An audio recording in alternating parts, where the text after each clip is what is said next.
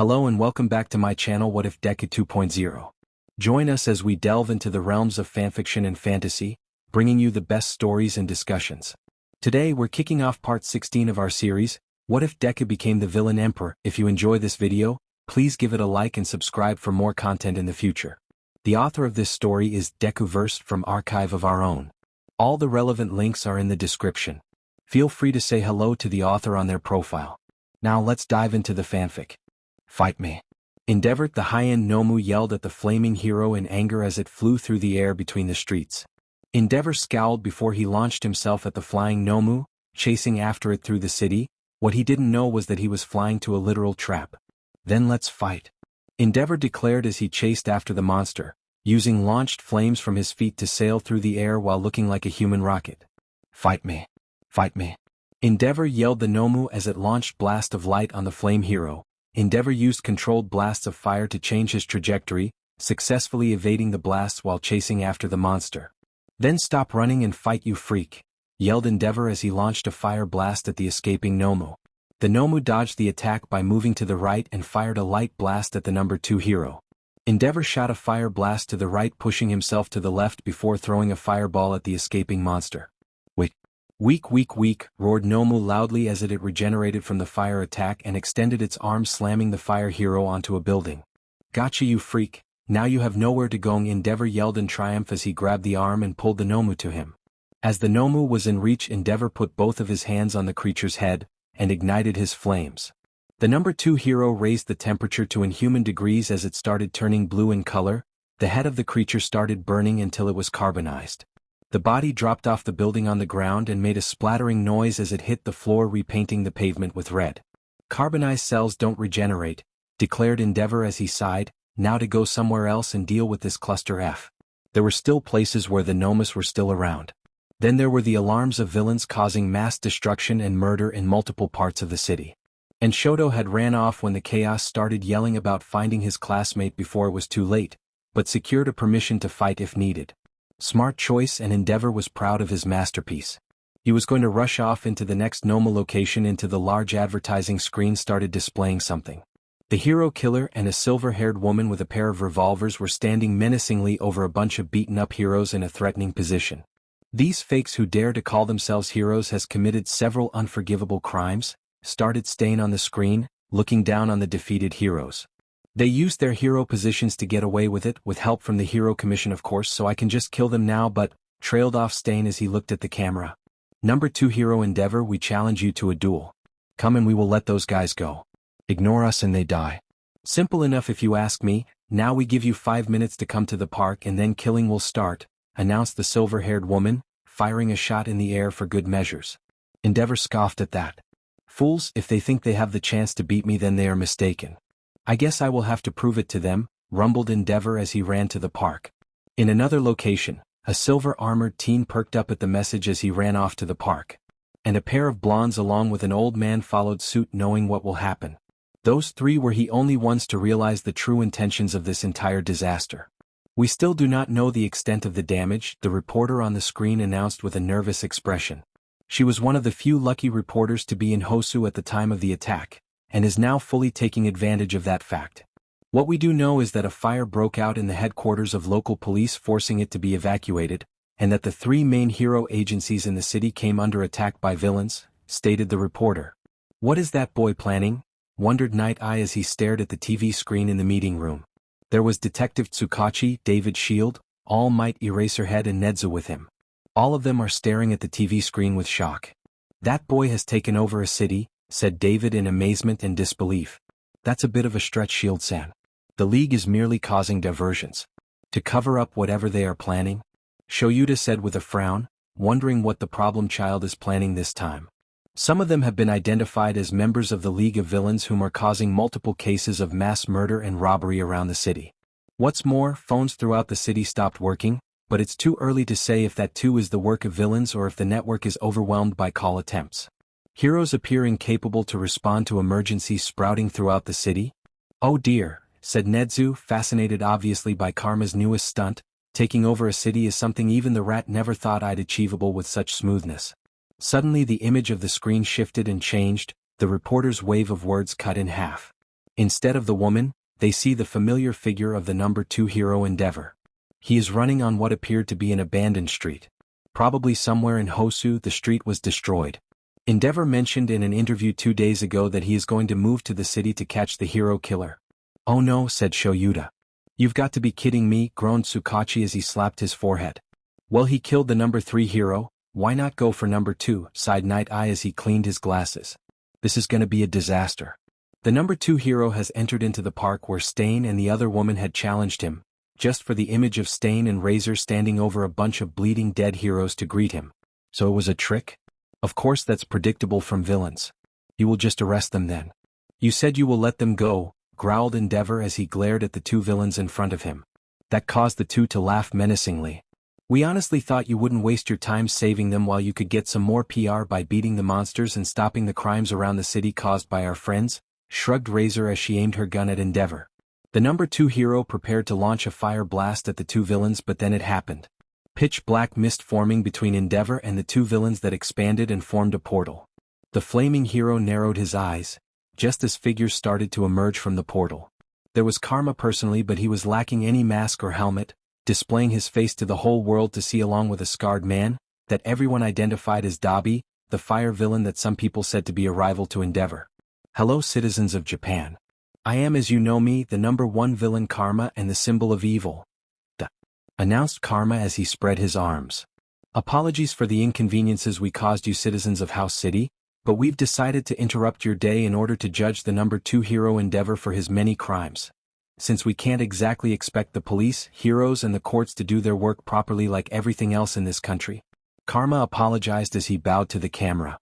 Somewhere in the tropical, the face of a certain 200-years-old criminal mastermind beamed with pride at the TV, while his girlfriends are preparing a supply of tissue boxes and snacks. "I have conflicted feelings about this," said Ray in a shaking voice. "Then just don't. He deserves it and you know that. He wasn't even that good of a husband to you or a good father either." Inko shrugged her shoulders. "He wasn't?" Raijin deadpanned. "I am the symbol of evil and I am a better partner and father than him. That unfortunately says a lot about him." Ray sighed at that. "How bold of you, villains," announced Endeavor as he looked in front of him. "Since you were kind enough to come to me yourself, I'll give you a chance. Surrender now or—" The silence was speaking volumes of the threat. Karma just cackled at that, causing Endeavor to tense. The laughter was insane or cruel. It was full of amusement. "Oh my.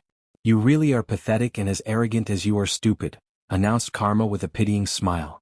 "I have crushed you effortlessly and twice, but you still act all high and superior all the time." Endeavor growled, about to make a reply, but Karma held his hand to stop him. "I'm not going to fight you because honestly, it would be boring. I have a better idea for that fight," said Karma as he snapped his fingers. Black ooze started forming in between Endeavor and the League members, and a figure appeared out of the ooze and cracked their knuckles. In a house in the mountains, a trio of women gasped in shock and horror while a male glared daggers at the television screen. "Is this supposed to be some forms of joke I am too heroic to get?" asked Endeavor as the figure was revealed to be a 6-year-old boy with a red hat that had golden horns. The boy was dressed in a small suit identical to Karma's. "You wouldn't know humor if it slapped you across the face, you 200 kilograms pile of burning dogs hit," announced Koda as he stepped forward. "Meet my perfect masterpiece, Endeavor. After all, you'd know about that more than anyone else," announced Karma. Something flinched in Endeavor's face. "Koda-kun is easily your perfect counter. My son was given the power necessary to crush you, the quirks, the training, the skill. All for the purpose of defeating you?" As Karma finished his announcement, Endeavor scoffed. "That's your plan? Bluff your way into making me surrender? You think I never heard of fake it until you make it saying? Because I did. And I don't believe in that nonsense," declared Endeavor as he took a step forward. Koda grinned like a predator that found a delicious prey. "I was really hoping you would say that you fake," shouted Koda as he blasted himself off the ground into Endeavor with a pair of water blasts from his feet. Endeavor was surprised by the kid's speed as he moved to the side just for the kid to twist in midair, shoot a water blast to change his direction and trajectory, then punch Endeavor in the face with more force than his small arm should be capable of. The watchers around Japan gasped in shock as a 6-year-old boy punched the number 2 hero and sent him sprawling over the floor several meters away. You kids started it. If you want to be a villain, so be it. Being a child doesn't excuse your crimes," replied Endeavor as he stood up and looked at the little boy. Said boy gave Endeavor a look of true and utter disgust, his face twisted like he tasted something foul. Big talk coming from someone with your history and family treatment, you idiot, growled Koda with anger. Endeavor flinched again at the hint of his actions. The number 2 hero was stupefied. They know? But how? It shouldn't be possible unless. Did Shoto tell them? No, Shoto hated him but would never sell him to villains of all people. Fuyumi? Not a chance. She keeps trying to mend them like a family, so why kill him? Natsuo? Most definitely. The kid hated him so much it was almost unhealthy. Do not speak to me about crimes, boy. I am the representative of justice here. Not you, said Endeavor as he looked at Koda with a scowl on his face. Koda just shook his head. Your funeral. But honestly, I can see your kids throwing a party instead of a funeral. You were too much of a nightmare to them in the past, said Koda before he began to transform. Sludge started leaking out of his skin, startling Endeavor. In the WWPC HQ, Mandalay screamed in horror along with Pixie Bob and Ragdoll. Tiger was busy trying not to puke from the scene. In 3 seconds Koda was replaced by a tall and towering knight in silver armor. Deku cackled. Meet my perfect masterpiece, Endeavor. Poseidon, yelled Deku as he grinned at the number 2 hero who stepped back. You are absolutely sick, said Endeavor in shock. You used your own child as a weapon. Trailed off Endeavor as he realized the irony and hypocrisy of what he was saying. Oh, so you realized it? Well, newsflash. My masterpiece was created with love and care, you're with ego and greed. So don't you dare make comparison, said Deku with a smile before smiling at his adopted son. Poseidon, crush that pathetic excuse of a human being and hero if you would be so kind. With pleasure, Dad, said Poseidon, cracking his knuckles. Well, I'm not in the mood for a long fight, so let's get this over with in one attack. An ultimate finish, declared Poseidon as he crossed his arms. The gem in his armor's chest disappeared, revealing the hole in his chest. Endeavor realized that an attack was going to be unleashed, so he charged a jet burn to shoot at the Nomo. Ocean's Rage. Flash Fire Fist, Jet Burn. A huge blast of water that was expanding as it traveled shot from Poseidon's chest. The water so cold it created cold mist all around it. Endeavor realized too late that he miscalculated the power of the kid's attack, and realized that frozen water was the perfect counter for his flames. The two attacks clashed. But for only a split second before the water blasted forward, freezing the street in a small layer of ice and creating cold mist in the air. Deku started cackling. Excellent work, my boy. Now bring the fake here for the trials, ordered Deku gently with a proud smile. The boy did as instructed as he walked forward and grabbed the frozen and shivering hero by the hair and dragged him to the villains. As Dad promised. Endeavor's yours to judge, Master Stain. And as I expected, it wasn't a contest, my praised disciple, nodded Stain with smile before walking over the fallen Endeavor. He drew his katana and hovered it above the number 2 hero. Are you ready to face justice, false hero? As if a villain like you had a right to talk about justice, sneered Endeavor. You can say a lot of nasty things about him, but not that he was a coward. You are just a murderer, hero killer. Even if you manage to kill me now, someone else will end you. I'm looking forward to it, replied the hero killer with pride. When I began purging the world of fakes of you, I took it for granted that a hero would finally come and stop me. I am, as you said, a murderer. And heroes stop murderers. My only wish was for my captor to be worthy of his title. Deku started clapping slowly. True to that, Stain, but what sort of court would we be if you didn't get to hear the accusations before execution? Dabi, called Deku, tilting his head towards the blue fire user. I assume you have something to say? Oh, let me guess, scoffed Endeavor, deciding to insult his soon-to-be killers. You're a villain who tried to destroy or steal from someone, and then I, the horrible, horrible hero, came and burned you. And now I'm going to be killed for that crime? The burning part and getting killed for it is correct, replied Dabi calmly with a maniacal grin, his eyes gleaming. But the villain part came later. You don't recognize me, Endeavor? I'm quite sad. Sure, I changed a lot, but what sort of father fails to recognize his firstborn son? Everyone around the country can see Endeavor's face, and how pale it gets within a few seconds. In the Todoroki household, Fuyumi dropped a plate on the ground in shock. Somewhere in a college, Natsuo stared at his phone with both shock and horror. A shitty father, that's who, spat Koda while hugging Deku's leg, and beamed when he got his head patted by the white-haired mastermind. In front of the whole country that was staring in disbelief. T.Tuya? Mumbled Endeavor in shock. The terror and shock is clearly audible. Yes, father, smiled Dabi in a twisted and malevolent way. Look, I survived your flames. But wait, this is supposed to be a court, declared Dabi as he stood up, extending his arms. what remains of his face gleaming with happiness and satisfaction. "Let's list your crimes chronologically, shall we?" And he starts talking about how Endeavor dreamed of creating a perfect heir to defeat All Might, so he used the Hero Commission's help to arrange a perfect quirk marriage. On how he treated Tuya as his default successor due to being born first and the strength of his flames, ignoring the fact that his fire resistance didn't work as it should. How he eventually decided that Tuya's useless and went to look for alternatives. Then he goes on how Endeavor treated his wife as a breeding machine, and started producing spare children. On how his next 2 children were deemed failures, and how the last one, Shoto, was finally his perfect masterpiece. "You see the difference, Endeavor?" asked Deku as he picked up Koda. "I might be the villain here, but I am still better than you. And if you want a proof, just look at my children and yours. Which is happier in your opinion?" asked the villain while the little boy was busy hugging him. It was just twisting the knife in a corpse now. Dabi cackled seeing Endeavor so broken at that line and gave his worshipped leader a thumbs up. Yes, this is what he longed for. Hail the great karma. And then he described in front of the entire Japan how Endeavor casted Tuya aside, despite the elder brother trying even harder to succeed in the mission that he took as his sole goal in life. How Tuya eventually had enough of it, especially when his youngest brother began to go through the training as well and seeked help elsewhere, only for people to either ignore his claims as delusional or be too afraid to help. On how the one and only person who tried to help him, that was a particularly brave policeman, was discouraged from continuing on this road by someone from the Hero Commission. And how he finally tried to stop his father and used his quirk, only to get burned almost to death in the resulting struggle.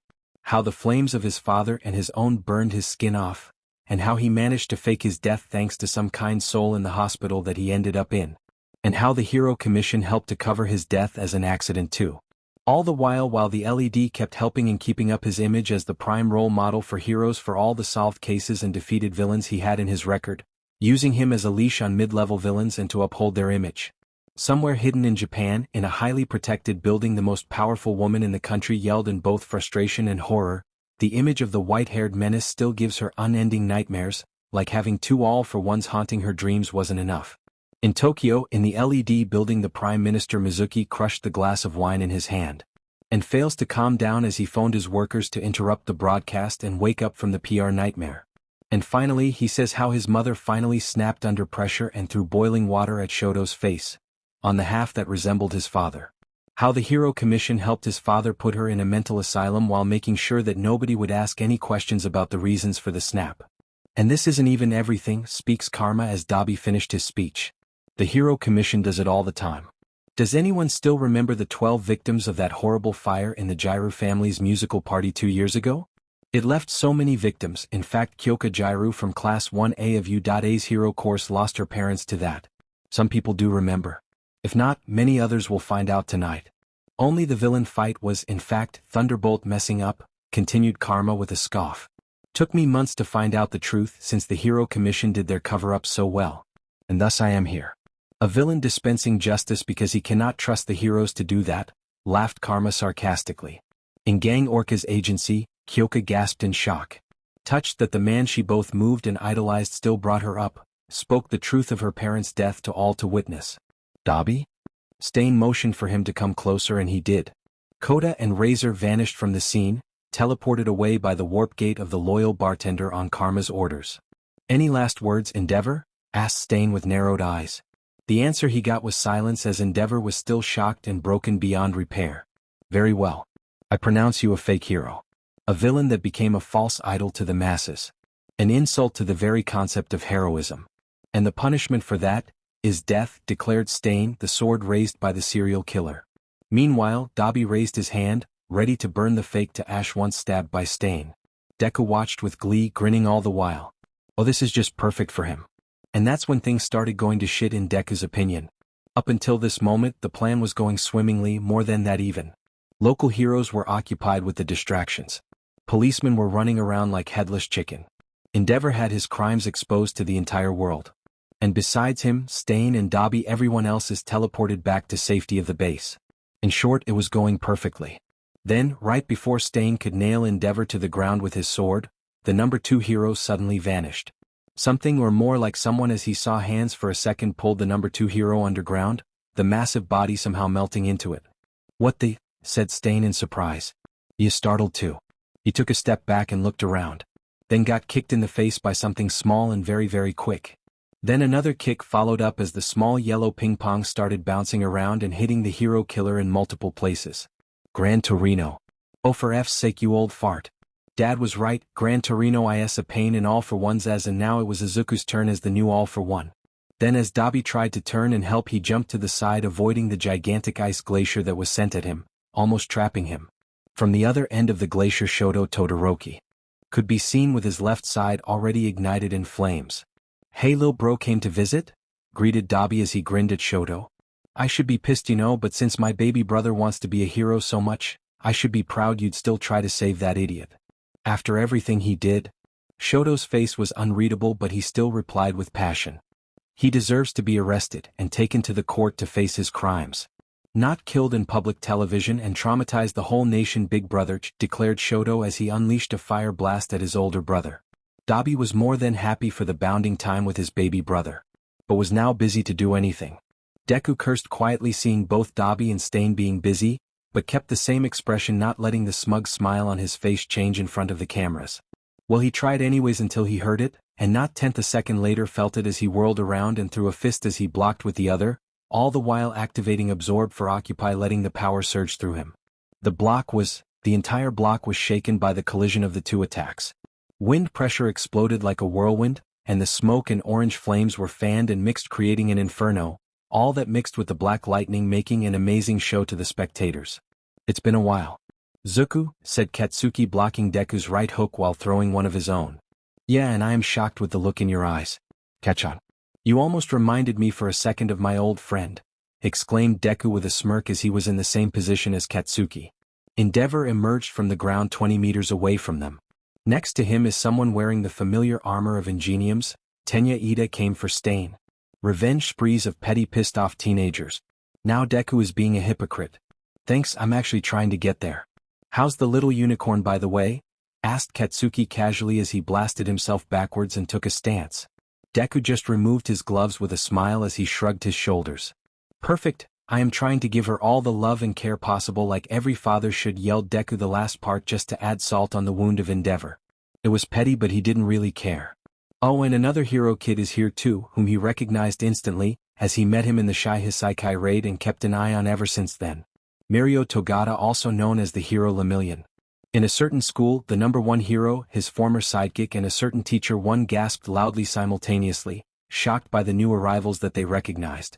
Since when can he move others underground? Deku is confused right now. He would have known if that was a thing. One for all. "Finally, you old skeleton."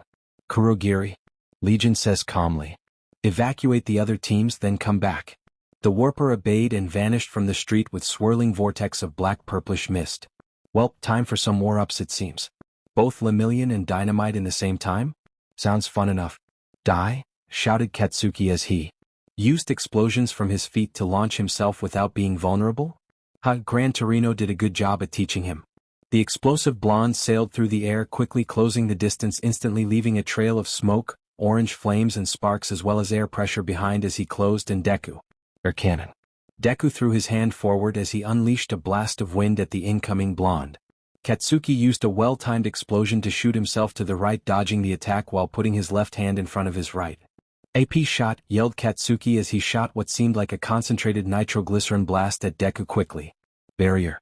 Deku was surprised by his yellow dome-shaped barrier to protect him from the attack, but much to his surprise the barrier was shattered by the attack and slammed into Deku's chest, sending him back. As he stood up, he kept his eyes on Katsuki, who descended on the ground, then addressed the other hero kid. "Didn't you hear what was just said, Lemillion?" yelled Deku, looking at the other blonde with exasperation. The hero is startled by being called out. "The man you are defending is a monster. A monster that no court in this country can touch." "I do not care," shouted Lemillion back. "If he truly committed these crimes, I'll make sure that he pays for them. But I will not let you murder him. We won't let you." "Don't count me out while I'm the one fighting, you idiot," shouted Katsuki at Mirio, who laughed sheepishly. Deku just chuckled. "Typical Katchan," mused Deku as he shook his head. The barrage of blows intensified. Stain took them all in silence, with his hands protecting his face. First few dozen shook him a bit, but then they stopped working. His eyes darted around the street, following the attacker. He recognized him as Deku spoke about him before.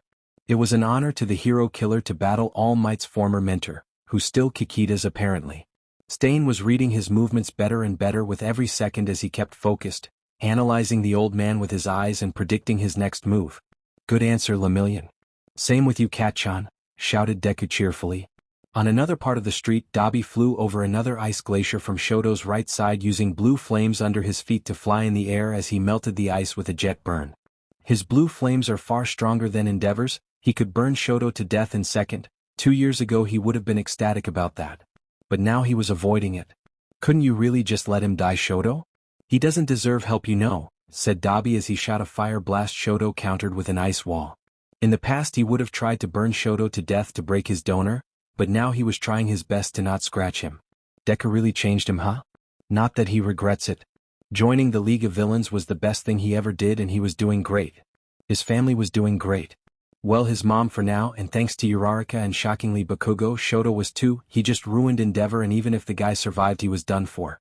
So he will just knock out his baby brother and finish the job. I am not doing it for him. I don't want my brother to become a father killer. Even to such a father, yelled Shoto as he shot a fire blast. A jet burned surprisingly. Now Dabi was touched. But he still has his priorities, unfortunately. Meanwhile, Deku just shook his head as he looked at the two blondes with amusement. You're gonna be great heroes. People actually worthy of the title. Unfortunately for you, I'm still a villain. Deku's face darkened at that, causing the two to tense. Overhaul. Deku touched the ground under him. The ground shifted at his command. He controlled all details of the street now. Massive hands emerged from it in front of Mirio, Katsuki and Tenya Ida, made of concrete and asphalt. Lemillion shattered his with a surprisingly powerful punch. Katsuki destroyed the other hand with powerful blast, while Tenya Ida shouted Recipro Burst and crushed the remaining hand with a massive, supercharged kick. Stain caught up finally to Gran Torino. He observed the attacker and studied his moves under the relentless barrage of blows coming from everywhere. He was finally ready. The movement of his hand is too fast for Gran Torino to follow, unfortunately. He clenched his fingers on the attacker's leg and smashed him into the wall of the building next to him. Gran Torino / old shit, shouted Mirio and Katsuki in shock. All Might was terrified right now from the scene. If he could, he would rush to Hosu. But he knows he would arrive too late. Meanwhile, Raijin is busy laughing hisses off at the old fart being slammed into a wall. Only to get hit on the head with a pair of frying pans and then be lectured on not laughing on elders being beaten up. Stain sighed seeing the old man down and turns to help Dabi, but he was interrupted when Tenya stormed after him with murderous eyes. The kick, still powered by the Recipro Burst, pushed the hero killer back a bit. But Stain is a combat veteran who is facing someone powered by rage, yet essentially inexperienced in combat. Tenya Ida felt satisfaction only for a few seconds. Then his body collapsed on the ground, paralyzed by Stain's quirk. He didn't even notice the shallow cut on his leg from when Stain blocked the kick. "You I will spare in memory of your brother," said the hero killer. Stain recognized the kid as Tensei's younger brother. Deku's orders were to paralyze and leave. He is standing victorious over two fallen heroes, even if one of them is still a student, but he wasn't invested in his victory. Neither of them were his prey for tonight. And because you rushed in to save him? Stain looked towards Gran Torino. And you I spare because I do not kill the elderly. Especially such brave ones. He walked past both of them, ignoring the curses that Tenya threw at him. His target is the still paralyzed Endeavor, lying on the street behind Mirio and Katsuki. Meanwhile, Dabi has just managed to knock out Shoto. You wonder how he did it? Well, easy. He covered himself in a fire cloak and shot forward, melting through the ice. Then when he was in from of Shoto, he punched him unconscious. Katsuki and Mirio stared at each other for a second, seeing what was the situation. Their mentor was down, the two other reinforcements too. The two of them came into a decisions to fight until the end. But it was then that they were captured as the street somehow warped on the two of them and held them in place. Stain and Dabi walked on them, intent on knocking them out together, but then something was thrown at them, well, more like something came from thin air honestly, and slammed where they were. A boulder hit where the two were. They dodged, but that was only a distraction. Poker face? Asked Katsuki in surprise as Yui used her quirk to decrease the size of the prisons, freeing the two. Yes, I came to save you like you saved me, Bakugo-kun, said Yui with determination. Great, but now what? Muttered Katsuki with a growl. The situation looked hopeless. Mirio, seeing everyone around him helpless, came to a decision. The ground under him exploded, as his legs and right arm are glowing with red vines of energy around the limbs that was glowing with power. Mirio dashed forward, too fast for Deku's eyes to follow. And that was a first. Eyes wide as the boy closed on him, Deku summoned few quirks instantly. Survival, life support, blood bank. A fist stronger than all fists slammed into Deku's face. Oh, so that's what his dad experienced, tasting the true power of one for all being slammed into your skull. Deku is sent flying back while there was an explosion of wind pressure. Katsuki held into the ground while holding the screaming Yui. In the island, Deku's mom is busy crying before the TV with Rei comforting her, while his dad stares at it in horror as the only person save for All Might and Sir Night Eye that understood what just happened. In the League of Villains base, Mahoro is wailing as she stared at the television. Katsuma is frozen in place, afraid of what he even saw, while Koda is busy screaming bloody murder in both rage and horror. To the side, Eri just fainted in place with Magna trying to wake her up. As the explosion of wind settled down and Poker Face was safe, Katsuki stared at the scene in shock. In front of him, in shock not seeing the white-haired bastard, was Zuko. Dad. Did Toon Face kill him? And what the F was that punch? The destruction is. It's like the United States of Smash. The impact of the kid's punch was impossibly powerful in Kaizo Makiguro's humble opinion. Stain was a veteran of hundreds of fights. He saw a lot of things. But this wasn't one of them, unfortunately. He battled many people, but most of his battles tended to end short by his quirk that he never saw what true unrivaled power was like up close. Until now. The street to some has vanished from sight. The hero kid is standing there, panting heavily in exhaustion. His right arm is visibly broken and shattered beyond belief, and he seems to be barely able to stand upright. Ahead him, Stain couldn't see nothing. Steam and dust were covering everything around. But he could see the damage on the buildings on both sides of the street going on forever. But most importantly, Deku disappeared. Melissa is gonna kill Kaizome in the most horrible ways imaginable. Toga will join, and probably the other teen girls. And the kids. Stain stood up from the ground. Only now he realized that what sent him there was the air pressure of the punch. He heard that All Might could do such a thing, but a high school kid? The strength was absurd, but the speed wasn't. Stain had time to leap back and cover the fallen Ingenium. Oh, how similar he was to his brother and the fallen hero. It was an instinct. The danger he felt from the young hero was so overwhelming that he didn't think before he acted. But now he stood up. And felt particularly murderous in the moment. What happened to his leader? What the hell happened to the child of prophecy that Stain swore to protect? Did he? No. Not a no-no. Stain refuses to believe that. Deku couldn't die like this. To a school kid instead of someone like All Might. Stain stopped that train of thought when a hand emerged from the smoke. The hero kid is too close to it and too exhausted to react to it in the right time. When the hand touches Lemillion, his remaining arm and legs twist unnaturally and the young hero screams and falls to the ground. Then the rest of the leader emerged from the smoke. And Stain stopped breathing. Forgot how to for a second. Inko started crying even more now from what she was seeing, with Rei comforting her but tearing up herself. Meanwhile, Raijin was frozen in place, staring at the screen, not knowing if to feel proud of his son or horrified at the moment from what he was seeing. All Might, in the U.A with the rest of the close-up members, is even more terrified than Inko, but for a different reason, seeing Mirio getting crushed so easily. Stain has no idea how Deku is still able to stand straight. The front of his suit has practically vanished by the hit, and most of the skin under it was gone as well. He is bleeding profusely from everywhere. And if that isn't enough, his right arm is just gone. Why isn't he regenerating? Was the hit too strong? Too fast? Was he exhausted? What the hell was happening? In the League's hideout, Toga and Melissa scream in horror with tears streaming down their faces. In their internships, Ochako, Kyoka, Toru and Momo are frozen in place. Most people assume it was disgust, but they were on the verge of a heart attack. In her base, Akane dropped a plate of food in shock, her face frozen between horror and disbelief. Compress and Gentle looked away, unable to see their dear leader so hurt. La Brava screeched in terror while hugging Kaya, who was on the verge of vomiting. Mustard stared at the image on the screen with a blank face, same with Shinso, their brains refusing to process what was displayed. Twice and Spinner are running in circles frantically while screaming in terror. Tamura was glaring at the TV screen with hatred in his eyes while preparing to go to murder whoever hurt his little brother so much. The children are busy screaming in terror and calling for their daddy father to not leave them, begging even. Eri was still passed out. Razor was unreadable, but she was in fact horrified and disgusted by the injuries, wondering how the hell is that kid still alive. That was really close, Lemillion, said Deku, amused while coughing. His voice was weak and pathetically so, but not inaudible. Just a little bit faster or a little bit stronger and you would take me out. And then you could focus on Stain. You would probably save Endeavor. You are a really cool hero, you know? You broke your arm saving someone whom you knew didn't deserve that. Deku narrowed his eyes towards Stain, who tensed in attention. Finish him before the paralysis ends, Stain. Kurogiri appeared from nowhere, his face unreadable. He floated quickly towards Deku, who gestured to him to stay back. Stain started walking towards the fallen flame fake. To say no to an order said by someone who kept standing despite wounds like that is unthinkable.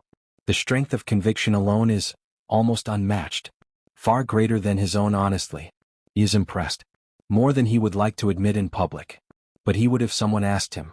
This is why he admired and followed this young menace after all. Stain saw the explosive blonde holding the brave girl that ran to their rescue close to protectively while glaring daggers at Stain, daring him to come hurt her. A brave one would make a good hero for sure. Which was amusing considering his past. People do change, huh? Not like it will save the fake. Dabi in the distance was slumped over his younger brother, to protect him from the attack and its unbelievable power. A true older brother, protecting his younger even when they're enemies. Admirable, honestly. Stain was impressed. He walked by the Turbo Hero's brother and the Tintinct version of All Might. Mirio and Tenya cursed at him loudly and yelled at him to stop. He didn't care. He never did and never will. Gran Torino is still unconscious, slumped by the wall. Did Stain overdo it with the old man? He was tough but still old, 70 or so. It impressed he hero killer he could still move like that at his age. It started a few minutes before Lemillion's desperate punch almost vaporized the #1 villain. In a place well hidden in one of the many forested areas of Japan, movement started in an old abandoned warehouse. More and more people and equipment were being assembled in one place for the operation. Various tanks were opening by succession, letting horrible abominations walk out of it. The leader was now rushing his plans to take advantage of the unexpected attack on the city of Hosu and the complete whipping of Endeavor. The leader was cackling all the way while doing so, overjoyed at the close-to-happen slaughters. The figure hopped on his horse and the animal let out a demonic roar that shook the warehouse. It was followed by hundreds of roars and screeches. Kurogiri is terrified to say the least. He knew he was an intimidating figure. He is mostly composed of creepy black mist, with 2 yellow glowing eyes and said darkness. He was almost a walking definition of a villainous quirk. But deep inside he was a big softy, as the young master often says. He is also a Nomu, a high-end Nomu. He knew that, always did. What his creators and current master did not realize is that he recovered most of his memories a long time ago, his memories as Oboro Shirakumo. His memories with Sho and Nem and Zashi. He still loved to see and hear of how they are doing. Shoyuta getting married was truly a pleasant surprise. Nemuri is still being Nemuri, same with Hisashi. But he was attached to bring Oboro. He might have been a young hero in another life, but right now he is Kurogiri. His old memories might as well be a film he once watched. He feels no attachment to it. But he cares a lot for those in the League of Villains, like his family. Kids, friends, grandkids. He was a friend, an uncle or a parental figure or even a grandfatherly figure. He cared about the young ones the most. Now he saw one of them dying. On the national TV, no less, by a Tintinct copy of the man who almost killed the kid's adopted father. The irony. Deku has died. Seconds before Kurogiri was supposed to warp there to get them out. Everyone else from the League of Villains is out of the city and back to the safety of their home. Everyone except for Deku, the beating heart, the thinking brain and the spine of the organization. He was too late. Or not. Deku emerged from the smoke. Kurogiri just as warped to Hosu, his invisible face contorted with an expression of horror. He had no idea how the boy is still alive, much less how he is still standing and telling Stain to finish the job. And why the hell isn't this boy regenerating? Did One for All somehow stop Deku's quirks from working? Deku sighed and then gestured to Kurogiri to wait there for a bit. To not teleport him to Eri-chan to patch him up. What? Is the kid insane? Kurogiri doesn't know what to do right now. Deku was in danger, but the boy simply is choosing the mission over his safety and health. Something that was a so Deku Shigaraki thing to do. His own self-care was almost non-existent to a horrifying degree. On the side, Kurogiri could see the explosive blonde injured, bleeding from his head while hugging the terrified girl tightly, clutching her protectively. All the while glaring daggers at Stain defiantly. The hero girl is hugging him tightly and terrified. Seems like she broke her leg from the impact and the boy was defending her. Kurogiri saw Stain slowly walking towards the fallen Endeavor after Kotakuin gave him the beating of all beatings in front of the whole nation. The two hero kids cursed him to stop, but he didn't. Stain never changes his objective once he gets one. That man was a one-determined bastard. Then Stain stopped walking and jumped as a blast of dark energy shot in front of him. It was a small ball. But the explosion was ridiculously overpowered. Deku looked in shock. Kurogiri and Stain followed his line of sight and they saw him. A boy from his stature around Deku's age in a dark bodysuit with steel plates on the shoulders, arms and chest. Steel knee and shin guards. A steel helmet on top of his head, but his manically smiling face was on full display. He was riding a large dark horse that looked like it came from hell itself with its flaming hair and glowing red eyes. The horse let out a razor as it was standing in the air like it had air walk. Greetings, Hosa City. I am Vengeance, leader of the Paranormal Liberation Front, and we have come here to rid this country from its diseases. Starting with Hosu as our starting line, said the person now known as Vengeance with a grin. Then looked at Endeavor like a hungry predator. Oh, and to kill the number 2 hero. Sorry Deku-kun, but that idiot was gonna be murdered by me yesterday. Oh well, you did most of the job for us, so I should thank you. Who the hell are you? Sneered Deku as he looked at the new arrival. Vengeance tilted his head. As I said, my name is Vengeance and I am here to cure this city from its disease. But I guess you are a bit disoriented after being United States of smashed in the face. Good job surviving that, by the way. I am impressed, laughed the villain before snapping his fingers. Portals started opening everywhere on the ground and in the air, where multiple monsters started coming out. Unlike the Nomus, those posters had no exposed brain nor scars, just random-looking monsters with freaky mutations. Oh shit, mumbled Deku as he looked at the army of monsters. Another set of portals opened where a large number of soldiers, tanks and self-propelled launchers appeared, along with battle choppers already armed. And now for the final touch on the masterpiece, Vengeance declared as he put on a gas mask. The soldiers did the same thing too, confusing Deku and everyone watching. Somewhere at the horizon a glowing arrow was launched. It flew upwards towards the night sky above them. Stain tries to figure out what it was.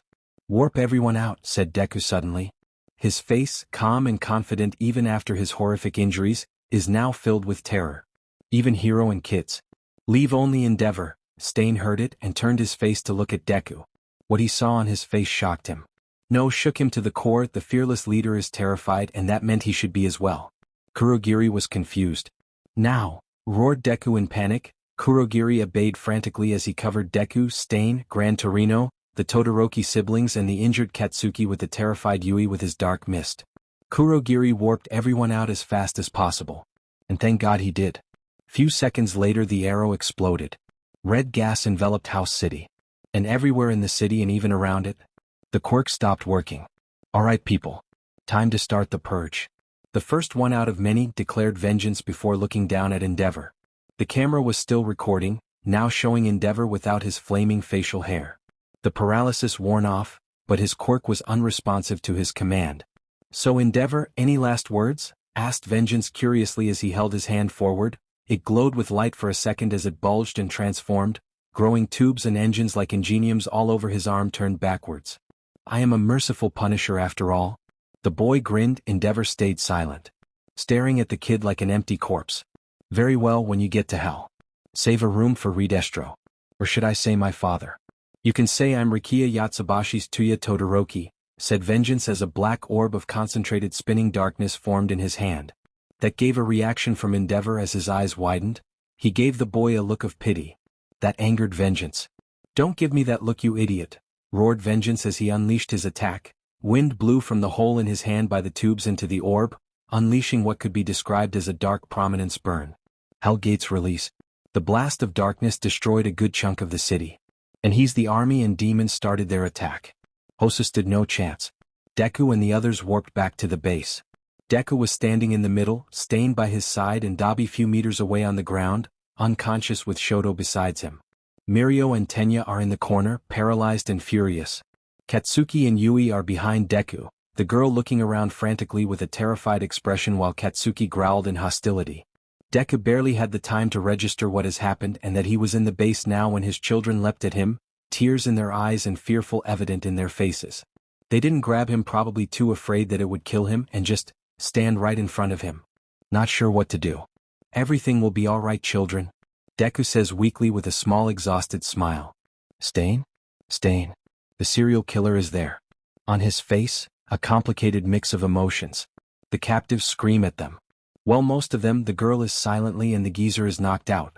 Yes, leader? Asked Stain with attention. Get them unconscious. No. Melissa, bring the prisoner collars. To suppress their quirks, ordered Deku with all the authority HR had. He wants to go to sleep. But he knows that if he does, he will never wake up. Survival is a quirk that levels down fatal wounds into near-fatal ones. It should have several charges, but Lemillion Punch, it was one for all at full power. He just knows it. He was just United States of smashed in the face like his dad ate through all of them at once. What kept Izuku alive after that was life support, a quirk that allows him maintain his own life despite blood loss and wounds, for as long as the damage received wasn't instantly fatal, so as long as the heart and brain were still there. It was a perfect combo with Survivor and Blood Bank, but now the Survivor was out of charges and life support was burning out quickly, too quickly for some reason. Using Overhaul and life support in the same time to take out Lemillion might have been a mistake. Why did it tire him out so much? It shouldn't have tired him out like this. He could kill hundreds of people with Overhaul and not feeling a thing, does one for all. Grant the user resistance shit. He needs to reset himself. But he was too exhausted. He needs Eri, he needs his angel. His beloved angel. Stain doesn't ask questions. He sensed urgency in Deku's voice. Mirio and Tenya are knocked out promptly. And their insults and cries die down. Katsuki surprisingly pushed the girl behind him while preparing to fight them all, but was knocked out quickly with the girl. Kurogiri, said Deku as he slumped down on the floor. Everyone got panicked, too panicked to know what to do. Some people, mainly Mustard, Spinner, Twice, Magna and Shinso started running in circles frantically. To the side, Tamura was scratching at his neck, clawing at it while staring in terror, not knowing what to do. Deku made a mental note to organize everyone some first aid lessons, but forgot about it immediately. Erika. Where? Eri-chan? Whispered Deku quietly, but everyone heard him well. Passed out. She saw you getting punched and fainted. Toga whimpered as she looked at Deku with more fear than he saw her show before. Melissa isn't doing any better. They both were in front of him, extending their hands but too scared to touch him. Then, I guess this is goodbye, smiled Deku at the two girls. They were about to let out a scream when None said, a blank voice that silenced everyone before they could speak. Deku could barely make out Eve walking to him calmly before one of her pigtails rose up and stabbed him in the shoulder. What are you doing? Screeched Mahoro in terror while looking at the blonde girl. The nanomachines, I'm injecting him with some of mine and pushing them into overdrive to fix his wound. It will still scar and I can't fix his lost arm. But it will buy time for father until Eri-chan is back to consciousness, explained Eve calmly as her hair started glowing. The Deku did as well. It worked like magic. His body shifted, his wounds closed and the blood stopped leaking. His eyes work again. His lungs take in air with renewed vigor. But he is still exhausted and he can feel his consciousness beginning to slip again. Did Eve fail to heal him fully, or is he just too tired to stay awake? Everyone slumped in the same time, letting out sighs of relief and smiles at Eve widely. Thank big sis, said the other children minus the fainted Erig as they hugged the blonde girl. She stayed standing there, staring blankly at the kids before nodding. The prisoners, give them the collars, then let them roam around. Until I wake up they are under your supervision, said Deku, suddenly surprising everyone. Melissa lifted him up in her arms with a smile as she looked at him in relief, then took him to the nearby couch and laid him down on it. Are you serious? Growled Tamura. They almost killed you. We should dash. No, said Deku with a steel-sharp tone. It silenced the gamer in mid-rant. Tamura nodded his head after that. Good, now he can relax. Deku closes his eyes and floats off. When Mirio returned to the cell, his splints were gone, and he is able to walk normally, which surprised the old man. No signs of broken bones somehow. And he had a lot of them before. From his own punch and from Karma snapping him inside out with one of his quirks. You alright, kid? Asked Gran Torino in a worried tone as he eyed the blonde. Tenya is starting from the back of the room. The second ingenium is by now powered mostly by spite and hatred towards Stain, and both Gran Torino and Mirio failed to fix it thus far. On the side, Katsuki's head is bandaged. Nobody in the league felt like treating him, and they seemed to have some form of personal hatred to him. Which Katsuki understood, being the chief bully of their leader or father figure. Most of them talked about him like he was their parent, so it was understandable to hate him. Yes, sensei, replied Mirio before sitting down on the floor. Great, you look like shit. And while that did wonders to my ego since you've been kicking my ass for the past few days with this geezer, I didn't like seeing you snapped like a doll, said Katsuki with a huff. Yui giggled his side but said nothing. The stoic girl was sticking by the mad bomber's side since she woke up and no one had an objection to that. Well, besides the bomber himself who looked embarrassed, not that he would ever admit that out loud.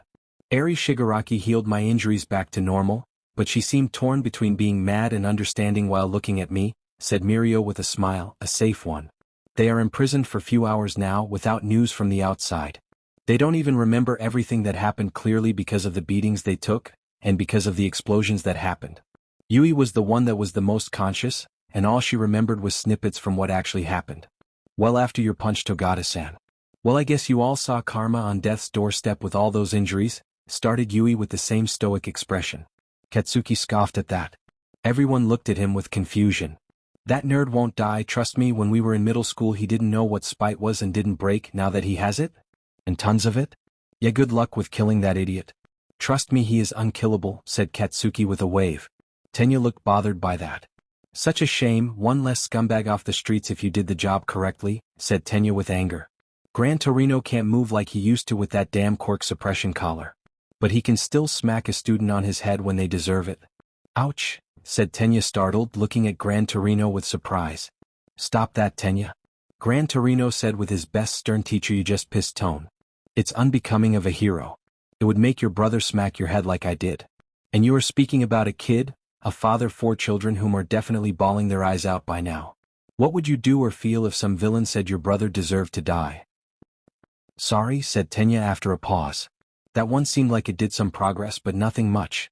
You really are a hypocrite, growled Katsuki before he walked Tenya, grabbed him from the collar and lifted him up, surprising everyone. Then to surprise them more he punched the second Ingenium in the face. What was that for, Bakugo? Snapped Tenya, only to receive another punch to the face. Yui quickly went behind Katsuki and pulled him back while trying to calm him down. What was it for? Well, for starters, you were always a pain in Theus in class with your whole stick-to-the-book bullshit. You would have never let someone say the shit you are saying now without throwing a Longa's lecture about not being heroic, and now someone shot your older brother and suddenly you make a 180-degree change. What the F is wrong with you, Tenya Ida? Will your brother be proud of you? Going trying to murder someone for revenge. Where the F did your hero aspiration go? Tenya looked shocked by the speech Katsuki was giving. Well, honestly, they all were. You are a hero student who was stalking a serial killer that beat up heroes much stronger than you, that is a rank 6 villain and could probably kill all of us at once. Without trying. You went easy on the old shit who could beat us all up. Karma could have murdered us but didn't. I don't know how stupid you are, but Stain didn't kill your brother. Tenya looked insulted by that. But Katsuki wasn't done verbally beating him yet. Your brother was killed by a sniper shot. Not even a Nagant rifle. Does that really sound like Stain or his rifle-armed chick? Snapped Katsuki. Tenya was shocked, they all were. Someone set the league up, the nerd that almost died few hours ago, and I bet my soul on it a huge fan of you, brother. I know for a fact that he's more pissed and murderous on who got him killed than you are. I know that he is mourning not getting an autograph. So pull your head out of your ass and set your Sorius straight. And for the love of all might and all good heroes in this shitty country, stop being a little shit because I got more important things to deal with than your childish tantrum, finished Katsuki as he started panting. There was a long silence at that. No one knew what to say to Hat lecture. In the background, Gran Torino let out a whistle, mentally noting to tell the rat to get Katsuki extra credit later. That was beautiful, said Yui honestly. I have to agree. And I agree with Bakugo, the league targets the corrupt heroes and your brother was an example one. In fact, I would bet that Stain would help Ingenium instead of attack him if they crossed paths, added Shoto with a nod. Katsuki sit on the floor again, Yui sit beside him and Shoto is right across from them. Gran Torino is on a chair and Tenya is now in the corner, sulking and considering everyone's words. So as I was saying, after Togata-san's punch. The destruction was incredible, no need to go about that a lot, so I will just get to the part where a new villain appeared, said Yui, her face getting slightly disturbed. Redestro, Mightless, Maria, Beast? Mirio looked confused. Yui shook her head in negative. No, it was a new guy, someone that called himself Vengeance, said Yui with a gulp. Fantastic. Another psychotic murderer, scoffed Katsuki. He was dressed in armor, he looked around our age. And was riding on an air-walking horse that looked like it came from hell itself and through an evil monologue before summoning an army through portals, explained Yui. There was groans in the room. Another overdramatic brat with so much power, we already have one, grumbled Gran Torino as he slapped his forehead. Did he look a secret love child of Hades and Maria? Asked Shoto curiously. There was silence for a bit until Katsuki started laughing. Never change icy hot, never change, mused Katsuki while wiping a tear from his eye. The door of their cell opened and they tensed. On instinct Yui grabbed into Katsuki's arm, while the other seemed ready for fighting. It was the lizard guy that was dressed as the Green Rabbit. Now he was just casual wear. You are free to roam around. All of you, said Spinner carefree as he tossed them a bag. Your phones too, Shield Maiden dealt with the GPS in it so you're untraceable, you connected to our internet, you can text you folks and tell them that you lived. We don't want people to think low of our leader when he is in a coma. They blinked. Then blinked again. Katsuki, being the hothead, voiced their thoughts. Is this a trap? You think we are stupid to believe you? What type of kidnappers let their hostages walk around and have their phones? Snapped Katsuki in outrage. Spinner stared for a second. The boss? Replied Spinner, unsure himself of the answer. Katsuki stared for a second blankly before sighing and grabbing his phone. We are good, it's really a very Izuku Midoriya thing to do. He is bad at this stuff. Unless you are Redestro, this might as well be a vacation, said Katsuki with a sigh. Shoto perked up quickly and looked at Spinner hopefully. The lizard was startled by that slightly. Where is my big brother? We never had time talk since the USJ, said Shoto said hopefully. Spinner was surprised for a bit before shrugging his shoulders. Sorry, but he went to Dr. Evil for a surprise from the boss? It was supposed to happen right after Endeavor's death, which happened, so Dr. Evil called Dobby. No idea what the gift is though, said Spinner unsure. Shoto pouted at that until Bakugo groaned. Let's text the class, the idiots must be terrified, advised Bakugo, and the students nodded. The U.A Rising Stars. King Explosion Murder, I lived. XD. Riot and Red, Bakubro. Pikachu, Bakugo. Alien Queen, Bakugo. Spider-Man, Bakugo. Uravity, Katsuki-kun. Rockstar, I had you dead and buried in my head. Laughing face. Soba, hello, we are alive. Super Speed, I am here too. Goddess? Oh, thank God you are okay, guys. Sugarman. Wait, haven't you been captured by the League? Soba, yes, we are sitting in their living room and texting you guys. Crow. Tailman. Froppy. Are you truly our classmates? King Explosion Murder, for F's sake Froggy, I am not in the mood for this bullshit and I am leaving right now. Riot and Red, it's Bakubro LO. Pikachu, yeah, only he can get so mad through texts like this. King Explosion Murder, F you. Invisi Beach, so what are you guys doing now? Soba, hanging out with the villains. Alien Queen, how is it like? Soba, vampire would in another life be your long-lost sister, cheerful and energetic and just a romance freak. Alien Queen, I'm not a romance freak. King Explosion Murder, yeah right lol. Spider-Man romance freak? King Explosion Murder, don't. King Explosion Murder, you. King Explosion Murder. Soba, it seems like Kodai from 1B is secretly not secretly all over Bakugo, hanging on his arm, hiding behind him and sticking to his side like she is glued. She reminds me of a lost puppy. King Explosion Murder, dare. King Explosion Murder, you are all dead. Alien Queen, Bakugo got a girlfriend without even trying? Pikachu.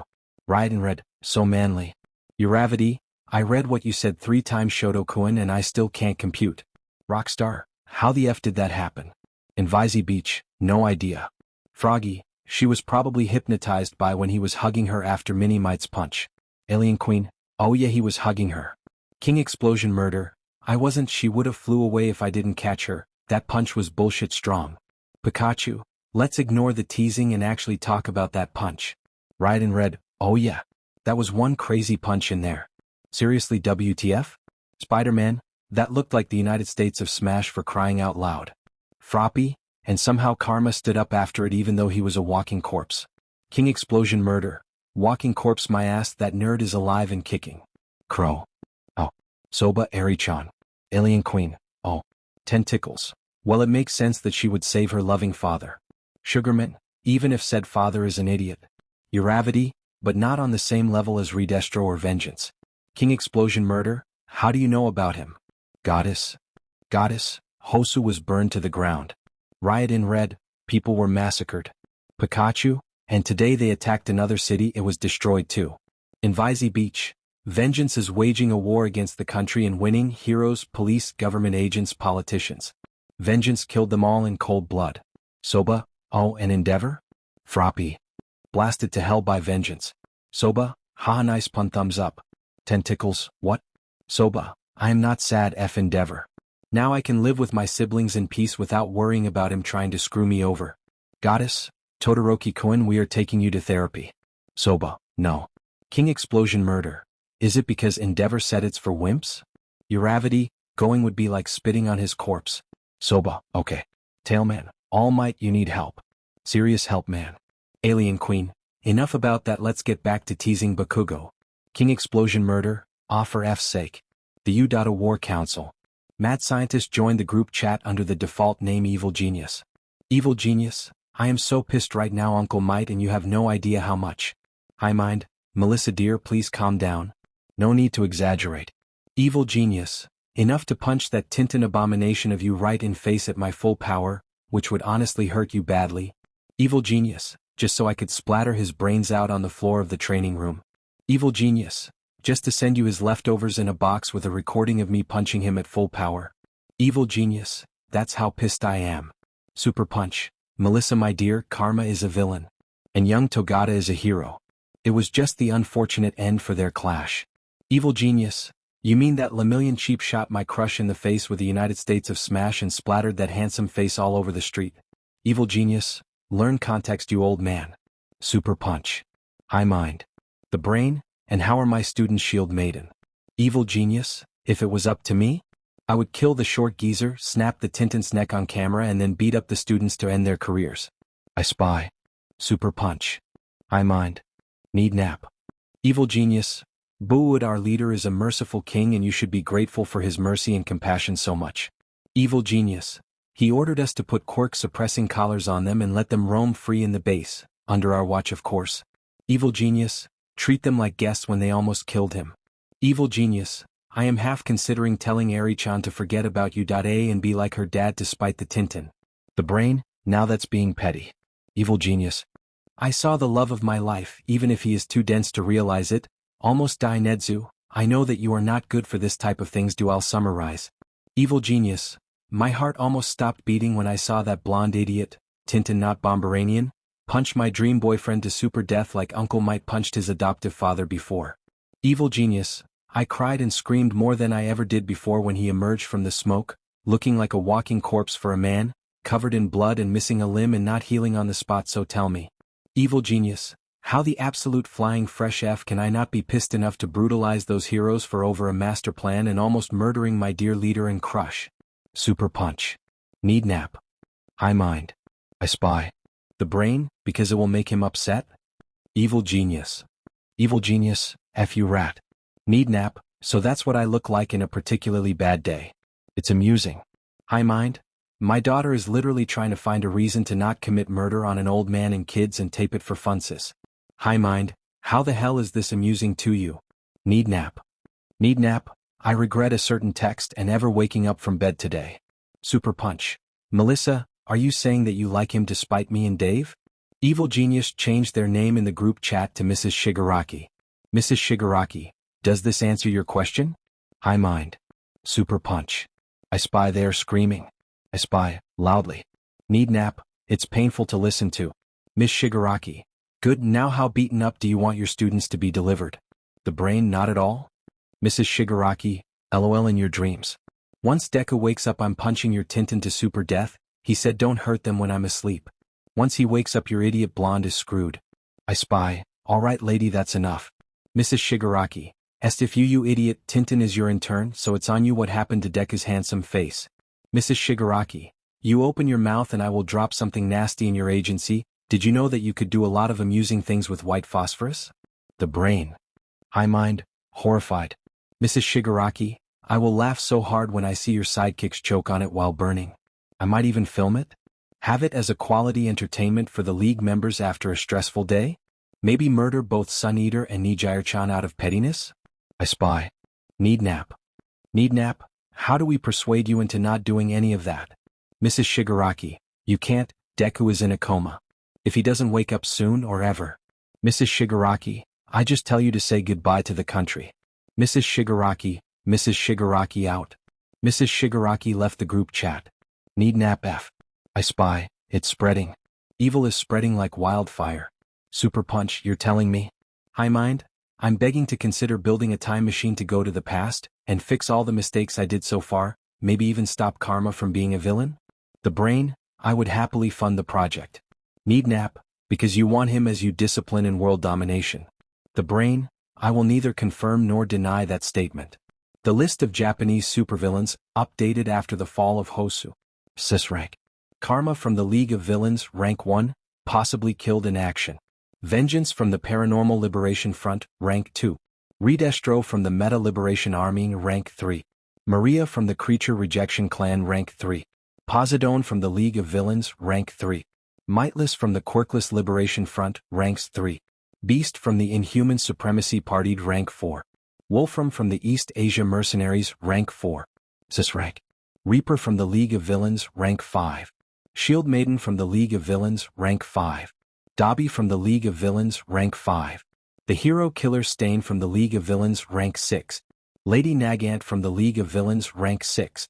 Deathstroke from the Paranormal Liberation, rank 7. Hellboy from the Paranormal Liberation, rank 7. Turn Flecked from the Human Rise, rank 8. Srank. Twice from the League of Villains, rank 8. Echidna from the League of Villains, rank 8. Titan from the League of Villains, rank 8. Mustard from the League of Villains, rank 9. Gui-Ten from the Meta Liberation Army, rank 9. Slide and Go from the Meta Liberation Army, rank 9. Hunter from the Quirkless Liberation Front, rank 10. Payback from the Paranormal Liberation Front, rank 10. Liberator from the Paranormal Liberation Front, rank 10. Tiger Claw from the Inhumane Supremacy Party, rank 11. Kurogiri from the League of Villains, rank 11. Mr. Compress from the League of Villains, rank 11. Hero Billboard JP Chart State of the Muzutafu Incident Aftermath. All Might U.A. Hawks U.A. Best Genist U.A. Headshot U.A. Maruko Independent. Crust U.A. Ryukyu Independent. Yoroi Musha Hero Commission. Gang Orca Independent. Wash Independent. Shishido Independent. Snatch Hero Commission. Boulder Hero Commission. Dreamer Hero Commission. Scream Hero Commission. Roar Hero Commission. Presentation Michael U.A. Midnight U.A. Notes. Hawks had abandoned working as a representative of the Hero Public Safety Commission, but for unspecified reasons, the public is torn between him being a double agent for them in the U.A., trying to save face after the reveals of their villainous acts and illegal crimes even if they couldn't prove, and him being genuinely out of the Commission's loop and wanting to stay true to his word as a hero. The death of Endeavor has made Hawks on default the number 2 hero, even though the Hero Public Safety Commission has tried to deny it, but unfortunately the charts are by public voting through live internet, so couldn't be fabricated. The reason for Yoroi Musha going down in ranks is the U.A. announcing that the old hero was involved in cases of discrimination against the Quirkless and 2 of his sidekicks being even without his knowledge MLA moles. The League's secret chat. U.A. spy. How is he doing? In Vizy Beach, please. Let him be fine. Rockstar, for the love of everything holy in this shitty world, let him be alright. I can't bear the thought of him dying. Goddess, me neither. It's, oh dear, he looked like death in there. Bloody habanero, I know, right? That punch was bullshit strong. I mean, I know All Might could pull this shit off, but a high schooler. Posidone, I know moms, that punch was bullshit. So unfair. Game Master, the kid pulled out an ultimate move when the boss was doing a pause. I want to dust Hesus for it, but I don't want to upset our sleeping boss either. Vampire Queen, still unconscious. It's been 2 days. I'm worried. Mad Scientist, me too. Uncle Giri, you shouldn't. It's a quirk exhaustion. Mad Scientist, I saw him almost die. How am I supposed to not be worried? Uncle Giri, Melissa. I understand that. I felt the same when I saw him emerge from that smoke. Looking like a walking corpse. Uncle Giri, but lashing out on me won't help him. But I know that if he was awake he would be worried about you being worried. Vampire Queen, using him against us is underhanded Papagiri. Insomniac, he is right though. Then again, what is it the boss not worried about? Game Master, oh Carrot, I remember him almost bawling because he wasn't sure if I was going to like the game he bought me as a present. Game Master, damn, that was just weeks ago XD. You spy, what about our friends? Are they okay? Vampire Queen, yeah, boss has left instructions. You spy. Instructions? Purge the fakes. We gave them quirk suppressing collars and let them walk around under our watch, of course. Goddess. Is this a joke? I'm too sheltered to understand. I thought Bakugo was joking? Rockstar, no. Because I don't get it either. Bloody habanero, he probably wants to give them a good treatment, so when the media starts claiming they are being tortured by you guys, he would drop them back unharmed as a kick to the teeth to them. In Vizy Beach. LMAO, that sounds like something he would do XD. Rockstar, so, you joined the league officially at Sliver Death because I saw you hanging out with Stain. Silver Death. Yeah, I did, at first because I needed somewhere where I shouldn't worry about a bullet hitting my face when I'm sleeping, but now. Silver Death at the boss left. An impression. Silver Death. What the F is that guy made of? Silver Death. That punch looked like United States of Smash 00. Silver Death, and he stood up after it. Silver Death. Seriously, WTF? Insomniac. Welcome to the club of people seriously amazed and shocked by the shit boss is pulling off regularly. Insomniac, we should get t-shirts. Carrot. Insomniac, with his face enlarged, how does it even work? Above it. Vampire Queen, I want one. You got a spy, me too. Rockstar, Feo same. Bloody habanero, I would wear that on missions to F with the MLA before shooting them to their deaths. It would be glorious. Goddess. I would wear that as a pajama. Smiley face. Deadpool, but man, I bet his mom was terrified. Poor lady.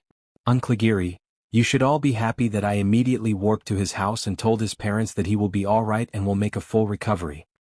Silver Death, why? Purge the fakes, because his dad would have burned Japan to the ground if his son died to Minimight of all people. Game Master, this but without a chance to run for another country as well as more drama, lots of mass murder, armies of gnomes and demons as well as millions of deaths per hour. Silver Death. Is his dad Darth Vader? Purge the fakes, what? XD. Liveriful, OMG. World's a stage, OMG. Deadpool, OMG. Gecko Man, oh. Posidone, did you just bring up Star Wars? Echidna? Yeah, because if so, our grandpa is more like the guy that stalks Darkseid in his nightmares. Silver Death. Silver Death. Is his dad Redestro and it's like Endeavor and Dobby? F School, welcome to the Club of the Enlightened. Insomniac, Deku Shigaraki, not another one. Vampire Queen, I kinda think that his dad is the guy that stalks Redestro in his nightmares along with Nedzu, the HPSC president, the prime minister, all the people that knows he exists. Mad Scientist, and most importantly All Might. Winky Face. Silver Death. Silver Death, no. Purge the fakes, yes. Silver Death, new DDX. Silver Death, I thought he was dead. DDDDDX. Game Master, nah, he's retired. And mostly tame by now. Has 2 ladies to spend his immortality pleasing and grandkids to play with and give bedtime stories to. Silver Death. What? Game Master. And is a completely dotting grandpa, the type that keeps staring at his watch in the days his grandkids are visiting waiting for them to come. Silver Death. Silver Death. Silver Death. What? Posidone? Yeah, you saw him on work, so I bet you wouldn't believe it's actually him. Uncligiri, part of me still suspects it's actually brain damage from All Might's punch. Vampire Queen, XD. Mad Scientist, LOL.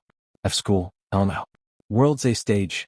Honestly, that might be just that if the description from Deku is correct, because I know the boogeyman and this guy anything but. Game Master, if the boss died then the boogeyman would have been back, and the first thing to happen is All Might being brutalized in front of the whole world to see, just for the city to be leveled down afterwards. Uncligiri, and all civilians he would pass by would be dust. Silver Death. Good thing I never made it to the guy's shit list because he is the only one besides the boss that scares me. Purge the fakes. Welcome to another club. The Shigaraki overlords are so scary we should worship them like deities and pray for their mercy club. Insomniac. We should make a statue of the boss dad too, just in case he did a visit. World's a stage. Wait, he actually might? Deadpool. Can I go live in the old bar until he's gone? Gecko Man. That in itself might be an insult to him, I'm afraid. You got a spy. Enough about that. What are you going to do with the heroes? Game Master. No clue, boss is out so no one to tell us what do. Goddess. Oh dear, just drop them at the last day of internships in the U.A gates, would be an excellent PR slap to U.A and the HPSC in the same time. Goddess, would make Deku very happy. Game Master, sounds like a good plan. Selena Gomez, I live beach. XD. Sawatakeo. Oh shit, you're alive. Laughing face. Sawatakeo. Wow, I already had you dead and buried in my mind. Sad face. Selena Gomez, it was pretty damn close but the PLF missed the target. Selena Gomez, and what a mess. Tongue sticking out. Selena Gomez, Don't tell Eraser that I'm back, I'm going to tell him myself. Sawa Takeo. Okay, tongue sticking out. Sawa Takeo, so the big boss told me to ask you. Sawa Takeo, did you know about the QLF attack? Selena Gomez, I found out like 5 minutes before it happened. Selena Gomez, had only enough time to hide in the basement and pull out a gas mask. Selena Gomez, I didn't think that the PLF had gas like Overhaul's bullets, they must be the ones that stole Overhaul's notes and research. Thankfully I am always prepared. Sawa Takeo, so in this case Big Boss told me to tell you that we are extremely grateful for your warning. Sawa Takeo, the Alliance avoided horrifying casualties in Hosu thanks to you. Selena Gomez, what would have happened if I knew earlier but didn't tell anyone? Sawa Takeo, you don't want to know. Laughing face. Selena Gomez, fair. Tongue sticking out. Selena Gomez, GTG bye. When Deku first woke up from his bed his first thought was how long was he out. He got up from his bed and took a sitting position on his bed. You were asleep for 3 days, said a small voice quietly. Deku turned to see Eri sitting on a chair next to the door while staring at him with an emotionless expression. Oh, said Deku with surprise, did Eri read his mind? Thank you for telling me, sweetie. Eri nodded. Usually when people wake up from a coma, the typical question they ask first is how long were they asleep. I read that in a book of psychology, said Eri, her face still unreadable as she moved her chair to sit beside Deku. As she got the chair in position she hopped on it and sit down, then grabbed what looked like a typical doctor kit with tools. I learned basic things from Grandma Chio. I will check you blood pressure, your eyes and other things, said Eri as she grabbed a light. A couple minutes later Eri was done and nodded her head in approval. You are perfectly healed, thankfully I didn't forget to rewind any damage.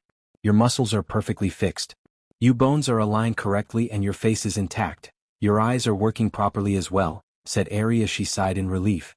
Deku smiled and patted her head. That's my girl, the amazing angel that will save millions of lives if not more, said Deku with a smile, but his smile vanished when Eri pulled her head away. Growing Deku leaned forward just for Eri to lean back. Eri-chan? What's wrong? Are you mad at me for something? Asked Deku worried. Eri shook her head. I'm fine, Papa. Rest for now because you need. I will get out of your sight, said Eri as she got off the chair and started walking away. Deku frowned and realized what this was about. Sighing he held his hand and gestured to Eri. Moving objects. Eri let out a squeak of surprise as she floated in the air and moved to Deku's bed. The little girl was promptly dropped in Deku's lap gently. Eri flinched as she got in his lap. She bit her lower lip as Deku wrapped his arms around her and kissed the top of her head. Wanna tell me why you are not being my little angel today like usual? Why you are avoiding me and can't look me in the eyes? Don't use rest as an excuse, my princess. I'm back to full strength and you know that well. So tell me what's wrong. You don't want me to be worried, do you? Asked Deku with a smooth tone. His words coming out like honey. Eri shook in place for a bit then started whimpering. Please don't throw me away, said Eri in a pleading tone. Deku was startled by that answer. Eri-chan? Why would I do such a horrible thing? Asked Deku to the whimpering girl. You are my daughter, Eri-chan, maybe not my real daughter since you are not my flesh and blood, but I love you like you are. I would never throw you away. You are very precious to me, Eri-chan. BB but stuttered Eri. I almost let you die. If Big Sissy didn't save you. Eri choked on her sobs. You would have left me, I am a failure, you almost died because I fainted. What doctor, no, what hero faints from seeing blood? I am useless. Worthless. You are not worthless, said Deku sharply cutting her off from her self-inflicted rant. You are a child, seeing someone in the same state I was is hard, fainting is normal. Heck, most adults wouldn't be able to stay conscious. So don't blame yourself, said Deku hugging Eri close. Eri started crying. But thankfully she stopped only 10 minutes later. Thank you. Papa, said Eri with a smile. There we go, everything is right in the world again, thought Deku with a smile as he hugged Eri tightly. I love you too, princess, replied Deku lovingly. It was then that Mahoro opened the door to see Deku awake. And her eyes brightened up instantly. Daddy. You are awake, screamed Mahoro in joy. Oh, thought Deku with a gulp knowing exactly what will follow. Deku has something like 15 seconds to brace himself, as the sound of many footsteps thunders through the corridor. Deku gulped one more time before the door to his room burst open abruptly and his eyes met everyone's. Deku-kun, shouted Toga with tears in her eyes. She proved how agile she is by pretty much jumping at him from the entrance, landing on his bed right next to him and immediately going for a rather teary hug all in 1 second. I'm sorry, Toga-san, started Deku with a sad smile, letting the blonde vampire hug him. You better be. Dummy, mumbled Toga. Do you have the tiniest idea how scared I was? I thought you were dying, shouted Melissa in fear from the door. Is it a good idea to tell her that he had, in fact, almost died? If Eve didn't save him? No, probably not. She is already shaken, no need to risk shattering her completely. Or Toga-san either. I'm sorry, Toga-san, said Deku as he sat up. Toga moved, although begrudgingly, to give him space. Please forgive me, I didn't mean to scare you guys like this. Everyone looked at each other. It was mostly the teens of the league in here. The adults are probably downstairs in the ground floor keeping an eye on the guests. All right, said Toga with a pout. But you should also promise me to not try to stop All Might grade punches with your face anymore. I promise, nodded Deku with a smile. He isn't planning to do that again if he could avoid that. Mirio didn't seem to change the weather with the impact, so it wasn't the full United States of Smash. More like 70 to 80% of the power of the All Might's strongest hit. If it was All Might himself or if Lemillion got more training? He prefers not to think about it. Note to self, get some more survival quirks to add to the collection, some more endurance, more durability, and few more life-supporting quirks. Because that punch hurt like hell. And Deku made the mistake of not resetting the damage right away. You scared the shit out us, grumbled Tamura, just to be elbowed by Shinso. He was in a coma, give him a break, deadpan Shinso. Deku shook his head. No, he's right. And I am very sorry for that.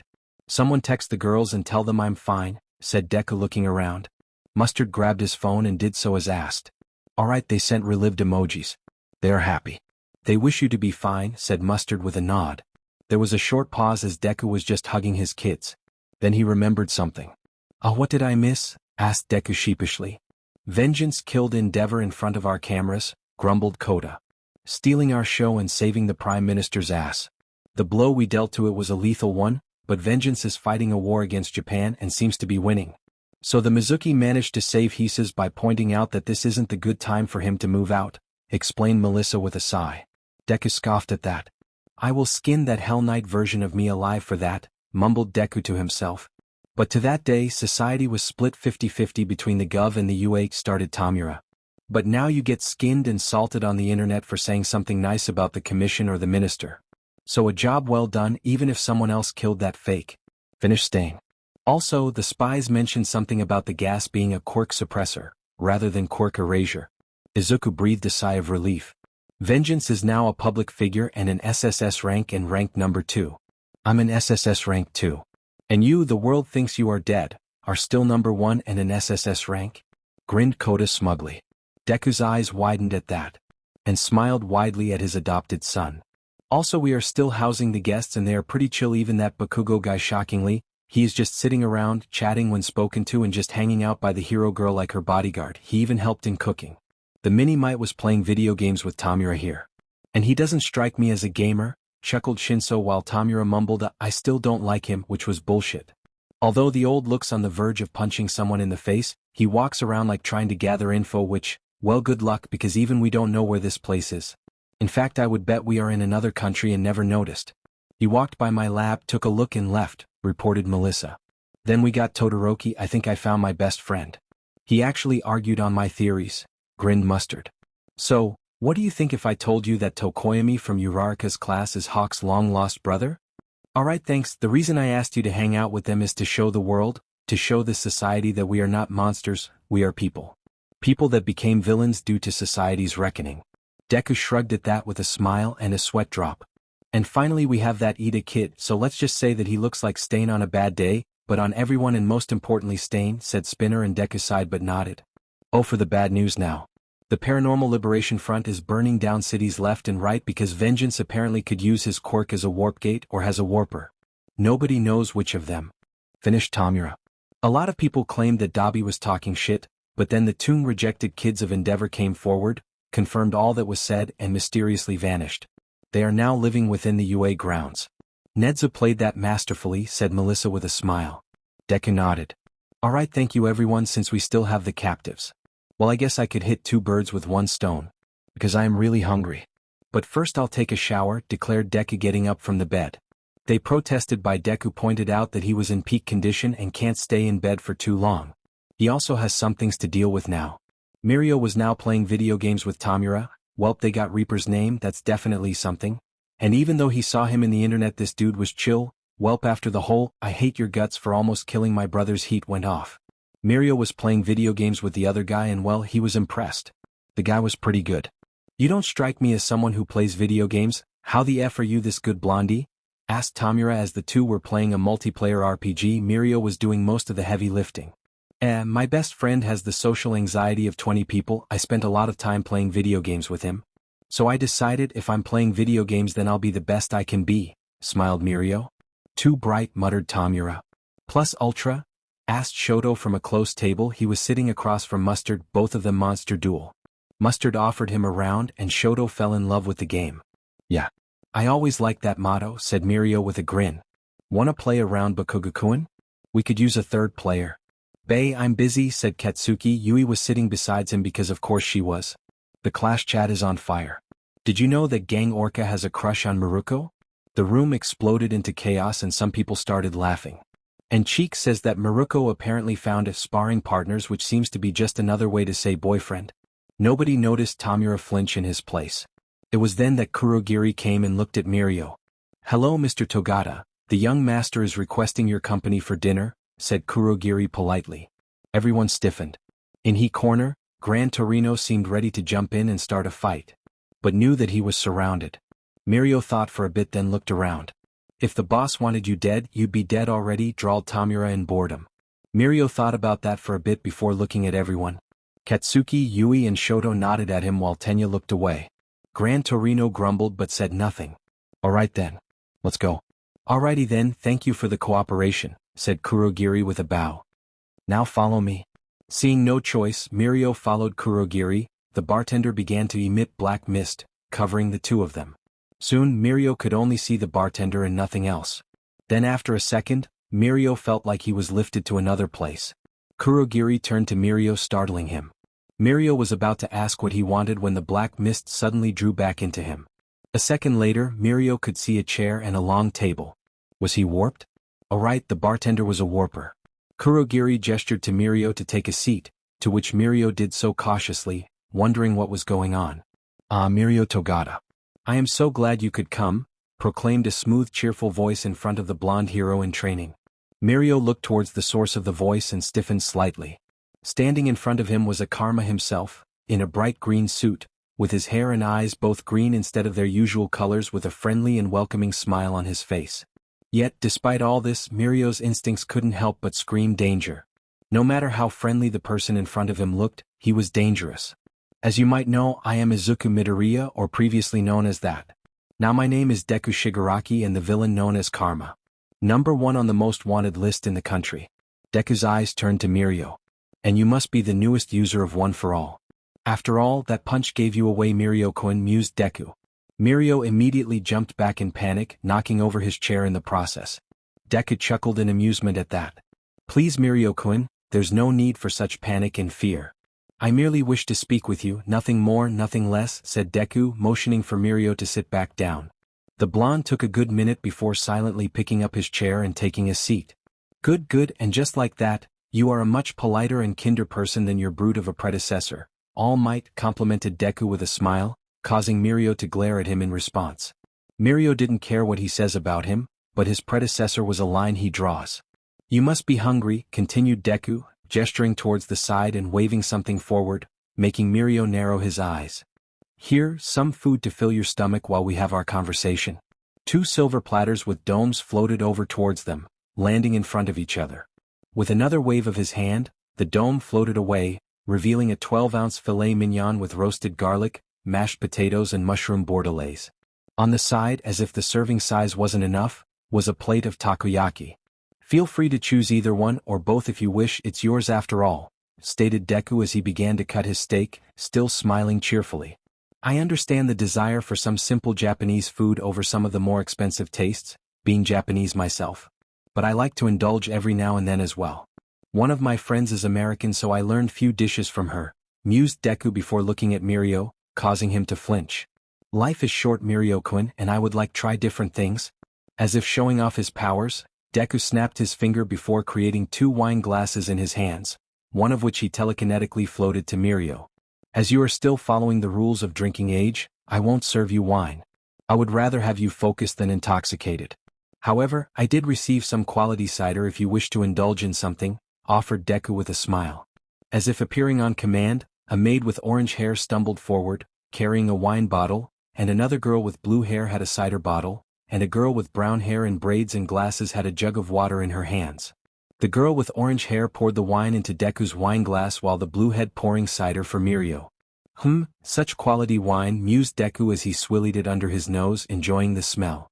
Even during the chaotic age of quirks, wineries managed to persevere through it all. I believe this one has aged 200 years now, though thanks to quirks, it is easier to get this sort of quality rather than waiting for time to pass. But the cider is no joke either, I assure you that. What do you want? Asked Mirio, cutting to the point. I doubt you called me here for dinner as a thank you for almost killing you with my punch. You want to take my quirk? Straight to the point then, shrugged Deku as he took a sip of his wine. After he swallowed, he turned his attention to Mirio. But let us eat a little first. We're both growing boys and we need to take care of our health to be in our peak performance in our jobs, said Deku with a smile, then perked up like he remembered something. If you're worried that I poisoned it or laced it with some sort of medicine, I promise on my quirk in life that nothing has been done to it. It would be a waste of good food and drinks and not my style or preference anyways. Mirio hesitated for a second, looking down at the food while biting his lip. Seeing that Karma hadn't attempted anything besides kidnapping them, while giving good treatment, so good that Mirio forgot he was kidnapped, Mirio decided to eat first. Mirio looked down to see a knife and fork, along with chopsticks on the side. Taking the knife and fork, Mirio held them up before realizing he wasn't quite sure how to use Western utensils on a steak like this. The closest he had to something like this was a hamburger steak, and even then he used chopsticks on it as if the hamburger steak was something that could be easily cut with said utensils. Dear me, it looks like All Might failed to train his successor on basic etiquette, drawled Deku, shaking his head in disappointment. Or perhaps you've never eaten a Western-style cuisine before like this? Sensing it was the latter, Deku chuckled to himself. Mirio was busy feeling embarrassed that someone younger than him was treating him as a child. It's very simple. Your right hand should hold the knife like this and your left hand holds the fork. Just follow what I do and you'll get the hang of it. Mirio did so, cutting into the steak, though pressing a little too hard as the knife made contact with the plate with a sound. But still, it was somewhat manageable as Mirio managed to cut the steak into bite-size before using the fork to bring the meat to his mouth and eating it. So, you must be wondering why you are here, chimed in Deku, to which Mirio nodded his head. Well, for starters, I wanted to chat with my future arch-nemesis. And since I saved your life, I thought you would at least indulge me in a conversation. I don't remember you saving my life, Deku-kun, said Mirio with a smile. His tone both cheerful and polite but with a tint of coldness to it as well. Deku just chuckled at that. Oh, you are a smart boy, Mirio-kun. After all, anyone with enough creativity to weaponize your quirk like you did must be intelligent. So you are keeping up with the news, right? You remember what happened to Hosu. And what is happening now, right? Asked Deku, his smile vanishing. Mirio flinched on instinct from both the change in tone and expression as well as the reminder. He did hear he was horrified. So you do realize that if I didn't order Kurogiri to warp you with us, that you, your teacher and seniors would have been done for, right? That boy vengeance is a real deal. What his quirk is and what his monsters are I don't know, but they are not Nomus. Only Dr. Evil and me could create them. And his quirk is very powerful. So as I said, for saving your life, would you please converse with me? I merely wish to speak with you, smiled Deku. About what? Asked Mirio, now deciding to listen. He didn't like being indebted to villains. I assume you know of my master's story and origins? And about how One for All and All for One came to be? Or rather, one side of the story from your predecessor. After all, there is more than one side to a story, answered Deku. Mirio hesitated for a second but decided to speak. There was small suspicion in the One for All group that All for One somehow was living inside this boy, but the different behavior and love for public stunts along with love for hero merch made it a far cry. Nedzu and Sir Night Eye suspect that Deku never getting to have a father figure was easy to brainwash into villainy by All for One pretending he cared, to make him into someone to end all might in society in his stead. So Mirio must be careful to not insult All for One and anger the boy in front of him. It could end badly for him and his friends. All for One, the person, was there when quirks began to emerge 200 years ago. Taking advantage of the chaotic situation with the emergence of quirks, he began to rule Japan from the shadows, stealing quirks from his enemies and transferring them to those who obeyed him. His brother saw right through him and out of familial pity, he forced a quirk on him. A power stockpile quirk to be precise. That became one for all, and was passed down from person to person from one generation to another.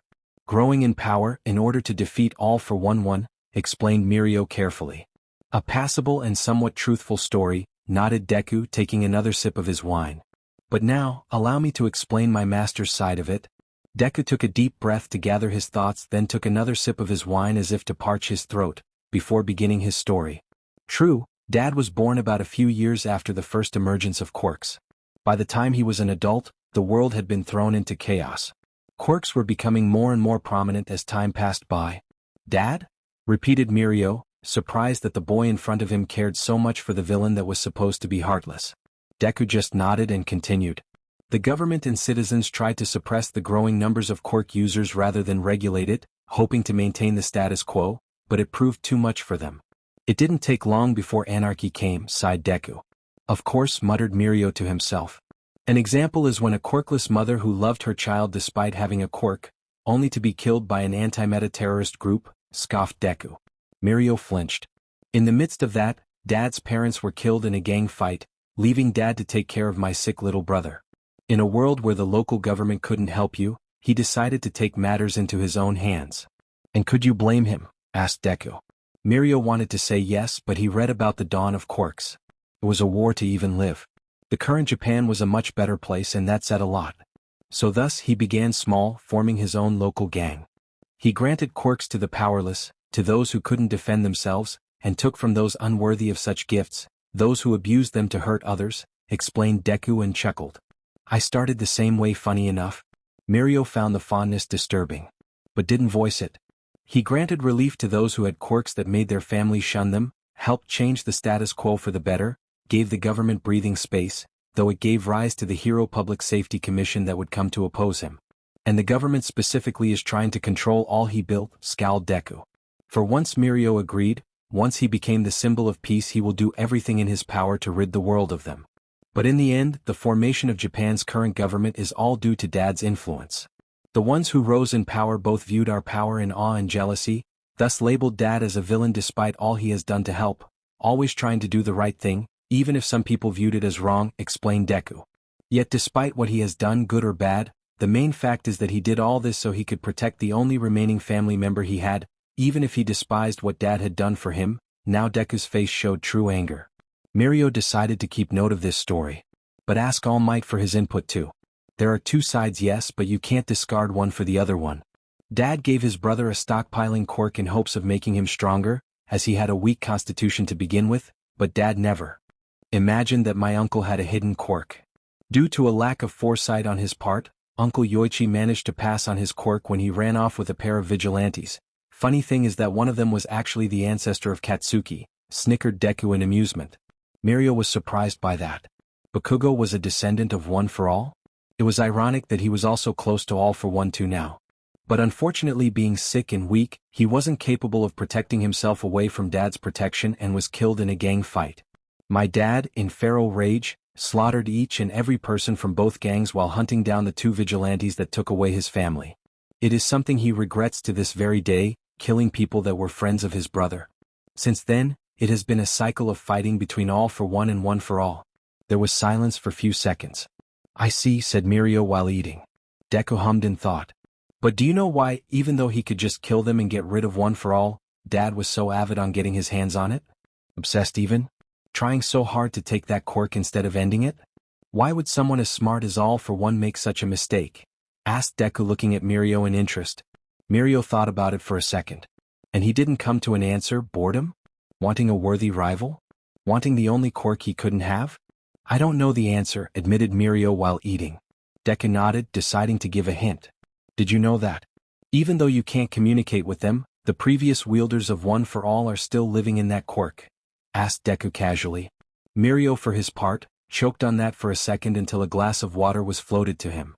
Mirio drank the glass vigorously before breathing deeply. People are living in my head? Deku nodded his head casually at the question while eating. And they will be until I pass it on? Wait, does that mean? Trailed off Mirio, realizing the answer. Dad only wanted his brother back, said Deku somberly. Mirio thought about it for a second but decided to not fall to whatever trap this is. So, after knowing both sides of the story, what will you do? I am curious about how this will play out, as a user of All for One has never been able to actually talk to a user of One for All in a setting like this, hummed Deku. None of the previous users would even allow such a conversation like this to happen. Then again, Dad never had the chance to make them listen while they couldn't punch him in the face. What do you hope to gain from this? Asked Mirio, using this question to buy himself some time to think. After hearing that side of the story, he couldn't help but feel pity and respect for All for One. But at the same time, his gut was telling him that Deku wasn't telling him everything either. Why, an alliance of course, smiled Deku warmly, causing Mirio to spit out his food, looking startled. One for All originated from my family, it should be only fair that I welcome it back to the fold. You seem like a reasonably smart person. Anything that you desire, I will soon be able to grant you in the near future. You'll see in your path the government will limit you as much as possible. You'll see red tape and bureaucracy all over the place until you're sick of it. Mirio thought of the HPSC and its president when Deku said that. And how much of a pain in all might she always was, and how much tyranny and suffering the Prime Minister was causing, and how many discriminatory laws he ensued. But with me the sky's the limit. And all you have to do is work with me. Together the two of we will bring about a new age, a new order. And with that, you can influence society as you like. For instance, you can help those in need, those who are suppressed. Per se, the complex mutants? Those with villainous quirks? The quirkless population? You could change the way they live, bring them up to equal standing, unlike today's society where they tend to be looked down upon, feared or hated. Mirio gulped his food, finding it hard to swallow it as the supposed future nemesis of his was pouring his words like honey. He wants to say that this guy was selfish and didn't care, but the past 3 days were filled with the League members speaking how they had no one to accept them, how they were discriminated against, until they found heaven under this boy's wing. And as much as he tried not to, Mirio begrudgingly respected Deku for that. Because in the end of the day Deku helped people in need. And that was enough for Mirio to acknowledge him. Deku was a monster but a fair one. A just and unprejudiced punisher. Mirio couldn't trick himself to say otherwise. A hero doesn't twist the truth, but accepts it no matter how ugly it is. You don't need answer now. I realize this is quite a big decision, nodded Deku. Now, I believe that since you listened to me, I will reward you with few answers. Come on, go ahead. Ask away anything you want and I will answer, within reason of course. Mirio perked up at that. He had questions, a lot of questions, him, the League, the Nomus, the kids, his quirk. This boy was an enigma that Nedzu, Night Eye and Eraserhead couldn't even start understanding. Better take this chance because honestly, he wasn't sure if he would get another. Alright, first question. What's your quirk? Nedzu says it's different from All for One in how it works. And the activation mechanisms too. The principal tried but couldn't figure it out, said Mirio. Deku chuckled and nodded. Well, Mu quirk is called Absorb for Occupy and it is a hybrid quirk between All for One and a power stockpiling quirk similar to One for All. It allows me to give and take quirks like All for One and grow stronger with each quirk I gain. But the difference is when I gain a quirk, I stockpile it. So what I gift is like a copy data instead of the actual file, per se. So I don't lose a quirk when I grant one. I only give a copy. I could also mix quirk, I have to create stronger ones. Mixing quirks means I could grant a multitude of them without turning someone brain dead, explained Deku casually. Mirio was baffled. Seriously, what type of bullshit OP quirk was this? Forget All for One, this Absorb for Occupy was much more dangerous, and the inspiration from One for All was obvious too. Alright, thank you for answering. Now what are the Nomus?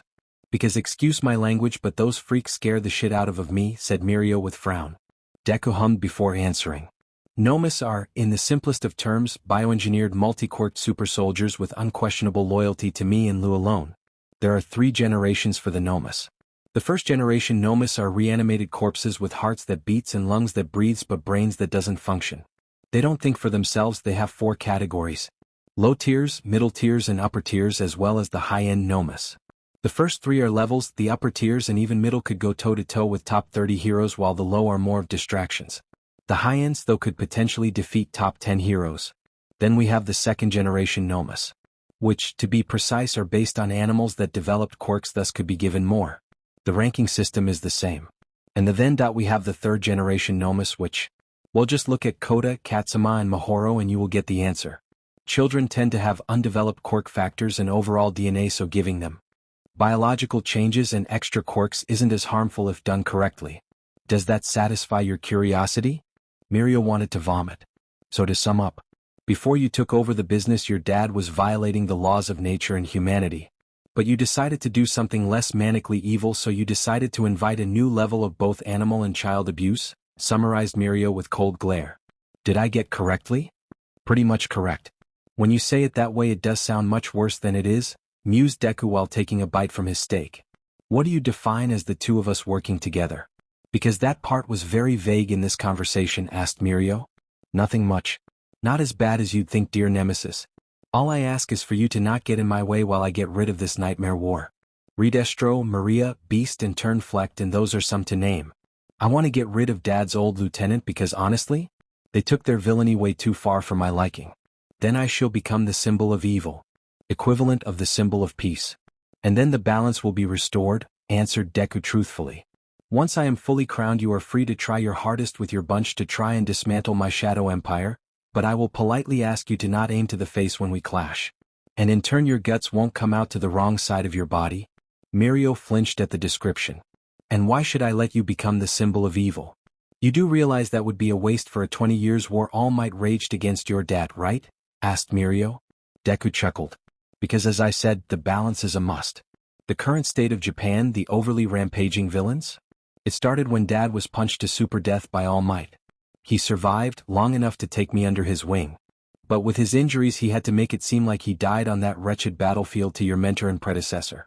So with the leader of villains gone, there was chaos. So I will retake the throne and disassemble the less in the underworld of crime. While you ascend into the light and become the hope for the masses, we will be enemies once Japan is stable, make no mistake. But for now let's not inconvenience each other, all right? Offered Deku with a smile. Mirio was dazed. Seriously, he was offered a super strength quirk not a week ago and was told a fairy tale, and he accepted in hopes of being able to save more people. How the hell did he get stuck with balance stuff like was playing Zeus and Hades with someone who looks like he watched too many James Bond movies and upholding society while playing God to the masses? I need to think, was all Mirio could say. Understandable. All Might and Night, I probably never gave the whole job description at once to not overwhelm you. How about I try to befriend you on some social media site and we discuss it further? Maybe a week from now? Sounds like a reasonable amount of time to unpack. I'll drop you at U.A with Katchan, Kodai-san, Todoroki and Ingenium 2 along with the second worst monster in All Might's nightmares, offered Deku. Mirio just sighed at that, befriend a villain on social media. What the F? But if he unpacked anything? It's that he was right about needing someone keeping a tight leash on villains to not burn down cities. Seeing that the conversation was over, Mirio stood up and left, though not before taking a look at the takoyaki plate. Go ahead and take it with you. I've taken your time with my story and offers. And your question took time too, chuckled Deku in amusement, to which Mirio did. Maruko and Gang Orca together with a lot of mutant quirk heroes have repelled the PLF assaults on some Tokyo ward, although casualties were pretty much equal on both sides, explained the reporter with frown. Shoyuta was watching the news when the phone started ringing. He tore his eyes off the screen and grabbed the phone from his pocket to see that it is an unknown number. What now? He had enough problems. 3 of his students, a third year he personally was the teacher of, and a student from Vlad's class were kidnapped by the League. But if Karma's history of kidnappings is anything to go by, it's safe to say they were doing great, but he was worried that they might join. The phone started ringing again, so the phone's ringtone was shit. How's it going, Eraserhead? Hope you're not too worried about your kids, said the voice shield maiden. And by the way, the news about Deku's demise were slightly exaggerated, make sure to publicly state that. Oh, so Karma survived, said Shoyuta casually. He wasn't surprised. That kid was something an eldritch from a horror movie. Yes, he did and is back to full power, replied the blonde supervillain. Sorry that it took me so long to call, but my boss was unconscious for the past few days. And I wasn't in the mood to contact you. My mistake. Shoyuta didn't know if he was happy or not about Karma's survival. Sure, the kid just dealt the greatest PR blow to the HPSC in history, but he was also a serious problem child to Aizawa. Worse than his actual students, somehow. How was that possible? What about your captives? Our students? Asked Shoyuta calmly. That takes priority over everything else. No worries, replied Shield Maiden. Gran Torino, Lemillion and the second coming of Ingenium, Temper, Dynamite and Rule are fine and are currently experiencing our hospitality in the base of the League. And before you ask if I don't mean something nefarious by this. In fact, I'll inform you that Lemillion is currently beating Reaper to super death in a certain pre-quirk video game, said Shield Maiden before pausing. Meanwhile, Shoyuta is starting to question his hearing. That kid is brutal. He is making my future brother-in-law hemorrhage his souls and humanity like crazy, and I am loving every second of it. Shoyuta has no idea what that meant. But he is absolutely certain that Nezu isn't paying him enough to ask. Not that he would've. We're going to warp them somewhere near UA in a day or two, continued Shield Maiden. Since I'm already a pain in the government's ass, I can as well stick a needle in a painful place of all the newspapers and TV programs that keeps claiming that I'm dead, and so are 2 heroes and a hero school trainee. Tell Nezu that Sir Night Eye and All Might's secret love child, Vlad King's almost adopted daughter, the living thermostat, your personal star student, and Ingenium 2, as well as probably the most common monster in All Might's nightmares after the Quirk Thief, will be back soon. All of them. Shoyuta Aizawa wanted a coffee. Or a cat. The headache is going to get worse, he can feel that clearly. Second Ingenium is moping in the corner a bit, sighed Shield Maiden. Stain told him that he didn't kill his brother without mentioning any secret stuff. I think he doesn't want to taint Tenya Ida's idealism with nasty things like this. I mentioned that if he wants to get an additional opinion about the killing, he should contact you. Don't tell him about who did, because the last thing we want is him going for revenge again. But please do mention that it wasn't Stain, alright? I think he is actually kinda hurt by the accusations. If that was possible. Counseling my students for me? Sighed Shoyuta. Can't your boss just make a false identity and get a job in the UA? He seems to have an awful lot of competence on the field. You don't know half of it, laughed Shield Maiden. Then she hung up. They were going to be warped after 2 hours from now. But then the little girl, the demon one as Gran Torino says, not the angel, came to them holding a notebook. She pulled Gran Torino and Miriota to another room and closed the door behind her, which was strange. They turned to the two. Alright, what do you want, brat? Asked Gran Torino in his most grumpy tone possible. Which probably would have made most little girls running away while crying, but not this girl. Much to their surprise and slight disturbance, she had snakes come out of her sleeves and pick up a table and 3 chairs, while another snake grabbed a tray with some treats. To talk. I want to ask some questions about One for All, and in return I will tell you something that would prolong Lemillion's life until he retires, answered Mahoro without hesitation. There was a pause as the two stared at the little girl, then at each other in surprise. How do you know? What is that? Asked Mirio as he took a seat. A bird? Gave Mirio a plate of cookies while another was impressively holding a kettle and poured him some tea. Tea is one of the best pleasures of life. One of the best relaxing treats, and just very delicious, as Uncle Gentle says, smiled Mahoro as she sipped her own tea. As she finished sipping, she looked at Mirio. Well, Daddy told everyone in the league about it, and gave orders to not kill its wielder for Daddy's long-term plans, answered the little girl. That was worrisome. The whole League of Villains knew and could spill it out any time? Do not worry.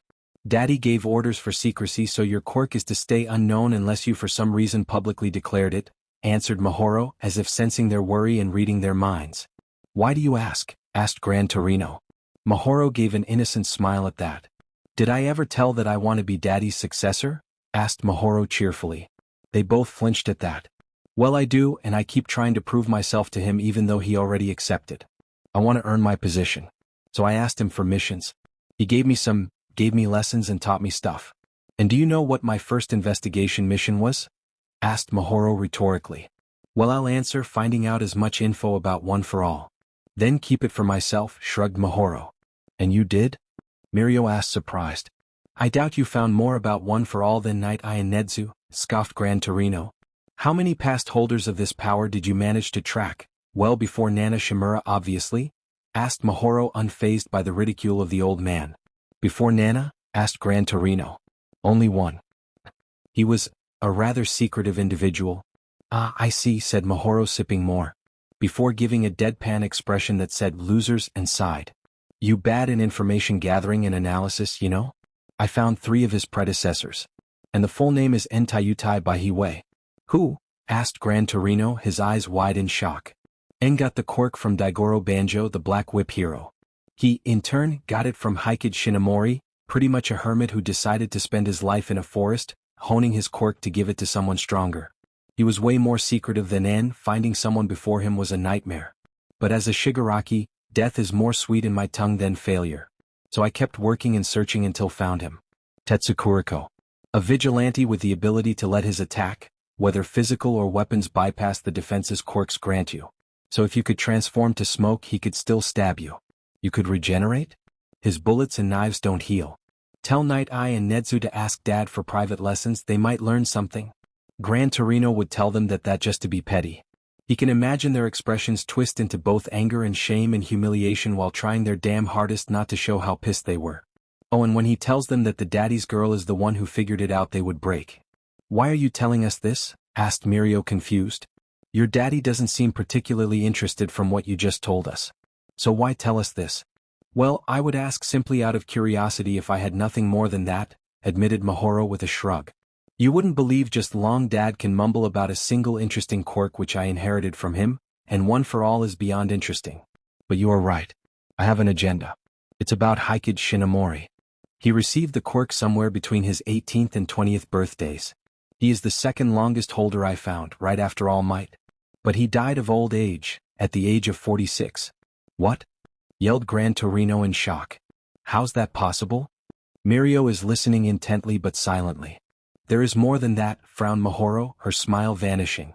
I got his medical data. He was practically breaking into pieces before his death.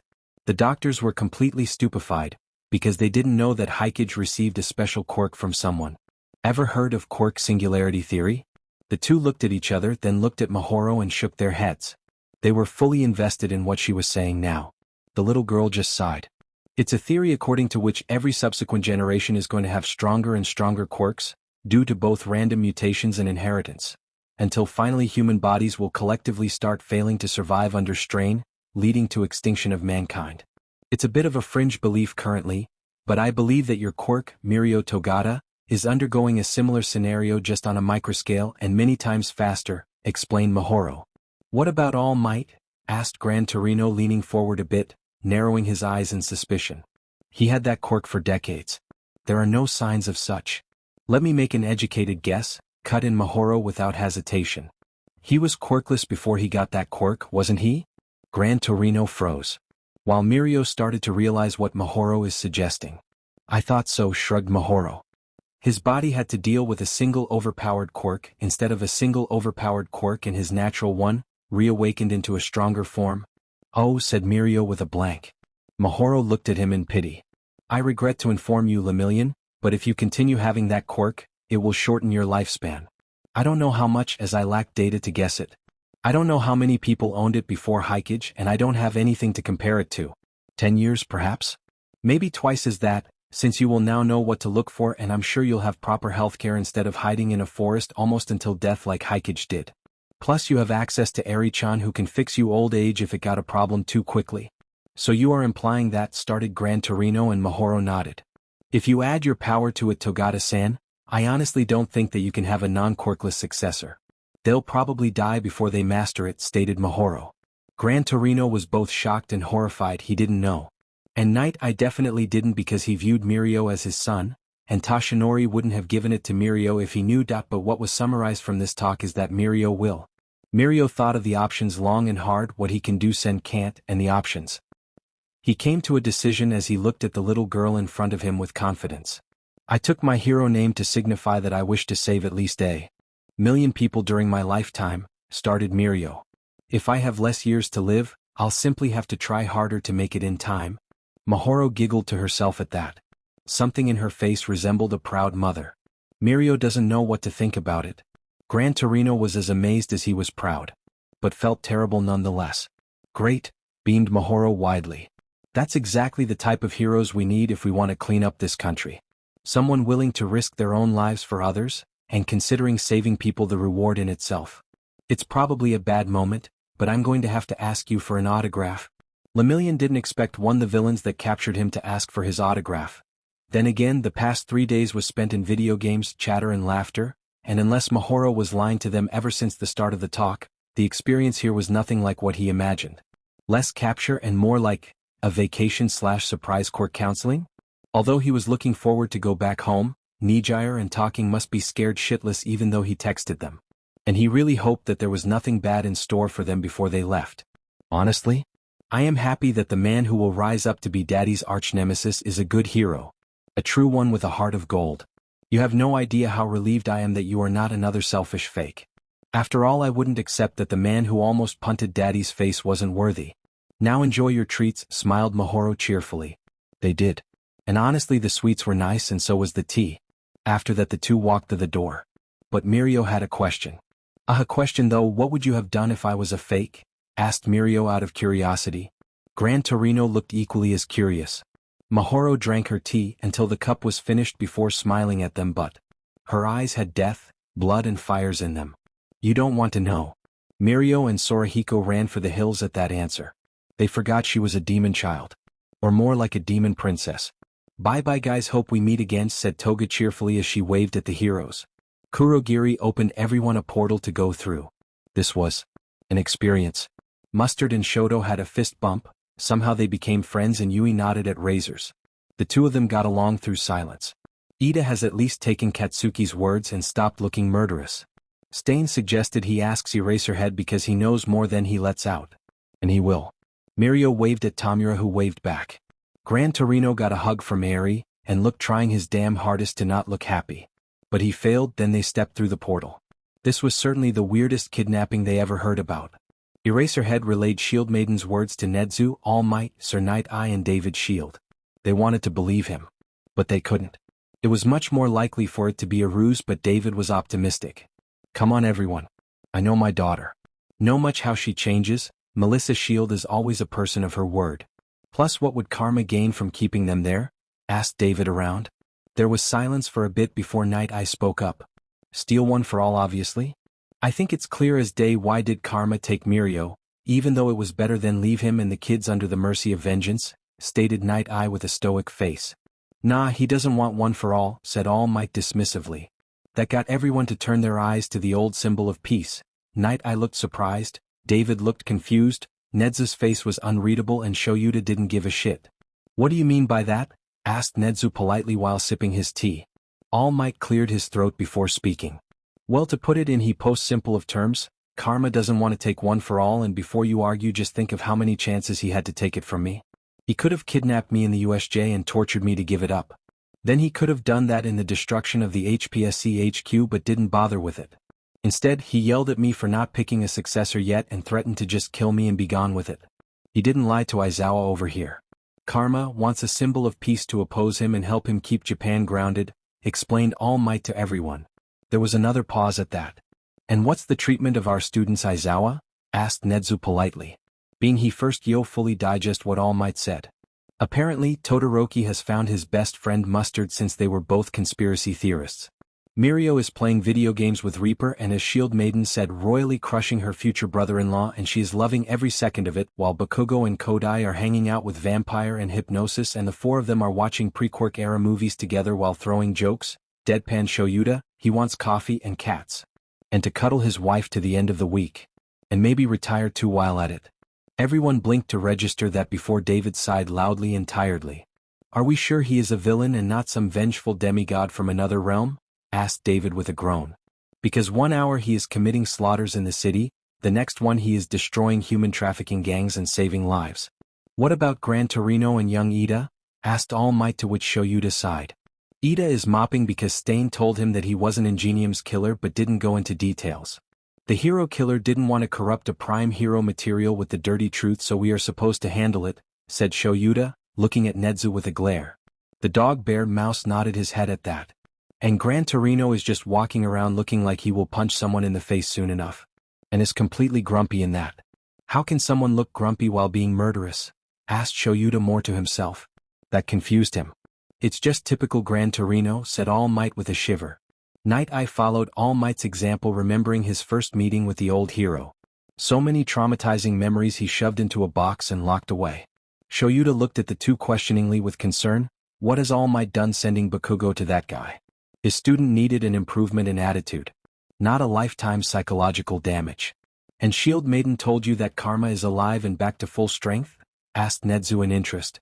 The rest were skeptical about that part. They saw the wounds. You don't survive such damage to your body without being right next to a fully equipped hospital. Yes, which shouldn't be shocking if you bothered to remember the child he adopted that he so generously let us convert into a future recovery heroine like Recovery Girl, said Shoyuta. And he wasn't being sarcastic. Eri will be a legend in the future, almost a demigod with a quirk that could restore anyone that wasn't dead, cure illnesses and diseases, restore lost limbs and fix paralysis. Save the careers of so many heroes and lives of so many people. Honestly, Shoyuta was still baffled how hard karma persuaded threatened them to give the chance. And honestly, Shoyuta himself was looking forward to the day Eri Shigaraki was in his class.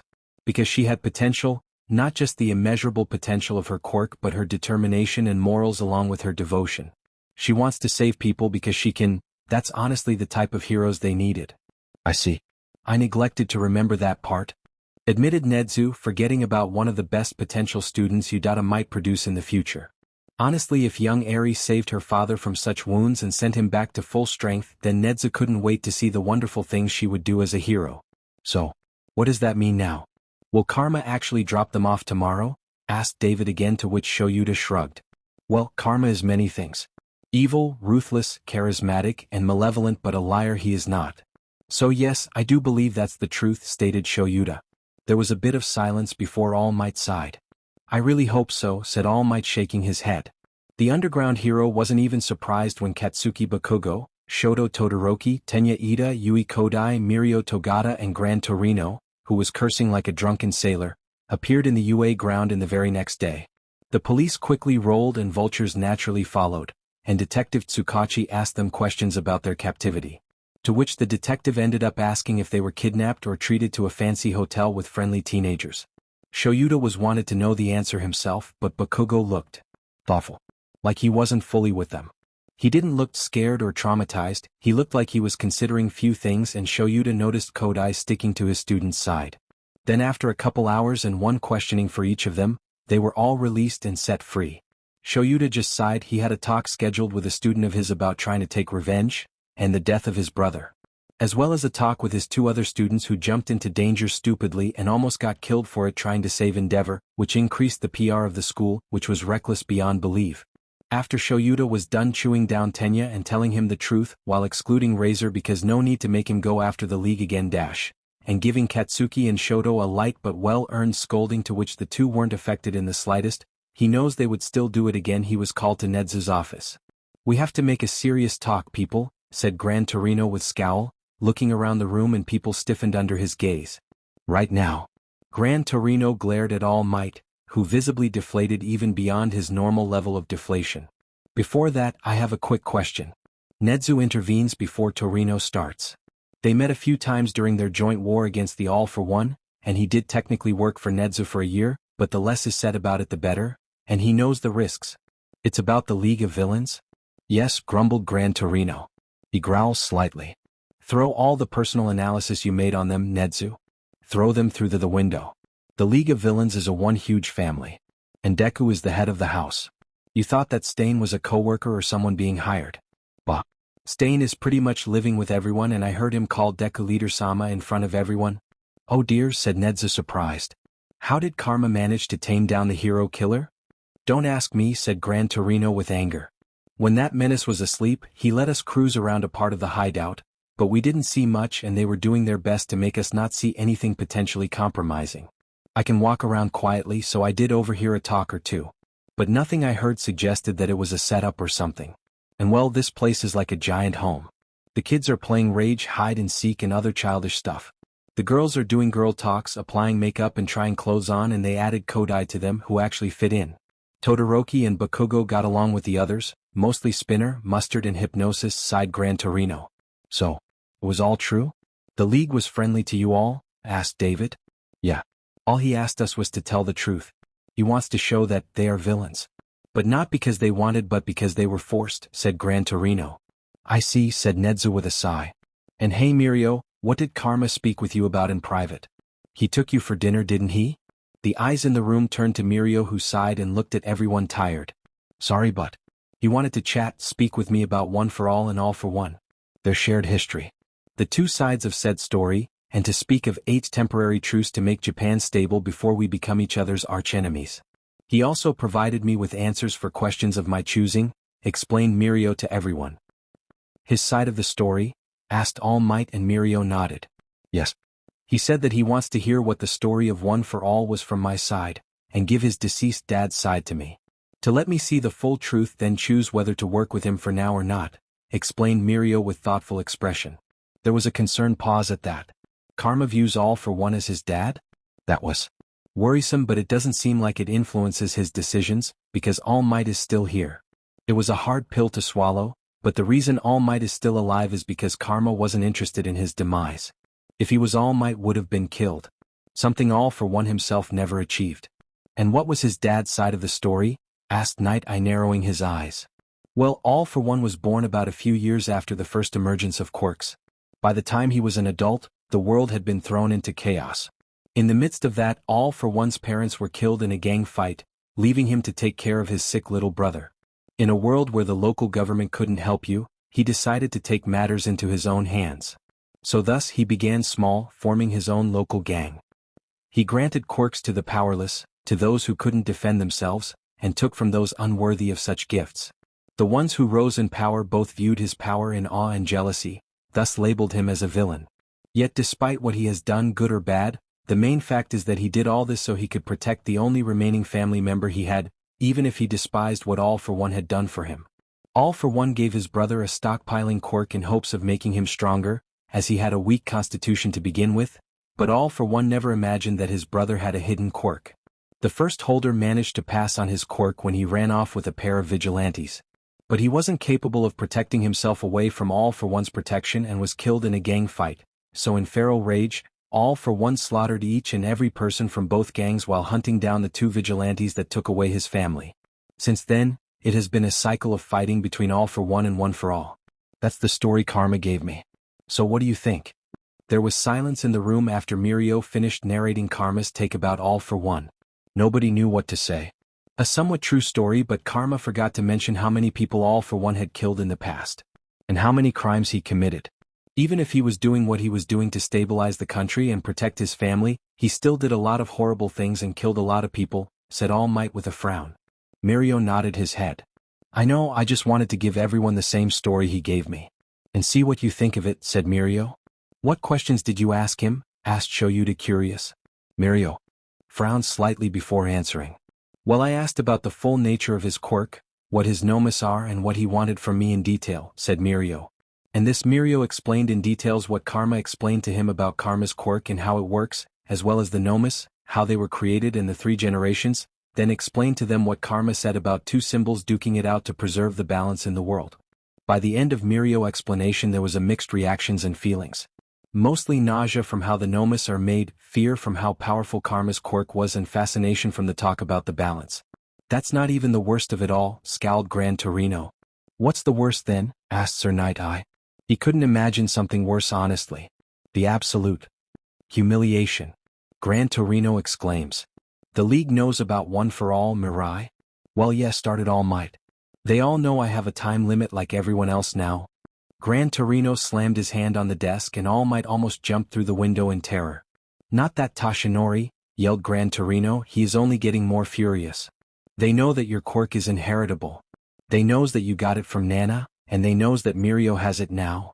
Almost all eyes in the room widen in shock. Karma told everyone in the League about One for All. Why?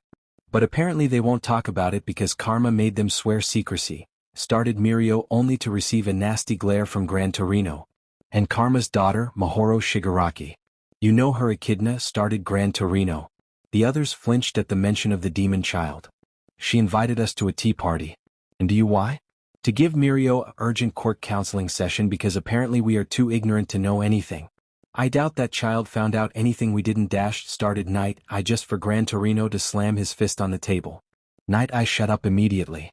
She figured far more than you and Nedza Mirai, and she is 6 years old, and the most humiliating thing is that she did her research without the help of Karma. She wants to become the heiress to his future empire and asked for missions to prove herself. And do you know what mission he gave her? To research One for All as a homework, and she did much better job than you two. I've spent almost an hour with Echidna narrating to me all the things about this quirk that we missed over the years. And how she connected all the dots. That goddamn kid actually found the 3 holders before N. And his full name is Entayutai, for F's sake. She did what? Exclaimed Night Eye, baffled. His face is twisting into shock, disbelief, horror, shame and humiliation at a 6-year-old girl treating such an important investigation like a homework and doing better than him. Gran Torino would have laughed Hisa's off in different circumstances, but now he was too busy being pissed off. Oh dear, said Nedzu. his face showing slight shame and humiliation, but he was feeling the same as Night Eye. Daigoro Banjo, the Black Whip hero. She gave me photos, as well as a high-quality quirk analysis of him and his fighting style to his personality and favorite cat cafe. She is 6. Oh, and by the way, she said, and quote, "You guys are not good in investigation and quirk analysis. Ask Daddy for private lessons like I do, you might learn a thing or two," end the quote, said Gran Torino with groan. It was petty, but Gran Torino took pleasure in the two faces' twist in both anger and shame and humiliation even more. And before him, Hikage Shinomori, some goddamn hermit living in the woods. Quirk danger sense, which is just. He has her alarm system in his brains that lets him sense danger to him and others. She didn't give too much analysis on him but did decently for someone who's lived in the woods, added Gran Torino. And the final person she found? Asked David, feeling way out of place. He was a support engineer, not a warrior. This was way out of his pay grade. Tetsu Kuriko. A vigilante with a quirk that let him bypass defenses a quirk could grant a user. Iron skin turning to smoke permeation? He could still punch you in the face pretty hard. He also had some form of resistance to quirks like mental ones before One for All. Apparently his quirk merged with One for All too, giving the next wielders said resistance. That's her hypothesis, not mine by the way, said Gran Torino, getting tired. Any chance I can get her to become my personal student? Asked Nedzu. All Might puked blood at that suggestion while Shoyuta looked for a window to jump from the idea of having a queen problem child in his class. This is a bit excessive, Nedzu, said Sir Night Eye with a sweat drop. Look me in the eyes, said Nedzu bitterly. And tell me that you wouldn't want her as an intern in your agency. Sir Night Eye remained silent. He tried to say something but no words came out. And guess what? That's still not the worst thing I have to say, growled Gran Torino. And then he described Echidna's hypothesis about the presence of previous quirks in the One for All holders causing a strain on the body, resulting in Hikage Shinomori's body practically breaking in a literal meaning and the hero dying of old age a few years before All Might's current age. Gran Torino saw copies of Hikage Shinomori's medical data. Echidna had them because of course she did. And Gran Torino is enough of an investigator to recognize falsehoods. Those files didn't appear false. Which made everyone come to horrible discovery. Mirio, said Sir Night Eye when Gran Torino finished his explanation, his face showing sadness and horror. It's all right, smiled Mirio. I told Echidna that if I'm going to live shorter, then I'll just have to work harder to make up for my hero name. I know you weren't aware of that. I think I'm just going to visit Recovery Girl regularly to confirm it and be ready to hand the power to someone quirkless when the right time comes. Plus Karma told me that I could use Eri-chan's quirk to rewind back if I grew old too fast, so I still have a lot of time. Sir Night Eye looked at his intern and student in pride, a happy smile on his face. Well, great, said Gran Torino. I'm moved, but this doesn't change the fact that a 16-year-old kid is playing us around. Hell, he is playing half of Japan around. I noticed, said Nedzu bitterly. It's not even about his powerful quirk or his quirk analysis and information gathering. None of this would have made Stain obey him, and her people like Lady Nagant, Razor or Mr. Compress join as well. Stain wouldn't accept anyone who wasn't entirely dedicated to a personal creed and lacked charisma to back it up. The more I get to see, I feel like I'm seeing the second coming of All for One. Nedzu shared their hatred towards the man, but also their deep respect for All for One's strength and skills.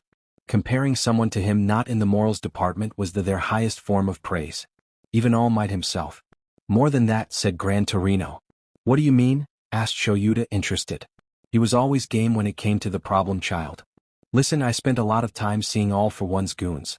League is anything but similar to them. Fear? Malevolence? Threatening aura? Absolutely no. It's like a family residence in there unless it's time for business. Bah. They act like a bunch of normal teenagers who like to hang out at the same place.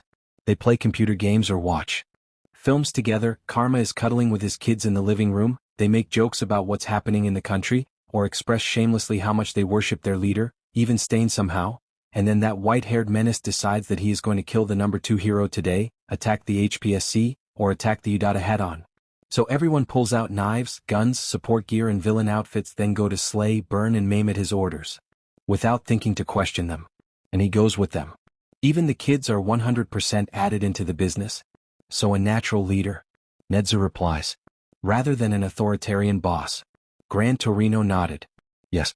And forget about trying to drive a wedge between factions, provoke infighting or try to make someone defect.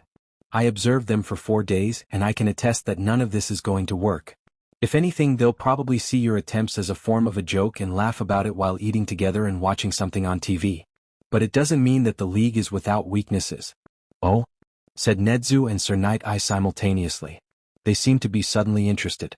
The entire league hangs on karma, said Gran Torino. We spent 3 days sitting around when Mirio knocked him out without a specific reason, because literally nobody knew what to do about us because nobody knew what to do after that, and we were allowed to walk around because karma told them yo. The kids apparently hounded around his bed constantly, and the rest were mostly moping around their rooms. If the league is a solar system, then karma is the sun that's keeping it all together and is a centerpiece of the entire structure. Take karma out and the league will be significantly weaker, not vanish but weaken. Isn't it the same with the QLF or the MLA? Asked All Might. Yes. If you take out Eclipse or Redestro, you will deal their organizations a massive blow. Nodded Gran. But someone, even if much weaker, will take their place. Geeton or Chronostasis will keep the organization afloat, albeit massively weakened. And if Midoriya Izuku is taken out, they would be in chaos. I don't think that they even have any thugs and other things under them. Literally the entire league is just a bunch of people with powerful quirks hanging out in the same building and wanting to change the society. Make karma vanish and the rest will be too confused. Although they would still be a danger. Reaper and Shield Maiden might take leadership after him. I don't know who the second in command is, but these two are the prime candidates. So be careful from them. Sounds reasonable enough, nodded Nezu. Any other observations? They are good, said Gran Torino bitterly. It's not even the fact that Stain swept the floor with me, although this does hurt my pride a lot. They are one of the most all-round villain groups I know of. Transport? Kurogiri and Karma. Infiltration? Vampire and Hypnosis. Support? Shield Maiden, and if what I saw around the base is any indication, she is damn good at the job. Be proud, David. David looked torn at that. Although I didn't get to see her. Going forward, need to destroy or defeat someone in a loud and flashy way. Dobby, Decay, the kids, and probably Mustard too with his gas quirk. Need to kill or incapacitate someone quietly and quickly. Spinner, Hypnosis, Nagant, Razor, or Stain. Need an army in the power of numbers? Twice. And the kids along with Shield Maiden are heavy hitters. An Eri is basically their trump card to fix whatever injuries they might sustain, like WA saw in Hosu. Most crews I know of are one tough guy with skills and a handful of extras, like Bakugo says. Even the large groups like PLF, QLF or MLA tend to lack the versatility the league has. But, that's another way of cracking it. Dismantle it by bits. Realized Nezu. I thought about it too. Get Kurogiri, Vampire or Shield Maiden, and the league's operations will be severely impacted. I'd prefer to start from the head, honestly. If I figured out the way Karma thinks, getting one of his friends out of the game will only make him angry. And he will probably find a way to take them back, and most likely a nasty one to everyone involved. Anything about the monsters? Can't help you there. Gran Torino replies. I didn't see any. There is either another base or they are borrowing them from somewhere. Unfortunately, while Echidna was ready to go on for hours about All Might, Nana and other One for All holders, and Karma was more than indulging with Mirio, they weren't even nearly as talkative on the issue of his pet beasts. Nezu hummed for a bit then nodded. Dr. Evil, said Mirio, and everyone looked at him. A man with an immortality quirk who made the quirk singularity theory. He is a quirk researcher who worked for All for One and studied quirks for him. He is the one who makes the Nomus, but unfortunately Karma didn't give a name or a location. I only know that even if we caught Karma, Dr. Evil will still supply the league. Everyone nodded at that, accepting the information.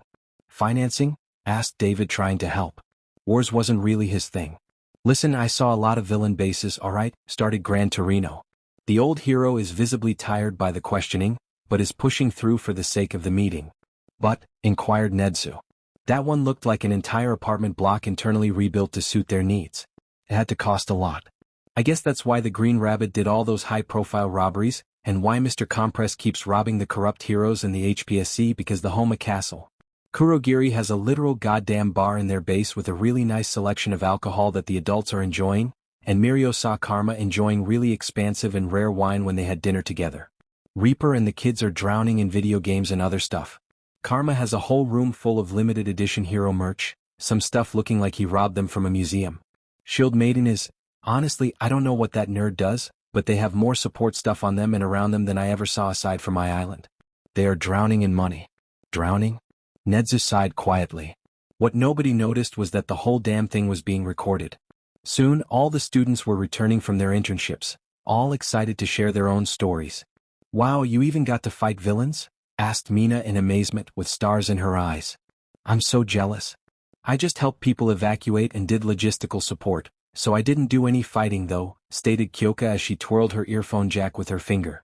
"It's still amazing though," argued Mina, leaning forward on the table. "True, I did learn a lot about sound wave attacks from Gang Orca. Seriously, the guy is all time. And pretty chill too. He was busy few times with repelling PLF attacks, but it's understandable. I mean, did you see those new psychos?" asked Kyoka around. Sato nodded his head in agreement. "I heard the Paranormal Liberation Front stopped after the 5th day, thankfully. Apparently they ran out of missiles. But even then, Give cities were burned down to the ground. Even Karma didn't cause that much destruction himself. And that vengeance freak has what seems to be a similar army to Karma's, but somehow creepier." There was a collective shiver at that. That vengeance guy has moved up to the rank number 2 from the start.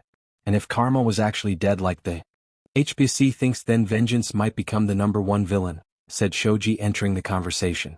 "Doubtful, because you remember Eri-chan, right? She healed Bakugo, Todoroki and Uraraka after only 2 minutes. And she healed all of Bakugo's turns and restore MD his arm at the festival. So she must have done the same thing to her dad," shrugged Kyoka. "Yeah. And our friends were kidnapped by the League, which, even if they said it was pleasant, that doesn't mean it isn't a big deal," said Mina with a pout. "I will admit it has been very shocking how civil the League members were. They looked like our class with their shenanigans and interactions. In fact, a lot of them act just like us when not in the clock, and that was strange. But I think that I learned few things from listening to their motives for being villains," stated Tenya, causing everyone to look at him surprised. "As a hero, I would still try my hardest to apprehend them, but I am no longer blind to the reasons that makes villains in our society.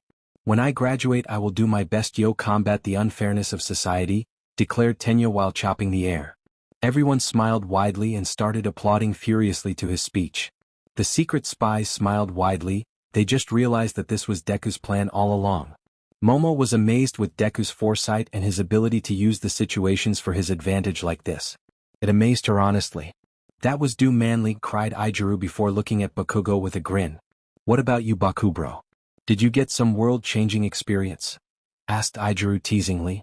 Katsuki, who was looking through a tablet, blinked at the redhead before asking a question that confused everyone. "Who the Gen Ed top dog?" asked Katsuki with a bored expression. "Eh?" asked everyone confused. "I asked who's the Gen Ed top dog. Like someone everyone else follows? In Gen Ed there are at least 10 students that tried to be heroes but failed. Which of them is the top dog?" asked Katsuki with a frown. "Why do you ask, Katsuki-kun?" asked Ochako, giving him a notebook. "Just need to speak with them. And support students. And the business too," said Katsuki as he took the notebook and started reading from it before smirking. "Holy F cheeks. Names, quirks, personalities and habits. All I need is here." Katsuki smirked as he turned to Ochako. "How much for the notebook?" Said Ochako, baffled. "Why, you can take photos if you wish."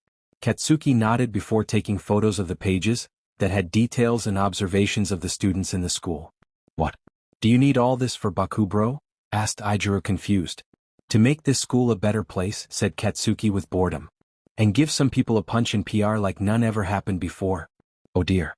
Now that was worrisome in the opinion of the students. "Hey, quick question. Who happens to be super good at the school laws and rules, and knows the book of the students' rights and duties like the back of their hand?" asked Katsuki, looking through the pages of Ochako's notebook. That baffled everyone. Tenya still raised his hand. "I have fully memorized the book, Bakugo-kun." "Why do you ask?" said Tenya, confused. "You'll see later," said Katsuki before turning to Momo, who stiffened. "Hey, not to be rude, Ponytail, but what if I interested you in an investment that could help a lot of people in the long future? And help make this school a better place while giving the HPSC and its president a huge middle finger? Because I know that you have full access to your parents' money. Is Bakugo trying to take down the U.A? Or maybe the whole country? Because it sounded like he was gathering resources somehow. Are you trying to take down the school, Bakugo?" asked Tsuyu with a confused expression. Katsuki's bored expression turned to an innocent smile that caused the hairs on everyone's necks stand up in alarm. "Nah, why would you ask that, Froggy? I'm just doing what heroes should, help people. And I think I found a way to help a lot of people, but I'll need help for that," said Katsuki with a shrug. "Can I help?" That sounds manly, exclaimed Izuru with a grin. For now. No. But I will ask you all for help soon. For now, Four Eyes and Ponytail, meet me in Class 1S after school. Katsuki said before he started reading the notebook with a grin that scared everyone. I believe that a change in subject is in need, stated Fumikage with a sweat drop looking at the grinning Katsuki in worry before turning to Tsuyu. What did you do in your internship, Azui-san? Call me Tsu, said Tsuyu. All I did was train and go on patrols too, hummed Tsuyu as she pushed her finger to her cheek, something she did as a habit before adding, there was just this one time when we caught smugglers from a neighboring country. That's crazy, gaped Kyoka and Mina in shock, neither having done anything close as exciting to that. What about you, Ochako? How was your week with Maruko? Asked Tsuyu, turning to Ochako, who was emanating a rather scary pink aura around her. It was very enlightening and exciting. And most importantly, exciting, replied Ochako, as if in a trance as she began practicing the fast sharp kicks she learned from Maruko while taking deep careful breaths. The girls couldn't help commenting on her state of mind while Denki and Mina observed Ochako. That's a huge change for just 1 week, said Denki nervously. Chains? That's not it, Kaminari, lectured Mineta before slowly curling into a fetal position, biting his fingernail, his face paranoid. Women are all demons. They're just hiding their true personalities. What the hell did you see at MT Lady's place? Sweat dropped Denki, grabbing Mineta's wrist to stop him from ruining his nails. I actually listened to Uraraka's suggestion and went to Flash's agency. And I learned a new technique. I didn't perfect it, but I learned something that'll make me stronger, said Denki, excited. Really? That's cool. I didn't get to achieve much in my internship. A week isn't much to work with. So getting stronger isn't that easy. The best you could hope for us get a feel on the job and see the pros work up close, said Hanta with a sigh. It was then that Shoyuta entered the classroom, so everyone quickly went to their seats and suited down in just 3 seconds. That made Shoyuta nod in approval before he looked at Bakugo looking at one of Ochako's notebooks and reading with a cruel smirk. Shoyuta Aizawa felt the urge to jump through the window from the sight. Something is happening and it's gonna be a huge headache for him. He just knows it. At lunchtime, Class 1A were scattered on tables with Class 1B discussing their internships and trading jokes together while eating air lunch, and even Monoma looked subdued today. Which was rare, all things considered. Wow. That must have been scary, Kodai-chan, being kidnapped by villains. And let's not forget that you encountered the Nomas too, Pony said with a shiver. What was your time in the league like? Were they mean to you? Asked Ibra in concern. Everyone from both classes listened intently. No, it was quite pleasant, said Yui stoically. Everyone stared at her in surprise. I spent my time with the girls of the league. We talked about romantic movies and shows, watched some drama series and animes. We had girl talks, tried clothes and makeup, and even played some video games. That caused everyone to gape at her. And speaking of video games, Reaper was crushed by Lemillion in more than a way. Our hero senior is brutal. Beat Reaper's character to death with a broken sword and danced on his corpse. I never heard a man curse so loudly in my life, mused Yui, taking a bite of her food. I had a good time too. Mustard truly gets me. And had amazing conspiracy theories as well. We spent hours speaking about it while playing Monster Duel, smiled Shoto faintly. You're shitting me, gaped Setsuna. Oh my, you talked with someone for hours and even played cards? Squealed Ochako happily. That means that you are learning how to interact with people, said Ochako as she hugged Shoto. You seem to enjoy the hug a lot. Anyways, what was your internship like, Yui? Asked Itsuka. Good, if being almost killed by a Nomu counts as good, said Yui calmly. What? Yelled everyone in shock, startling everyone in the cafeteria. Don't worry, Bakugo saved me from a car that almost crushed me, then killed a Nomu that almost killed me, then protected me from the impact of our senior's punch with his body. Then kept me under his watch in the league's base so no one would hurt me, said Yui with a nod. Bakugo did all that? He never stroked me as the White Knight type, said Setsuna in amusement. More like an overly tough friend who doesn't show his softer sides, said Ochako with a smile. After all, he helped Shoto-kun use his flames even though it almost killed him, so that shows that he cares a lot. He's just pretty bad at showing his better qualities. Well, speaking about him, where is Bakubro? Asked Izuru, looking around confused. Everyone blinked before looking around, but true to what Kirishima said, Katsuki was nowhere to be seen. Wasn't he sitting with us? Asked Mina, confused. Well, yeah, he was right there sitting on Kirishima's right. Where did he go? Wondered Denki. Oh shit, he's there, said Yosetsu, pointing somewhere in the distance. Everyone followed Yosetsu's finger to see the explosive blonde walking to a table holding his food tray with him with a bored expression. What confused the hero students was that the table he was walking to had only a single person none of them knew, well almost no one.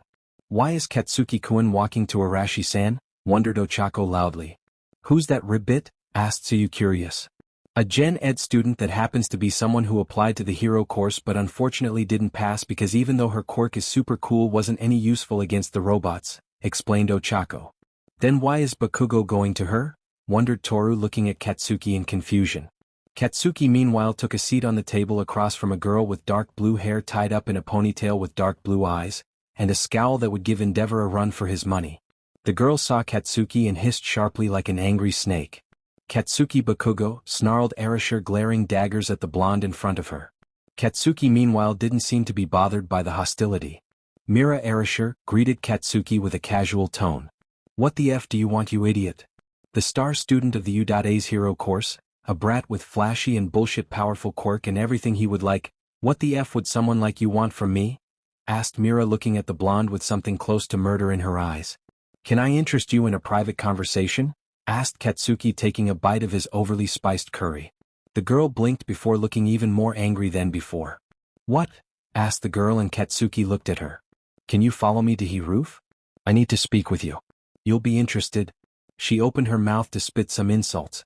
And no, I am not asking you out, not giving a confession because I just met you and I'm not gonna try anything either. I want to tell something and if you don't like what I'm offering you can punch me in the nose afterwards, stated Katsuki in boredom. I'll pay for your lunch and buy you dessert if you listen. The blue-haired girl stared for a second before shrugging. I'll enjoy punching you in the face, hero kid. Mark my words, said Mira with smirk and Katsuki shrugged. Try your best, Beach. Now follow me, said Katsuki leaving to the roof. Mira followed him rolling her shoulder like she preparing to punch him already, her face so feral she looked like Katsuki's long-lost twin. On the other end the teachers saw the scene unfold and looked at each confused. The hell was that about? Wondered Vlad King looking at present Mike. Isn't that girl in your class? Yes she is. She needed surprisingly only 3 points to make it the hero course. But didn't because well, quirk not destructive. So she bears supreme hatred to people with strong and flashy quirks. Bakugo is her hatred because well, flashiest and strongest quirk in the first years, explained Mike with a frown. That problem child is plotting something. He was reading Uraraka's notes like he was plotting Japan's demise or something. He was asking around and spoke to Ida and Yaoyorozu and now that girl who happens to be the friend of the other kids that didn't make it to the hero course? Yeah, a headache is announcing its arrival, groaned Shoyuta. Midnight giggled and smirked. That boy is the definition of youthful passion. Maybe I should give him a private detention. To talk of course, said Midnight causing everyone to roll their eyes in exasperation. Meanwhile the students were equally as confused, with Ochako giving them the same explanation as present Mix. What do you think he wants from her? Asked Pony looking at Momo who shrugged her shoulders. I am as confused as all of you. Bakugo had been acting weird all day. It's really starting to worry me. And he answered when we asked him that he is going to make the school a better place for all in the future. Which was a very vague answer honestly, answered Yaoyorozu with a sigh. Is he trying to pull a redestro on U.A? Asked Shoto interested. He is my first friend and the one who helped me get out from my own delusions so I would happily be his Gueten. Although who would be the Slindingo? Because I don't know who would be the skeptic either. Everyone stared at him in bafflement. I will be the Slindingo, said Ijuru with a grin. I would be the skeptic, but that means that I should learn hacking, joked Denki to lighten the mood. Good luck with that dummy, snickered Kyoka. But seriously, what is that blonde menace plotting? He looked like Nedzu all the day, a taller, more pissed and less polite Nedzu in a bad day. While trying to end mankind too, said Tagaru and everyone shrugged. Bakugo doesn't strike me as someone who would do something bad.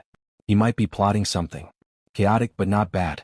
Who knows, we might like what he has in store for us, smiled Atsuka encouragingly. Because he has been very helpful to a lot of us here and has been an anti-bully guard since the USJ. And anti-grapist too, giggled Toru, causing all the girls to laugh. Mineta meanwhile cried tears of blood at being hated by all the girls. I have a feeling that this will a good thing but a major chaos in the same time. How would that work anyways, wondered Monoma. He has been quite subdued since his internship with Best Jeanist. His question was left unanswered as the door to the cafeteria opened revealing a beaming Mira with a smirking Katsuki. So, do we have a deal? Asked Katsuki extending his hand for a handshake. The girl giggled before shaking his hand with big smile. Yup. This is gonna be glorious, Bakugo-kun, said Mira with a wide grin. That the two went back to their tables while Katsuki did. Mira went to a table where other Gen Ed students were sitting and started talking. Katsuki went to sit beside Izuku, who, like everyone else, mostly the boys, stared at him in shock.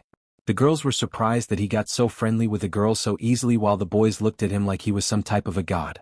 Kozai and Mineta especially were baffled how someone so grumpy could get so friendly with such a sharp girl, in few minutes too. How? She looked on the verge of stabbing you, started Mashiroa, and Katsuki shrugged. She just needed someone to offer what she wanted the most. I gave her the chance to chase after it and bam. I am now her best friend, shrugged Katsuki, then looked at Monoma. Hey bastard. Meet me in class 1S later. You two side ponytail, we need to talk. And trust me, you will want in, said Katsuki with a smirk. Okay, red flags all over.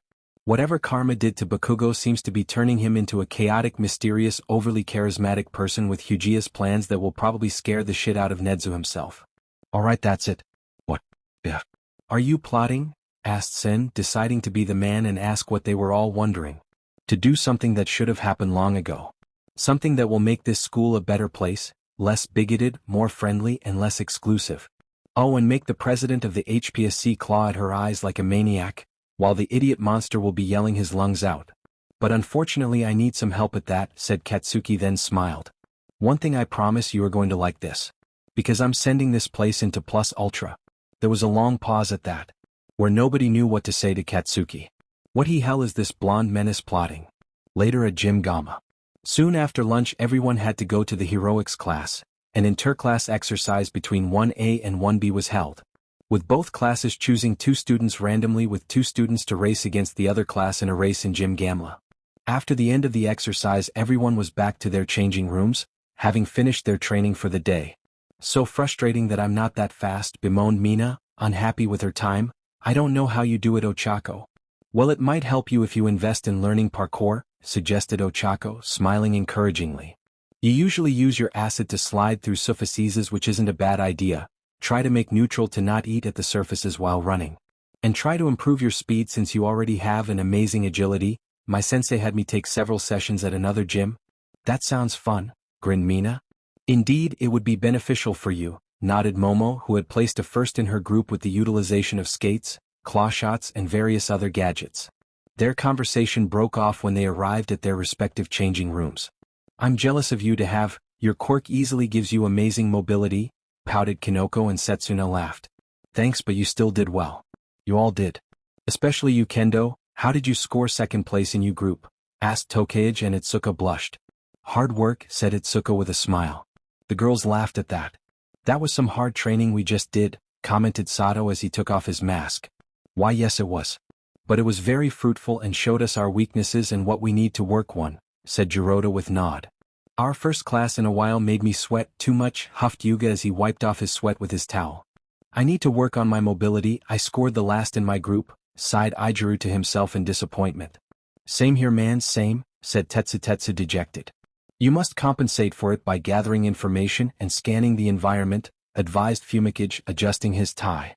Yes, that helps me a lot to use my quirk efficiently and quickly, added Shirhai, doing the same as Fumikage. That'll put me a step behind everyone, complained Sen, looking dejected. I'm jealous of guys like you and Siro. Bakugo pretty much blasted his way through with those sick moves though, complimented Yosetsu.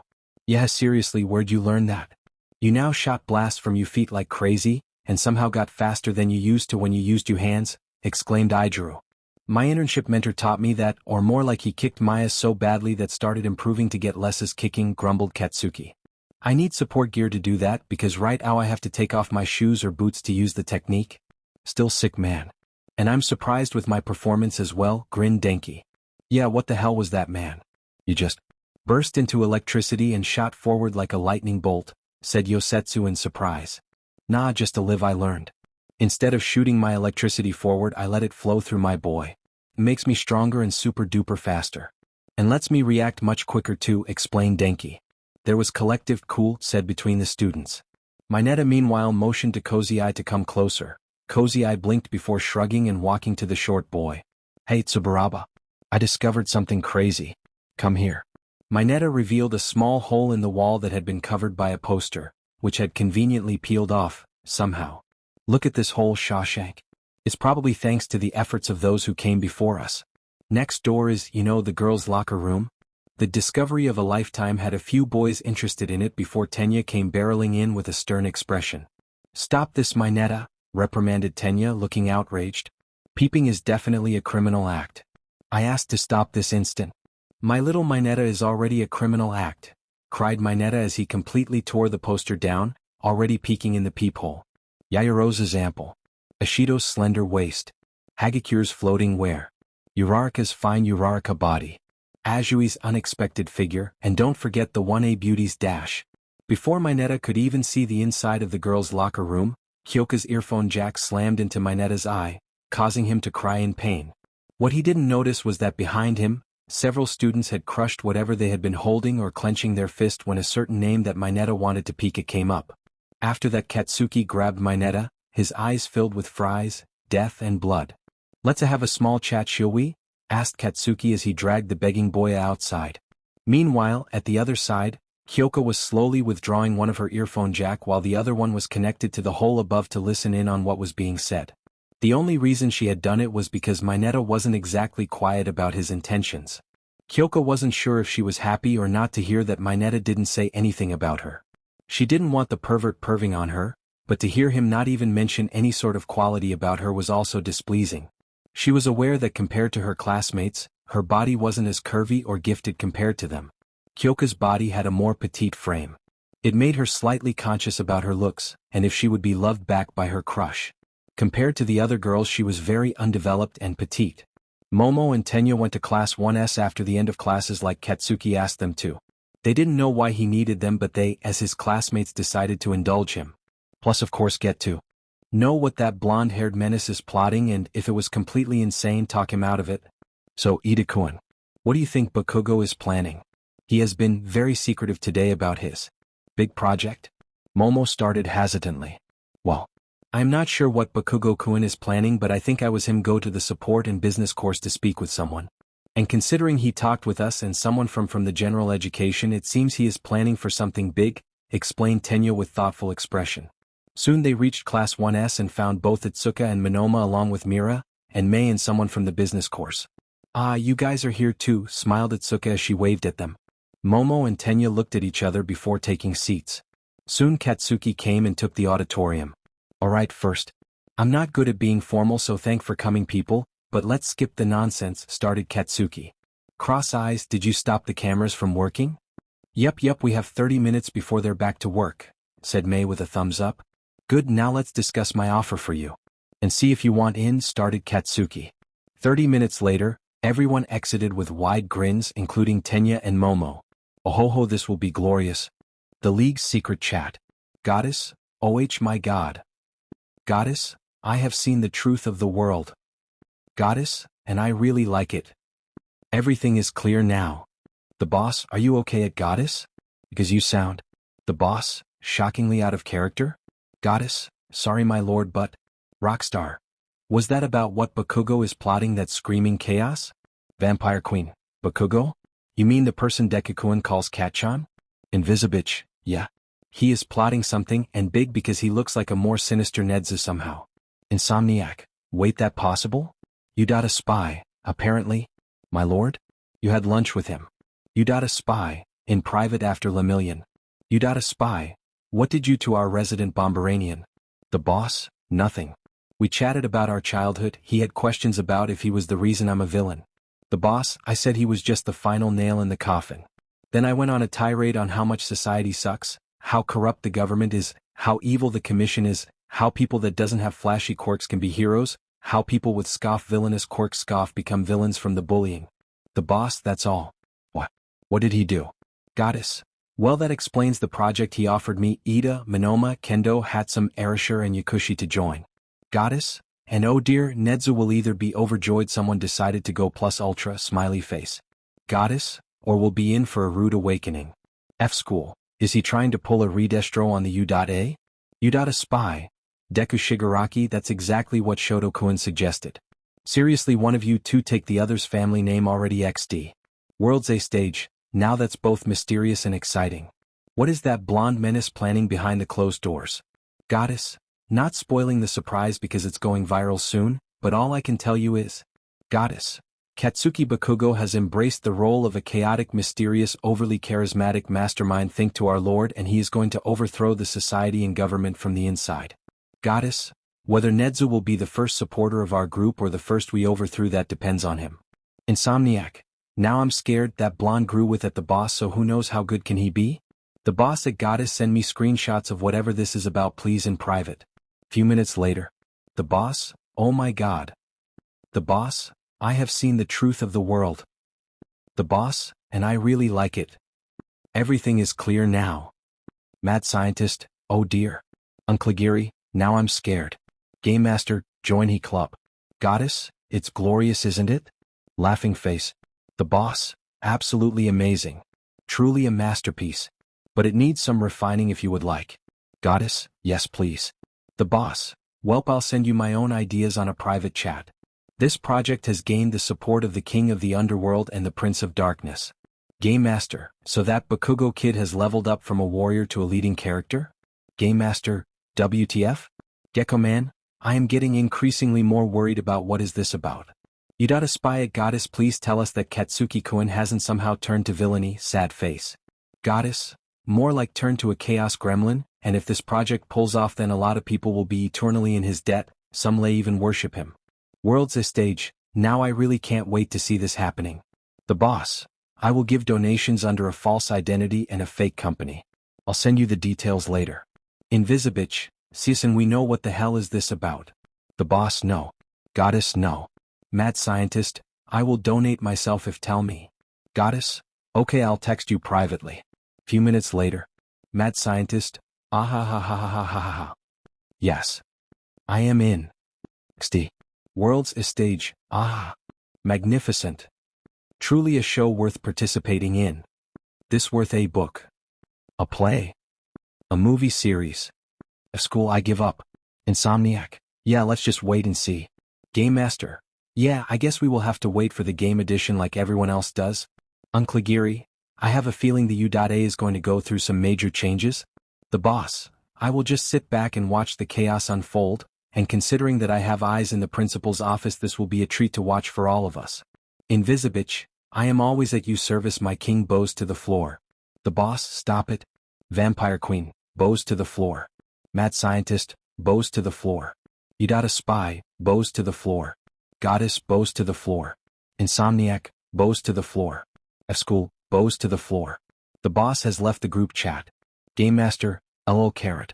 The U. War Council.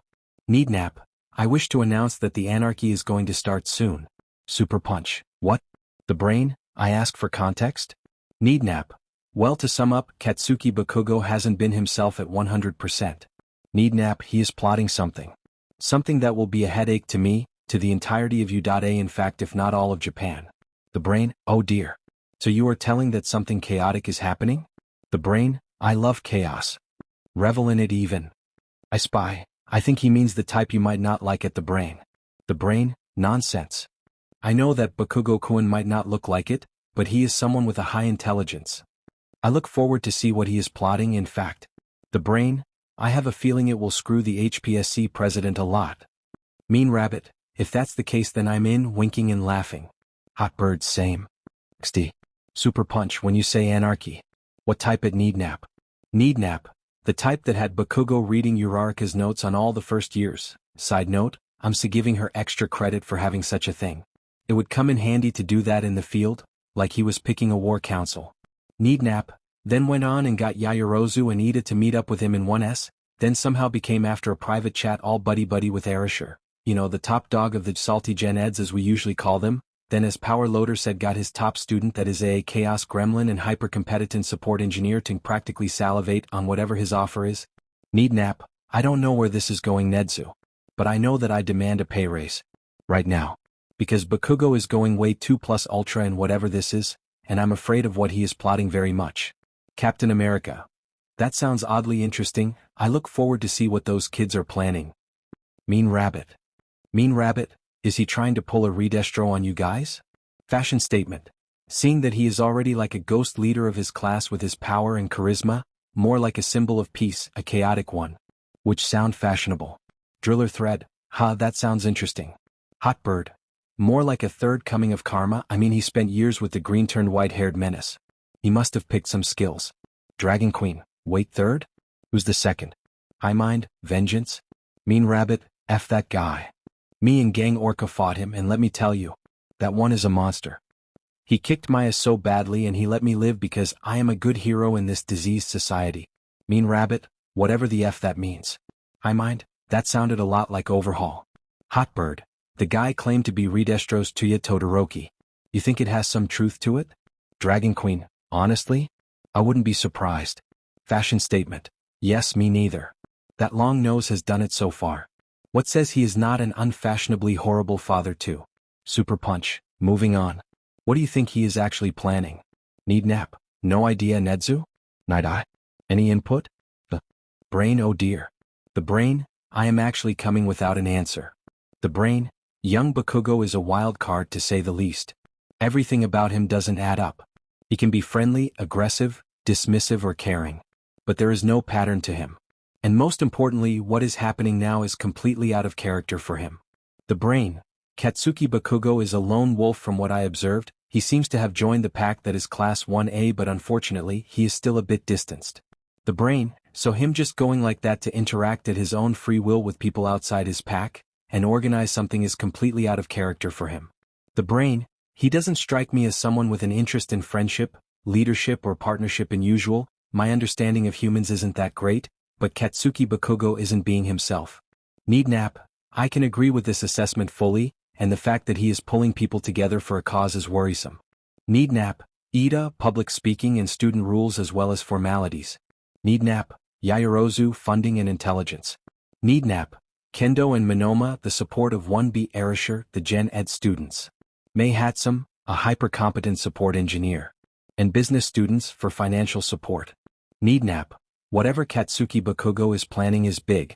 Big enough to interest all these parties to join. He got Momo Yaoyorozu to join for F's sake, so it's a worthy cause. The brain, anyone else excited? Super punch. In a concerned way, yes I am. I got to see young Bakugo's improvement in attitude and morals, got to see him again friends and become an excellent student. This is both interesting and worrisome. Fashion statement. So? Now that we discussed this, can we tell about the new leave that has burned down Give Cities Hosu included? I spy. Yes, I'm afraid. Dragon Queen. Redestro must be pissed that a kid took the number 2 place from him like this. He was lowered to number 3 because he was nothing compared to Vengeance. Mean rabbit? Yeah, I fought him as I already said. And what the F is his quirk? He could transform parts of his body at will. His strength and speed was overwhelming, and he has this dark energy attacks and barriers. He had dark energy telekinesis for F's sake. I spy. I am not perfectly sure. It sounded like multiple quirks, I'm afraid. Super punch. You mean there is someone else besides Karma that somehow can have multiple quirks? How is that possible? High mind? Maybe a permanent copy quirk? The brain? Extremely possible. Quirks are extremely versatile out there. I spy. Wait, before we go forward I need to add someone real quick. I spy has invited Tintin to the group chat. Tintin has joined the group chat under the default name Minimite. Minimite. Minimite, really now? Minimite, you guys have no idea how much of a nightmare today was. Everyone is asking me if I was Shield Maiden's secret long-lost twin for that punch in Hosu, and I am going to start breaking noses soon. Super punch. Ugh. I mind. Ugh. I spy. Well, we can talk about that later, Mirio. Minimite, K. Minimite, first off, it's truly an honor to meet you all. Second of all, thank you for letting me join. Mean rabbit, holy shit, it's you. Dragon Queen, ugh, sorry about what's coming, kid. Mean rabbit, I need to fight you, kid. Minimite, sure thing. I would love to fight one of the best melee fighters in the country. It would be a priceless experience. Laughing face. Mean rabbit, you're on Tintin boy. I spy. Back on subject, Mirio, did Karma speak about vengeance? Did he seem familiar with him? Minimite, negative. Karma is as baffled by his overhaul Hell Knight version of him, and he told that whatever creature's vengeance has, they are no nomus. The brain? Then it means that this vengeance has some type of competent evil scientist like Karma's, but instead of quirk they are using something else. Minimite, nanomachines. The brain? High mind, nanomachines? How do you know what those are? They are secret of the island. But unfortunately the research was stolen by someone, so there might be someone with it in their grasp. Mini might. Karma told me that a mysterious overly rich person under a voice changer got Razor to first storm the Nabu Island and steal Overhaul's research. I mind, what? If that knowledge got out to the world, it will be a disaster. The brain? Oh dear. Mini might. The second job was assassinating Ingenium. Karma deduced that it would distract everyone and let Razor pull the third job in the chaos. Need nap, and that is? Mini might. Storm the manor of a super rich guy, the same guy who was doing research on the nanomachines, but unfortunately he was planning to use it to create super soldiers. Driller thread? Fashion statement. Ugh. Captain America. Ugh. The brain human sigh. Mini might, and that's not the worst of it. Driller thread, what is it? Mini might. He already created a weapon on the form of a 7-year-old quirkless girl, whom unshockingly Karma has adopted into his family of rejects. Need nap, sounds like him alright. Mini might. Razor has joined the League after she sold the nanomachines to whoever this is. Whole I began to suspect his vengeance. The brain, oh? I spy, oh? Mini might. Yes, Eve, the weapon child, can transform any part of her body into whatever she wants, sharp weapons, animal parts, anything. Mini might.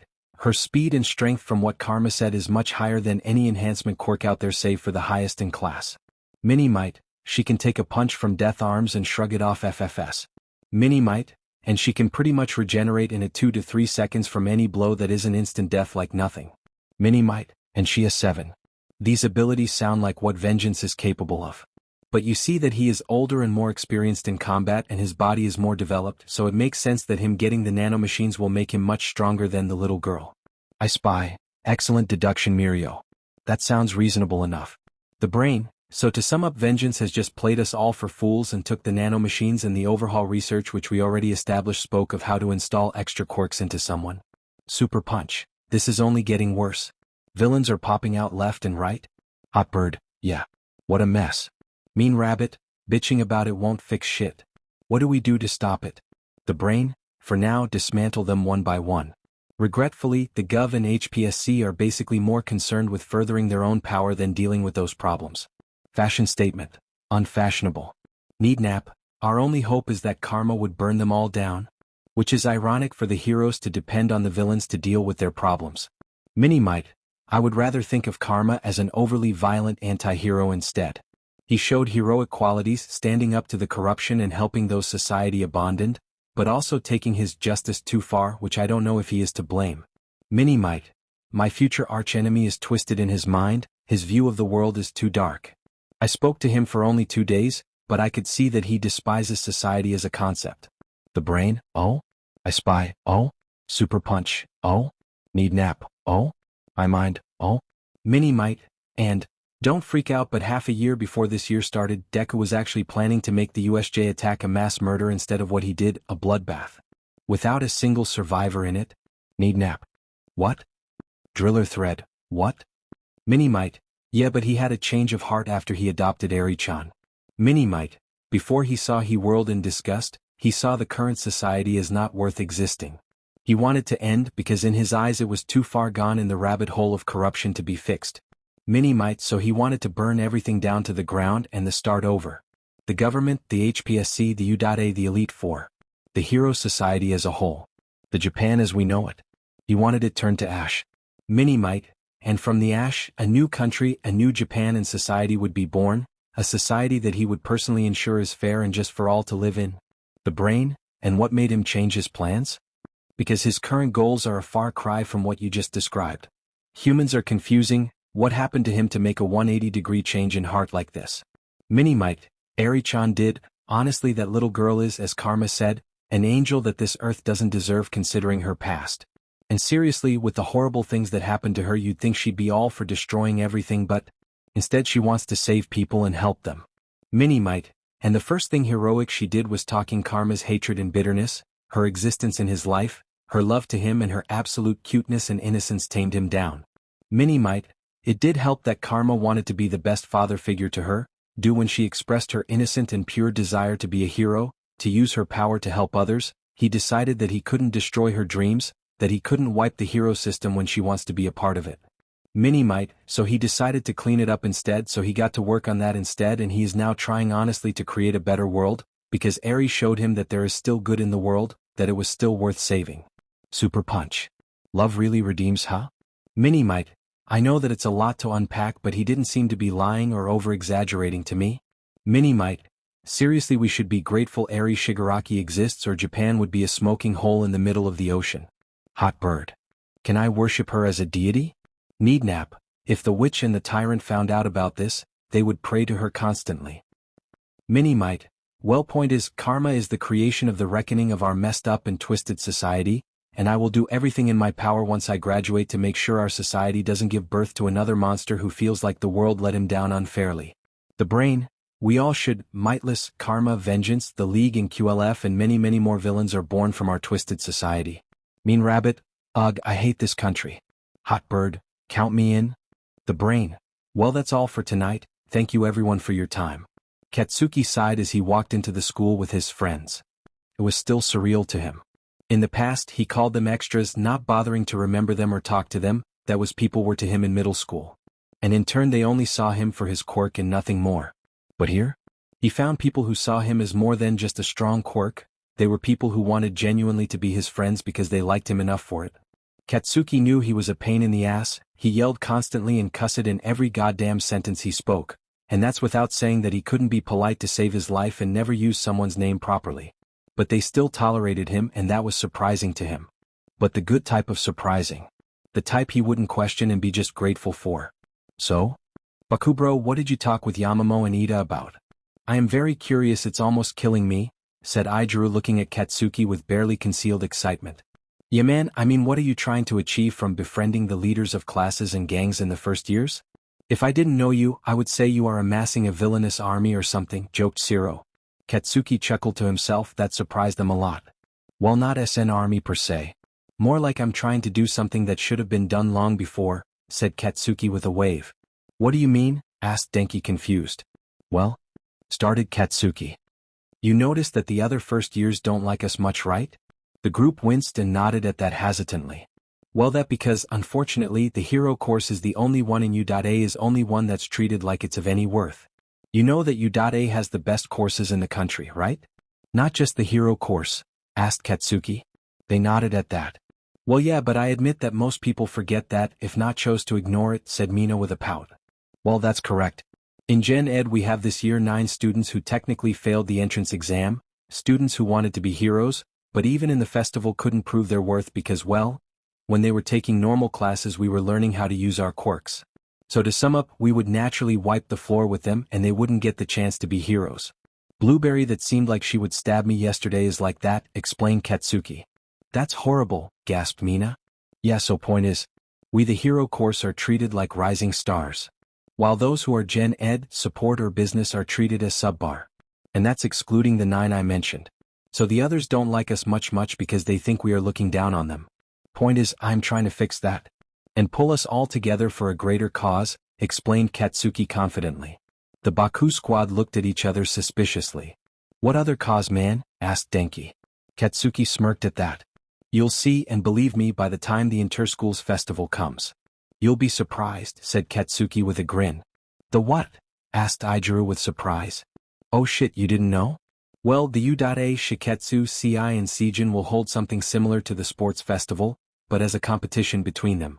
The rat got the other schools to agree to that. We will get to show our skills to the world, not just the country, and the chances of getting work studies after we get our provisional licenses will increase to the agencies outside the country, explained Katsuki. Cool, said the Baku squad in unison. Wait, how do you know that? Asked Mina in suspicion. Cross Eyes told me, answered Katsuki. Who? Asked Zero. Well, you remember the inventor from Icy Hot's team in the cavalry battle in the festival, right? Asked Katsuki. Everyone nodded their heads. It's hard to forget her. Well, she tells me stuff. In fact, can I trust you with a secret? Katsuki's face got serious. They gulped and nodded. The blonde looked around before saying quietly. She is from now on my informant. I don't fully trust the rat, and honestly he is a bit too suspicious in my opinion. So I am going to keep an eye on him. She can hack the cameras and show me secret meetings. That way I will know if the rat is trying to do something nefarious, because don't tell Four Eyes, but I am 90% sure the rat had something to do with his brother being shot. Not he was the one to order it, but somewhat made a mistake that caused it. That's some serious accusations, man, said Hanta. Nedza's war with the HPSC, said Katsuki, and they all listened. The only reason they didn't start a civil war yet is because Redestro and Mightless will jump at the winner's throat. And then they would fight for who will take the country. What are you planning to do, Baku bro? Asked Ijuru worried. For now, nothing. My plans are to make the school a better place. What they do with the commission is honestly none of my business, and I don't give a shit, shrugged Katsuki. Mina was about to say something when someone called out to him. Hey Bakugo-kun, called Arashir from a distance. Besides her were Itsuka, Minoma, Tenya, Momo and Mei, all waving at him. Katsuki blinked before grinning. Sorry people, go ahead, I'll see you in class, said Katsuki as he went to the other group. He is definitely plotting something big, stated Mina with a pout. They were soon all seated in the classroom, with Mina trying to stare at Katsuki, Tenya and Momo whenever she had the chance to. Well, it's already half the semester and the midterms are coming, then it will be time for the summer vacation. But of course, it wouldn't make sense for you to rest for the whole month, though, announced Shoyuta as class began. Don't tell me? Whispered Denki to Ijuru, who seemed out of it for some reason. During summer vacation we'll have a training camp in the woods, finished Shoyuta. The class as a whole cheered in excitement at this announcement. Mina instantly became distracted from her curiosity with Katsuki and the others as she began to imagine the training camp. Mineta, much to a few annoyances, kept reminding everyone about the baths. A few others wondered what sort of training they would be involved with. However, declared Shoyuta as he activated his quirk, silencing all his students. Those who don't pass the final exam before that will be in summer school hell. Everyone, let's do our best, shouted Ijuru in excitement and nervousness. Everyone nodded their heads, getting determined looks on their faces. But of course it'll be the midterms first, drawled Shoyuta. And before I forget, I have an announcement. Everyone gulped at that in surprise and fear. What horror is their teacher planning to unleash on them this time?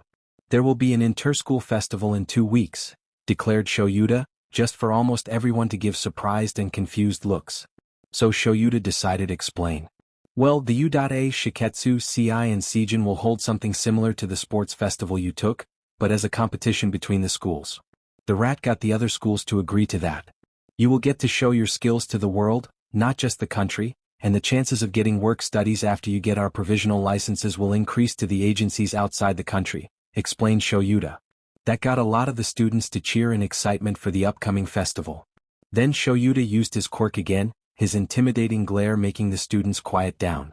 Alright, as I said, this inter-school festival is a first-time thing, but will probably become a yearly event. Point is, try your hardest to get our school on top. The school's reputation as the best in the country is in your hands now, explained Shoyuta. After that, homeroom started. At the end of classes, the students of Class 1A were gathering their things to leave. Shoyuta had just dismissed them and left the classroom. Katsuki pulled something from under his desk, piquing everyone's curiosity. Yo, Baku bro. What's that in the bag? Asked Ijuru curiously as he looked at the blonde bomber.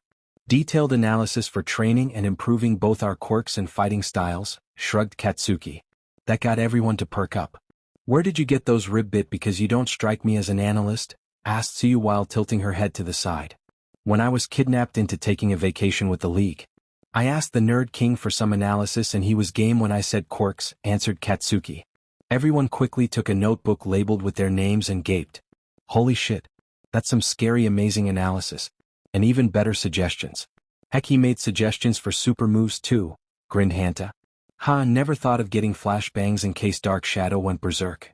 Why didn't think of such a simple support item?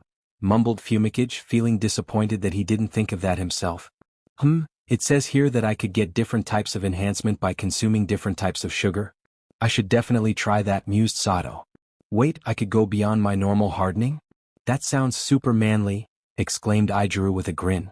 Ha, it says here that I'm simply a human taser. I could use my new speed and zap people unconscious. Cool, smiled Kaminari.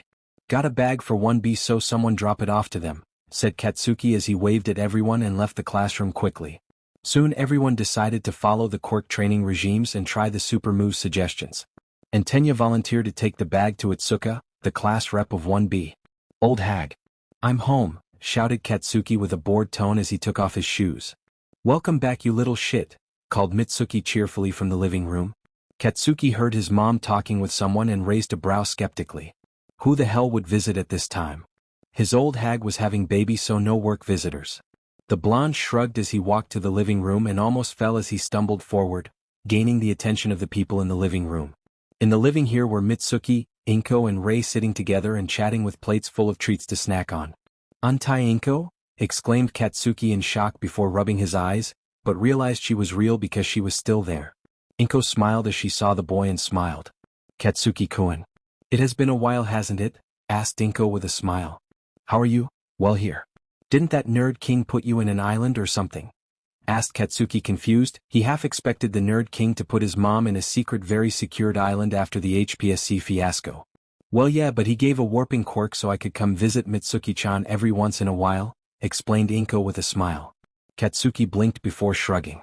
"Cool, guess you are Icy Hot's mom?" asked Katsuki looking at Rei, who looked confused. "Who?" asked Rei with a confused expression.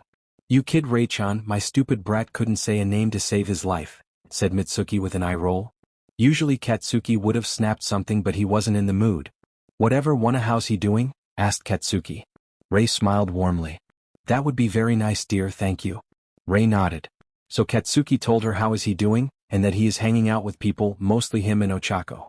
The mother looked happy to hear the news. "Alright, you have fun. I'm going to my room," said Katsuki as he turned to leave. By the way, I'm meeting up with Cheeks and Icy Hot for training, so don't panic if I show up with bruises." With that he left to his room, leaving the women to chat. Not like there was anything wrong with that. Technically the two women didn't commit any crimes themselves, so they weren't villains. They could technically visit without secrecy, but the gov might try something dumb. Because they were all a bunch of idiots. Katsuki sighed as he went to his room and sit in front of his computer. And searched for a social media contact. He still can't believe he is asking him for help, but Katsuki couldn't depend on just anyone for this. Katsuki sent a friendship request and much to his surprise it was sickly accepted. "Usagi Midori, no way. XD. Usagi Midori, what the heck do you want, Kat-chan? Missed me already?" Katsuki knew the nerd was with him, but he will indulge him in this little tirade. "Katsuki Bakugo? Yeah, believe it or not, I missed listening to your endless mumbling about quirks and heroes. Usagi Midori, nice, almost bought that. Usagi Midori, but seriously, what do you want, Kat-chan? Katsuki Bakugo, you have a huge list of contacts, right? Usagi Midori. Usagi Midori, well, that depends. Usagi Midori, who's asking? Katsuki Bakugo, someone interested in creating a class with 9 Gen Ed students that couldn't pass the exam but still train their damn hardest despite having a non-flashy quirks, 8 small-time villain teens that deserves a second chance, and 2 quirkless people. Usagi Midori. Usagi Midori, the commission will hunt you down for this, with thirst for blood. Katsuki Bakugo. Good, challenge accepted. Usagi Midori. Usagi Midori. Was our little lunch chat that inspirational to you? Katsuki Bakugo. You are a one convincing bastard, yes, plus I am trying to amend for my past, and helping those I look down upon sounds like a great start. Usagi Midori. Nah, now you are just a friendly jerk, so good job. Katsuki Bakugo. So what do you think? Can you provide me with trustworthy candidates? Usagi Midori. Alright, I'm game. Usagi Midori, give me a minute. Katsuki waited for an hour, in which he did his homework and lifted some weights in his room to pass the time and checked the hero forums. Apparently Hawks had busted a huge trigger ring, and saved some women that were going to be shipped to be sold as slaves. Ugh, Katsuki hated people sometimes. Usagi Midori, alright, found you few candidates. Katsuki Bakugo. Great, gimme. Usagi Midori.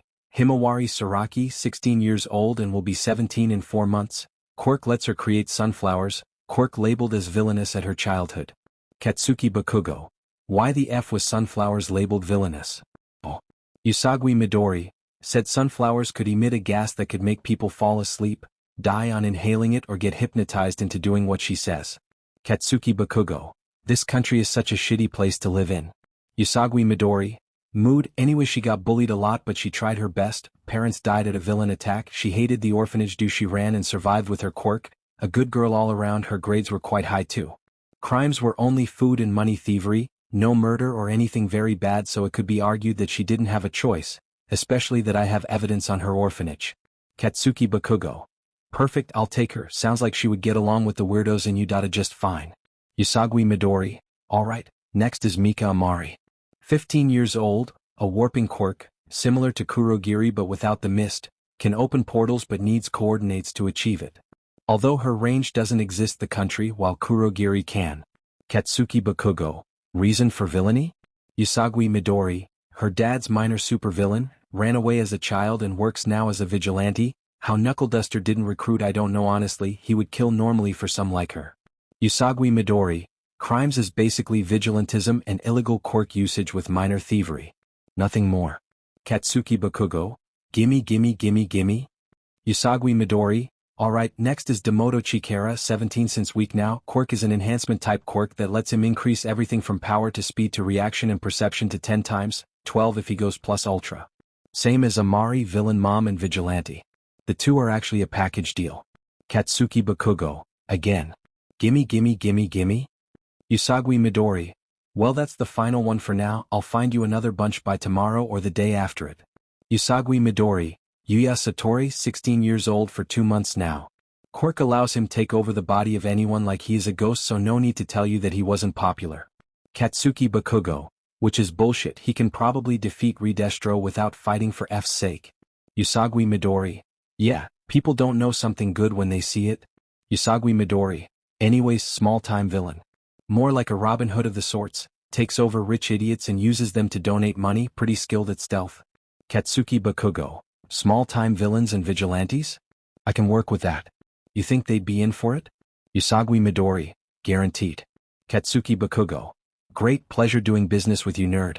Usagi Midori. Honestly?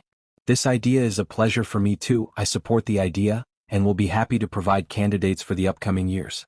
Katsuki Bakugo. Works for me now, excuse me, but I'm meeting friends for training. Katsuki Bakugo. GTG bye. After that, Katsuki changed into some gym clothes and met with his fellows in the first year's monster trio for training. Shoto, being the son of the former number 2 hero, had a membership in an exclusive quirk gym, said they were going to use it to the fullest. Katsuki Bakugo. Hey idiot, it's morning and I woke up early to speak. Katsuki Bakugo. Anyone interesting? Usagi Midori. Good morning to you too. Usagi Midori. And yes, gotcha, more recruits to the... What are you calling it? Katsuki Bakugo. Class of rejects. Usagi Midori. Change that name before it goes public. Katsuki Bakugo. Why? Usagi Midori. Because Miruko is a secret leader to the secret table of rejects. Usagi Midori. Complex mutants, villainous quirks and so on. Usagi Midori. She will kick you in the face for stealing her name, even if it was pure accident. Katsuki Bakugo. Katsuki Bakugo. Class of hopefuls? Usagi Midori. Nice. Usagi Midori. Now back to business. Gara Tsunagaki, 16 years old, quirk is sand control, vigilante and ran from a family of villains, a bit too hostile but has yet to kill or maim someone. Katsuki Bakugo. So to some a middle school me but illegal. Usagi Midori. Oh yes. Katsuki Bakugo. F yeah. Usagi Midori. Saya Kaseki, 15 years old, quirk is stoic touch, allows her to turn anyone she touches with the 5 of her fingers into a stone statue for an hour. Usagi Midori. So naturally a villainous quirk, I'm afraid. Katsuki Bakugo. Screams at his phone in exasperation, this country deserves to burn to ash. Usagi Midori. Mood and welcome to my world. Usagi Midori. Vigilante, never bothered to try for heroics, but her skills are the real deal. She was able to escape Sir Night Eye and Best Genus twice and somehow gave ALLMIGHT the slip once. Katsuki Bakugo. Holy shit. Gimme. Usagi Midori. Himoto Saimari, 15 years old, a peerless thief and a huge fan of Mr. Compress quirk energy wall, similar to that one kid from 1B, but instead of breathing he can create energy solid walls from thin air. Usagi Midori. Very cheerful and nice, steals from the rich, idiots, and gives to the poor, beat multiple pros so far but non-lethally, a huge fan of the U.A and would jump at he chance, I guarantee you. Katsuki Bakugo. Alright, gimme. Usagi Midori. This one will be a bit questioned, but I believe he really deserves a chance to be something other than relative of a villain, if you get what I mean. Katsuki Bakugo. Who? Usagi Midori. Named Psycho Imasuji, cousin of Muscular? Katsuki Bakugo. Are you kidding me? Usagi Midori. My point exactly, he never did anything wrong but people treat him like the second coming of Muscular. I know the kid personally, he fights in rings because he can't earn money any other way to live. Katsuki Bakugo. Shit, gotcha, keep going. Usagi Midori. 16 years old, quirk is similar to muscular but instead of creating extra muscle tissue his muscles bulge giving insane strength and speed. He is a very good kid, the opposite of muscular so no worries. Usagi Midori, but, hisses. Katsuki Bakugo, but? Usagi Midori, he is a bit into manliness if you get what I mean. Katsuki Bakugo. Katsuki Bakugo? I'll deal with it, I got 2 manly idiots in my life, a third one can't be that bad, gimme? Usagi Midori, alright, but how will you convince the rat to start a class in the middle of the semester out of the blue like this because trust this came out of nowhere, literally. Katsuki Bakugo. Me and Ponytail will address our project in a week, should be more than long enough of a time for us to prepare the arguments, but can you send us some hero and villain facts? Katsuki Bakugo. You are a living presentation of what we are trying to not let me create it. Plus some extra materials and arguments would be nice. Usagi Midori. Way ahead of you, Kachan, I already picked you a wild thesis to use, wrote it in my free time a while ago and tossed it to the side. Usagi Midori sent a file. Katsuki Bakugo. Katsuki Bakugo. This is gold. Usagi Midori. Go get that rat, Kachan. Katsuki Bakugo. I will, but first. Usagi Midori? Katsuki Bakugo. Tell me the whole truth about Four Eyes brother, the rat's war with the witch, the truth about the gov. Katsuki Bakugo? My class for some reason seems in the middle of this shit, so I deserve to know what the F am I stuck within. Usagi Midori. Usagi Midori? Alright, but you won't like it. Katsuki Bakugo? I don't trust the rat, too cynical and backstabbing, plus of course sucks at dealing with humans so his morals are to be questioned. One long explanation later. Katsuki Bakugo. Usagi Midori, I know it's a lot of shit to unpack. Vengeance sighed in exasperation as he was sitting on his throne in his castle because it might as well be that with a bored expression on his face. His debut was great and all and his plans went on great but the overhaul's research was a dream come true and the nanomachines were a great asset to him. Honestly, the doctor's abominations were amazing and loyal but unfortunately lacked the versatility that Karma's Nomus had. Not that he could complain, the guy had one of the most OP if not the most OP quirk in the history of mankind. He conquered or more like burned down 5 cities and towns, killed a lot of corrupt heroes and police and government agents along with politicians but unfortunately no plan goes perfectly. Well unless you are Karma because that guy was something else entirely. I see that you are not in a good mood Grand Master, said the doctor as he stepped into the throne room. Vengeance huffed at that. When will my wounds heal, doctor? I thought the nanomachines made me invincible. But Hawks and Edge shot somehow managed to damage me. Why did the nanomachine somehow just stop responding? Asked Vengeance annoyed. Most of his purges went on without a hitch, he slaughtered all the corrupts in multiple cities. His army, made of quirkless people, weak quirk bearers and late bloomers along with complex mutants and villainous quirks wielders are in high moral. The effects of winning 7 battles and having a single tie, which reminded the dark-haired mastermind that he will skin Maruko, Shishido and Gang Orca alive later. And torture both Hawks and Edge shot to their deaths for his wounds. Very soon Grand Master, unfortunately the nanomachines hasn't fully integrated into your body, and you rushed your attack 2 weeks before what you planned after all.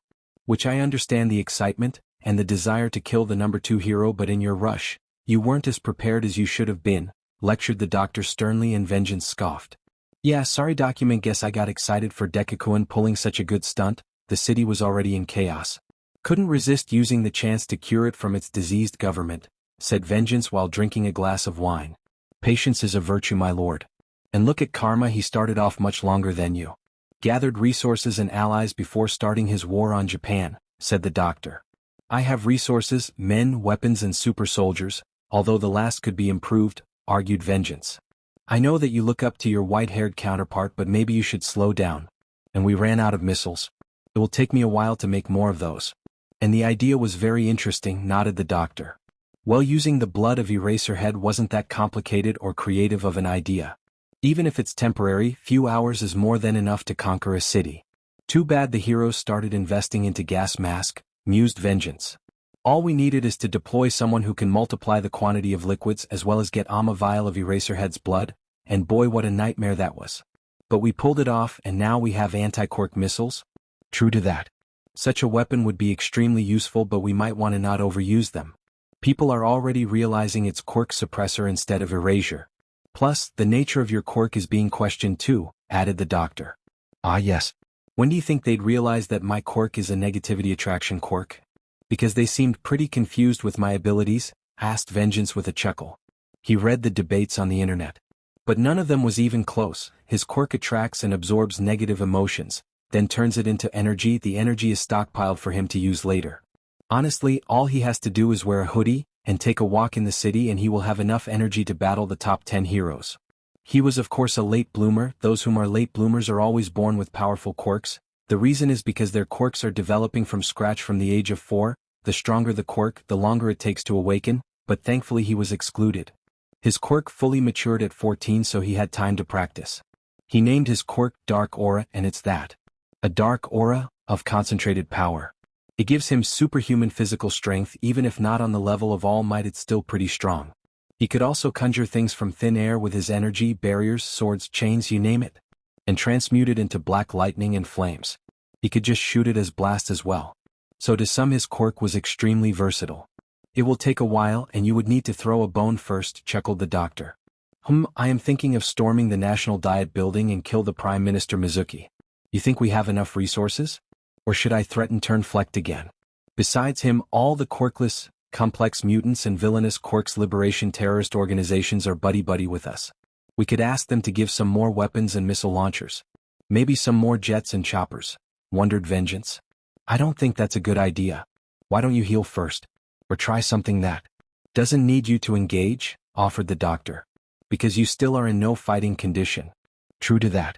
I need few more days to heal. And I need more quirks too. Seriously, the overhaul research on how to install copies of quirks was a godsend. Especially with the nanomachines, laughed Vengeance manically.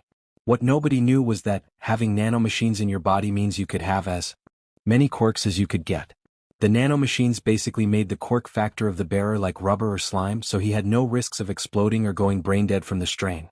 Few strength enhancers, perception, speed, durability, and maybe a regeneration just in case I went against All Might or that Tintin kid, muttered Vengeance. He remembers that punch. Was he a secret love child of All Might like Shield Maiden, or was it some nasty coincidence? Either way, Lemillion has to die. Vengeance stared at his glass for a second, contemplating his next move. As he swelled the wine in the glass, his eyes narrowed in thought before they lit up suddenly. Oh, I have an idea, grinned Vengeance, looking at the doctor. How many of the mutagen do we still have left? Enough to replenish our army. Why? Asked the doctor, intrigued. Vengeance stood up from his throne and smirked confidently. Good, let's F with the MLA idiots a little, all the while making them clash with the CRC. In a way that would piss them off the most. Time to deploy the choppers, said Vengeance as he walked to the door, while putting on his dark cloak. Where are you going now? Your wounds hasn't fully healed from your fight with Hawks and Edge shot at the last battle, snapped the doctor. Don't worry, I ain't gonna fight, just watch from the front lines, laughed Vengeance with a malevolent grin. He was never a fan of Redestro or Maria. Why not make the idiots screw each other then go for their throats? Katsuki found himself entering Nedza's office. With the feeling of being deeply unsettled, probably in danger, and most certainly not wanting to be there. Principal Nedzu was legendarily vindictive, sadistic, and cruel. So most people didn't dare invoke his wrath, but unfortunately for the rat, Katsuki Bakugo bowed to no one. How exactly he managed to remain a principal of the most reputable hero school was anyone's guess. The rat was either too smart to be caught on anything from his crusades, or he already managed to terrify everyone notable in the country beyond the point where they were willing to risk his wrath. Well, that's besides the president of the HPSC, but that woman herself knew better than to make him throw ethics through the window. It's been a week. Him, Momo, and Mira has worked their damn hardest on this thesis and got a secret help from the nerd demon king from hell. All hail our white-haired demon overlord, to quote what Denki said 2 weeks ago after he learned a super move Deku suggested. And somehow, just somehow, he got a message on his number that said thanks for supporting our king from Vampire. How the F did they even know? So here he was, alone, going to the rat for a private talk, about everything there that was already proofread 3 times by Tenya, and printed properly by May, who threw her own 2 cents and complaints into the mix. Everything was censored by Tenya personally to get rid of the swearing and babies all over the thesis. And Katsuki couldn't even complain about that because they'd why Katsuki hired Tenya. Well, that, and to make sure that all the demands and suggestions were actually within their rights, so that way the rat couldn't get around it. And of course Katsuki went alone because honestly he could see the others chicken out in front of the rat's implied threats if it came to it, but Katsuki had contingency plans just in case. He wouldn't go to a gunfight with butter knife after all. He entered the office to find All Might, Mirio, Sir Night Eye, Detective Tsukachi and David Shield in there. Probably should have picked another day, but no matter. The more witnesses the better for him. Bakugo-kun, said Nedzu with a smile. He was sitting there with a chamomile tea in front of him. What a pleasure to see you today. What brings you to my office? Right after school let out? Katsuki looked around the room. He mostly got curious looks, well except for Shoyuta and Mirai who stood there menacingly. They are surprisingly good at standing there menacingly. I was chosen as a representative of the school's first years, and we have some offers, if it, grumbled Katsuki as he walked and stood face to face with the rat and grabbed the folder. We have some suggestions that we want approved. And I am pretty sure you wouldn't want the entire first years being salty with you, rat. There was a silent gasp from Tsukachi, last person that said that apologized on his knees. What nobody noticed was Shoyuta grabbing his phone and recording in the corner. Young Bakugo started All Might, but Katsuki had another idea and cut him off. Look, All Might, if there is one thing you respect the most, it's helping people. So shut up, stand there and let me help people, glared Katsuki. All Might stared at him intently after a second. The two seemed in a stare-off for few long moments until All Might deflated more than he already was. Were you hanging out with Gran Torino? Nay, just texting. The old fart is scary and I like the cut of his jibs, replied Katsuki with a chuckle as he put some papers on the desk in front of Nedzu. Give it a good read and tell me what you think of it. And as I stated, we are not taking NO as an answer. Who do you mean by we, Bakugo-kun? Asked Mirio intrigued. He is the only one in the room who's practically still cheerful, probably excited to see what his little buddy is plotting. Nedzu meanwhile grabbed the folder and quickly skimmed through the first file. Changes to the entrance exam, nodded Nedzu with a smile. Meanwhile Eraserhead perked up before grinning widely. I can see the Gen Ed student's hand in it, though the reference links, bibliography and other things are certainly not their level. However, I have my own reasons for using the robots. The sad part of mankind is its over-reliance on image, and the image of heroism is, more or less fortunately, based on people like All Might and you. At least in Japan. So direct firepower. With how the HPSC tailors the public opinion, I need to tailor the graduates of the UA properly in order to not be outdone in terms of public image. As otherwise we'll no longer be a #1 hero school. This is why there is a backdoor in the form of the school festival. It allows people with less flashy quirks to show their skills to the world, and prove that they are the equals of the hero course students. Please, do not tell me straight to my face that my position as the symbol of peace is why many non-flashy yet still useful quirk bearers are denied their chance to realize their dreams, said All Might with a torn expression in the side. What about the arguments for the changes in that proposal? Asked Katsuki with a scowl. He already expected that answer. Katsuki will keep the information to himself, but he got his blackmail material ready. But for now, rely on their work instead of passive-aggressive threats. Well, I admit that it does raise some valid concerns that weren't brought up before, said Nedzu with a nod. It is true that the option to switch courses isn't advertised enough, resulting in many prospective kids not applying to general course after failing the hero course exam. It is also true that in order to make things more honest and give the general course kids a chance, they should be offered at least a possibility of attending self-defense, quirk training and additional physical training classes. Since without that, even the relatively brief time between the start of the year and the first school festival is enough to widen the gap between hero course and general course. The idea of organizing a special exam for the potential transfer students is also interesting. Katsuki raised a skeptical eyebrow at that. He didn't expect the support. Really? Asked Katsuki. I expected you to disagree with it and try to passive us with some next-year bullshit of the sorts, or try to bullshit me with the budget, which honestly a kid could call you out on it. You can literally triple the payment of your teachers and you budget won't get a dent in it for F's sake. Katsuki heard Shoyuta grumble some curses in the background but ignored it. Meanwhile Shoyuta cursed at the fact that everyone knew the same as him, greedy rat. Nedzu meanwhile ignored the dismissiveness of his possible arguments but without any problems. Katsuki was smart, that much Nedzu knew, now truly to test the waters. The idea is interesting, admitted Nedzu. It is true that some students might simply have bad luck during their first school festival, and that such a failure can easily breed malice. The idea of allowing the homeroom teachers of Gen Ed courses to pick particularly prospective students and for the school to organize them a closed exam a few months after the school festival is interesting. You students certainly took notice of my reasons for the robots on the entrance exam, as you even stated that passing the exam doesn't have to mean transferring courses, but it should mean being cleared to attend at least the foundational heroics lessons alongside the hero courses, in order to not widen the gap and prepare for another attempt at course transfer. I believe Aizawa struggled a lot with making up for the lost year of heroics, since he managed to earn the transfer during his second school festival. Shoyuta raised his hand at that. Yes, catching up was honestly a nightmare and I barely managed, admitted Shoyuta with a scowl, while secretly giving Katsuki a thumbs up. Night I looked thoroughly as happy with the suggestions. Robots will stay during the entrance exam. Nedza finally comes to a decision. I agree that their regular presence during the school festival is an overkill, especially the zero-pointers, however neutered is their programming. I also believe that the rest of the proposal does raise some valid points.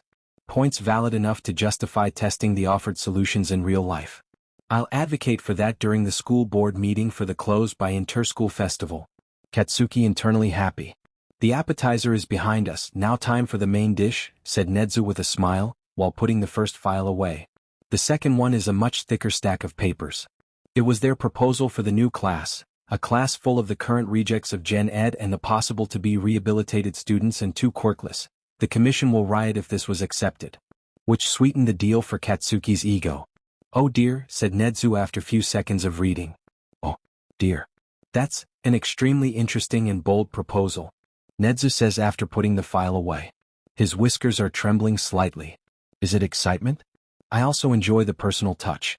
Especially the point in the list of arguments that only states that, and I quote, the Hero Commission president will be royally pissed off, and that's frankly a reason to do it on its own. The feud between Nedzu and the president was probably the second most intense feud in the history of Japan after the one between All Might and All for One, really. And Katsuki Bakugo was told by Deku Shigaraki himself that it would get just as intense if the two were allowed to publicly murder each other without losing their hard-earned positions. Frankly, it's a high-risk, high-reward proposal, especially in light of the presented list of candidates, admitted Nedzu. We'll need to ramp up security, notify the PR department in advance, and probably expand the campus with 1 or 2 additional buildings. Not to mention fact-checking the data, screening the candidates on our own. Hound Dog is going to go bald from overwork. Then again, you somehow had him sign this proposal, so he is ready for it. Or expects to get some helpers. Katsuki is silent. Time to spill the beans, Bakugo-kun, said Nedzu finally. Who helped you organize this?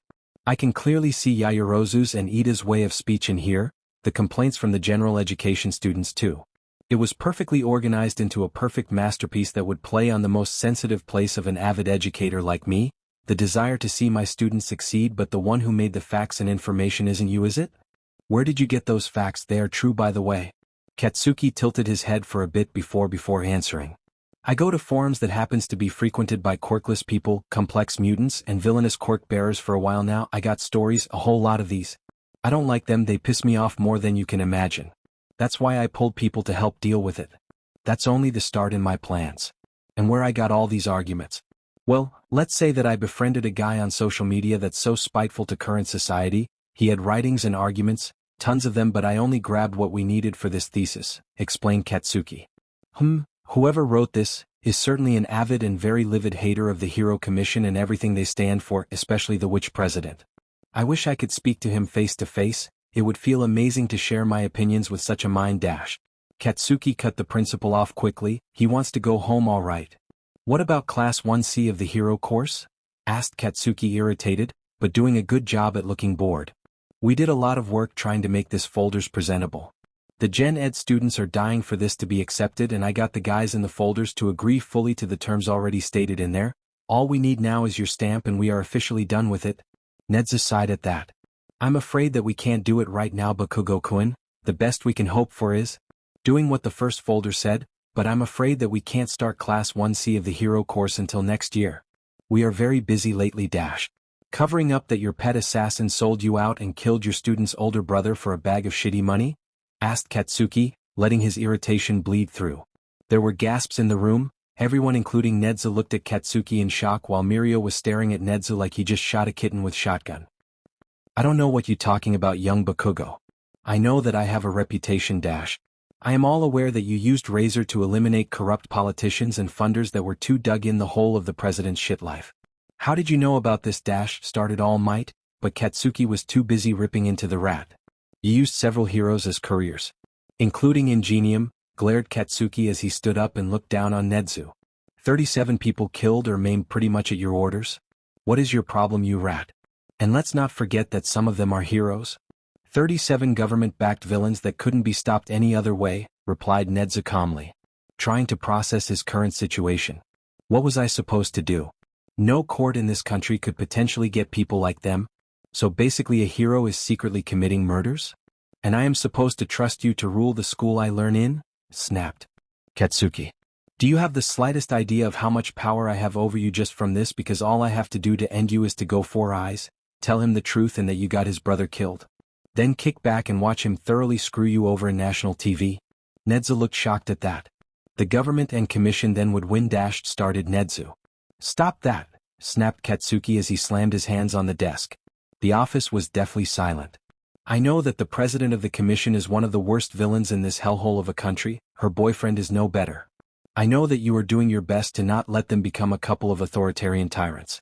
But what's the point when you are doing that by acting like her?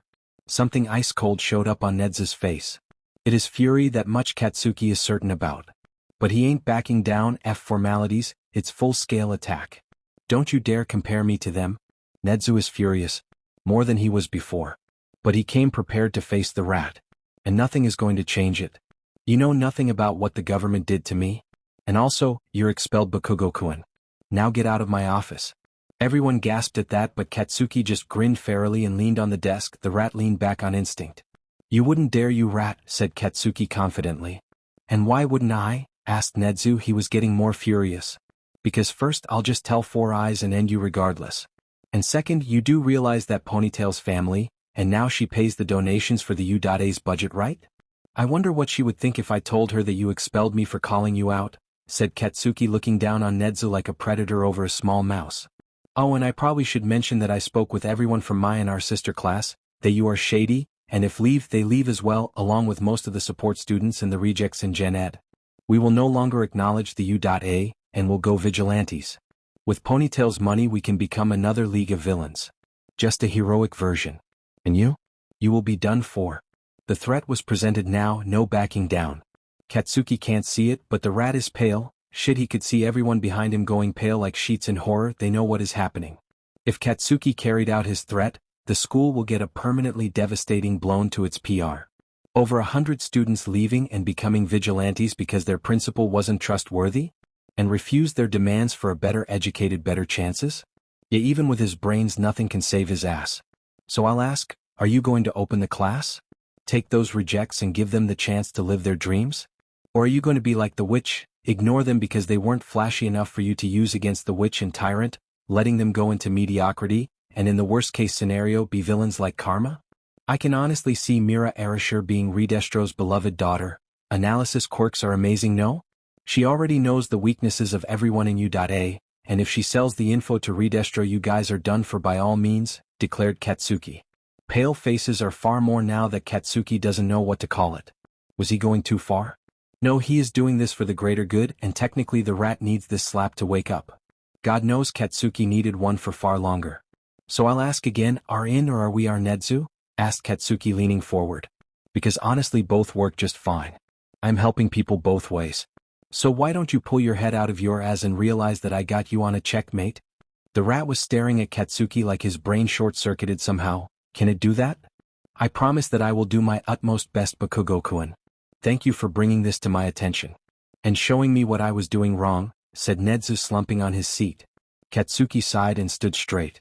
Think about it until the festival, then tell me if I'm actually fired, said Katsuki quietly before he grabbed the folder and turned to leave the office.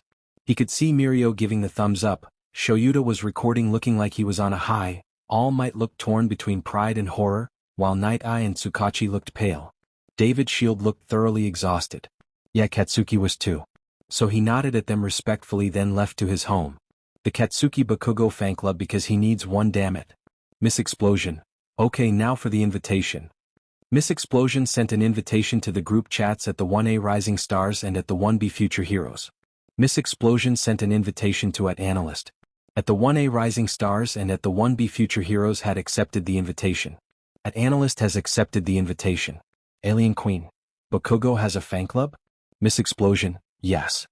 Stoic Face, for how long and why wasn't I invited? Big Sis, Yui? Stoic Face, I think he is super cool. Alien Queen, welcome to the club. Miss Explosion, well, the club existed for 40 seconds now. Analyst, why are we here? Miss Explosion, to worship the blonde demigod that made the Rat King tremble in his throne and hail him obviously. Copycat, I don't believe you. Miss Explosion sent a video recording. Lizard, oh. Drill for fists, my. Bandana boy. Religious, God. Analyst, holy shit. Ride in red, so manly. Steel for fist, so manly. Pikachu, he told Nedza to get his head out of his ass. Spider-Man, and live to tell the tale. Uravity, I think my respect for Bakugo has skyrocketed somehow. Soba, if he leaves I'm following, I have no problems with being a vigilante. Super Speed, a good part of me wants to go to the press. But to not ruin what Bakugo is trying to achieve I will stand down. Crow, Revelry in the dark. Vent Black, indeed. Lizard, okay I'm joining. Goddess, Class 1C if the hero course is guaranteed to exist after all that. Analyst, I'm gonna be a hero. Rockstar, and if the rat decides to backstab Bakugo? Soba, I will leave with him. Goddess, I think I speak for most of us here when I say. Copycat, that we would all leave. I was a victim of bullying. If the rat backstabbed someone for standing up to it and trying to help others be heroes? I am the first to join his League of Vigilantes. Alien Queen, LO Karma will laugh his ass off if that happens. Nedza will be screwed, we will be kicking as and Karma will be winning. Miss Explosion, I think I speak for most of the support course when I say we are in, because Bakugo made demands to increase our funding and get us more experience. Analyst, we should get t-shirts with his face and how does that guy rule? On top. Stoic Face, oh I want one. Alien Queen, me too. Drill for fist. Forget the recommendation exam, those 2 slots for quirkless people will be the most exclusive seat in U.A from now on. Froggy, if Nedzu actually approved the Project Ribbit. Invisibitch, oh he will, trust me he is checkmated already. He want lost the whole board out of pettiness. Analyst, well just in case let's prepare our things for after the festival to go renegade. Big Sis, can we wait and see first? Miss Explosion, well I think that our Splody dude has just made it clear that he is our leader, against those we can't trust. Rockstar, how did you figure it out? When he knew shit he should be able to. Or when confronted the rat. Oh wait. When he threatened the guy that has the country trembling at his name to open a class for minor villain MS and rejects and quirkless people. Goddess Gyra B. Nice. Rockstar, sorry trying to get to compute and sarcasm helps. Tailman, but still Nedza looked like a mouse in front of a tiger. Sugarman, fun fact Bakugo looks like a tiger so? Copycat, can we watch the recording again? Alien Queen, yes please. XD. Thank you for joining us on this incredible journey through What If Deku Became the Villain Emperor. I hope you found it as intriguing and thought-provoking as we did. A big shout out to DekuVerse for crafting such a compelling story. Don't forget to check out their profile on Archive of Our Own for more amazing works. The link is in the description below. If you liked this video, please give it a thumbs up, share it with your friends, and don't forget to subscribe to What If Deku 2.0 for more fascinating explorations into the world of fanfiction and fantasy. Your support helps us create more content like this, and we're always excited to hear your thoughts and suggestions in the comments section. See you guys in the next video.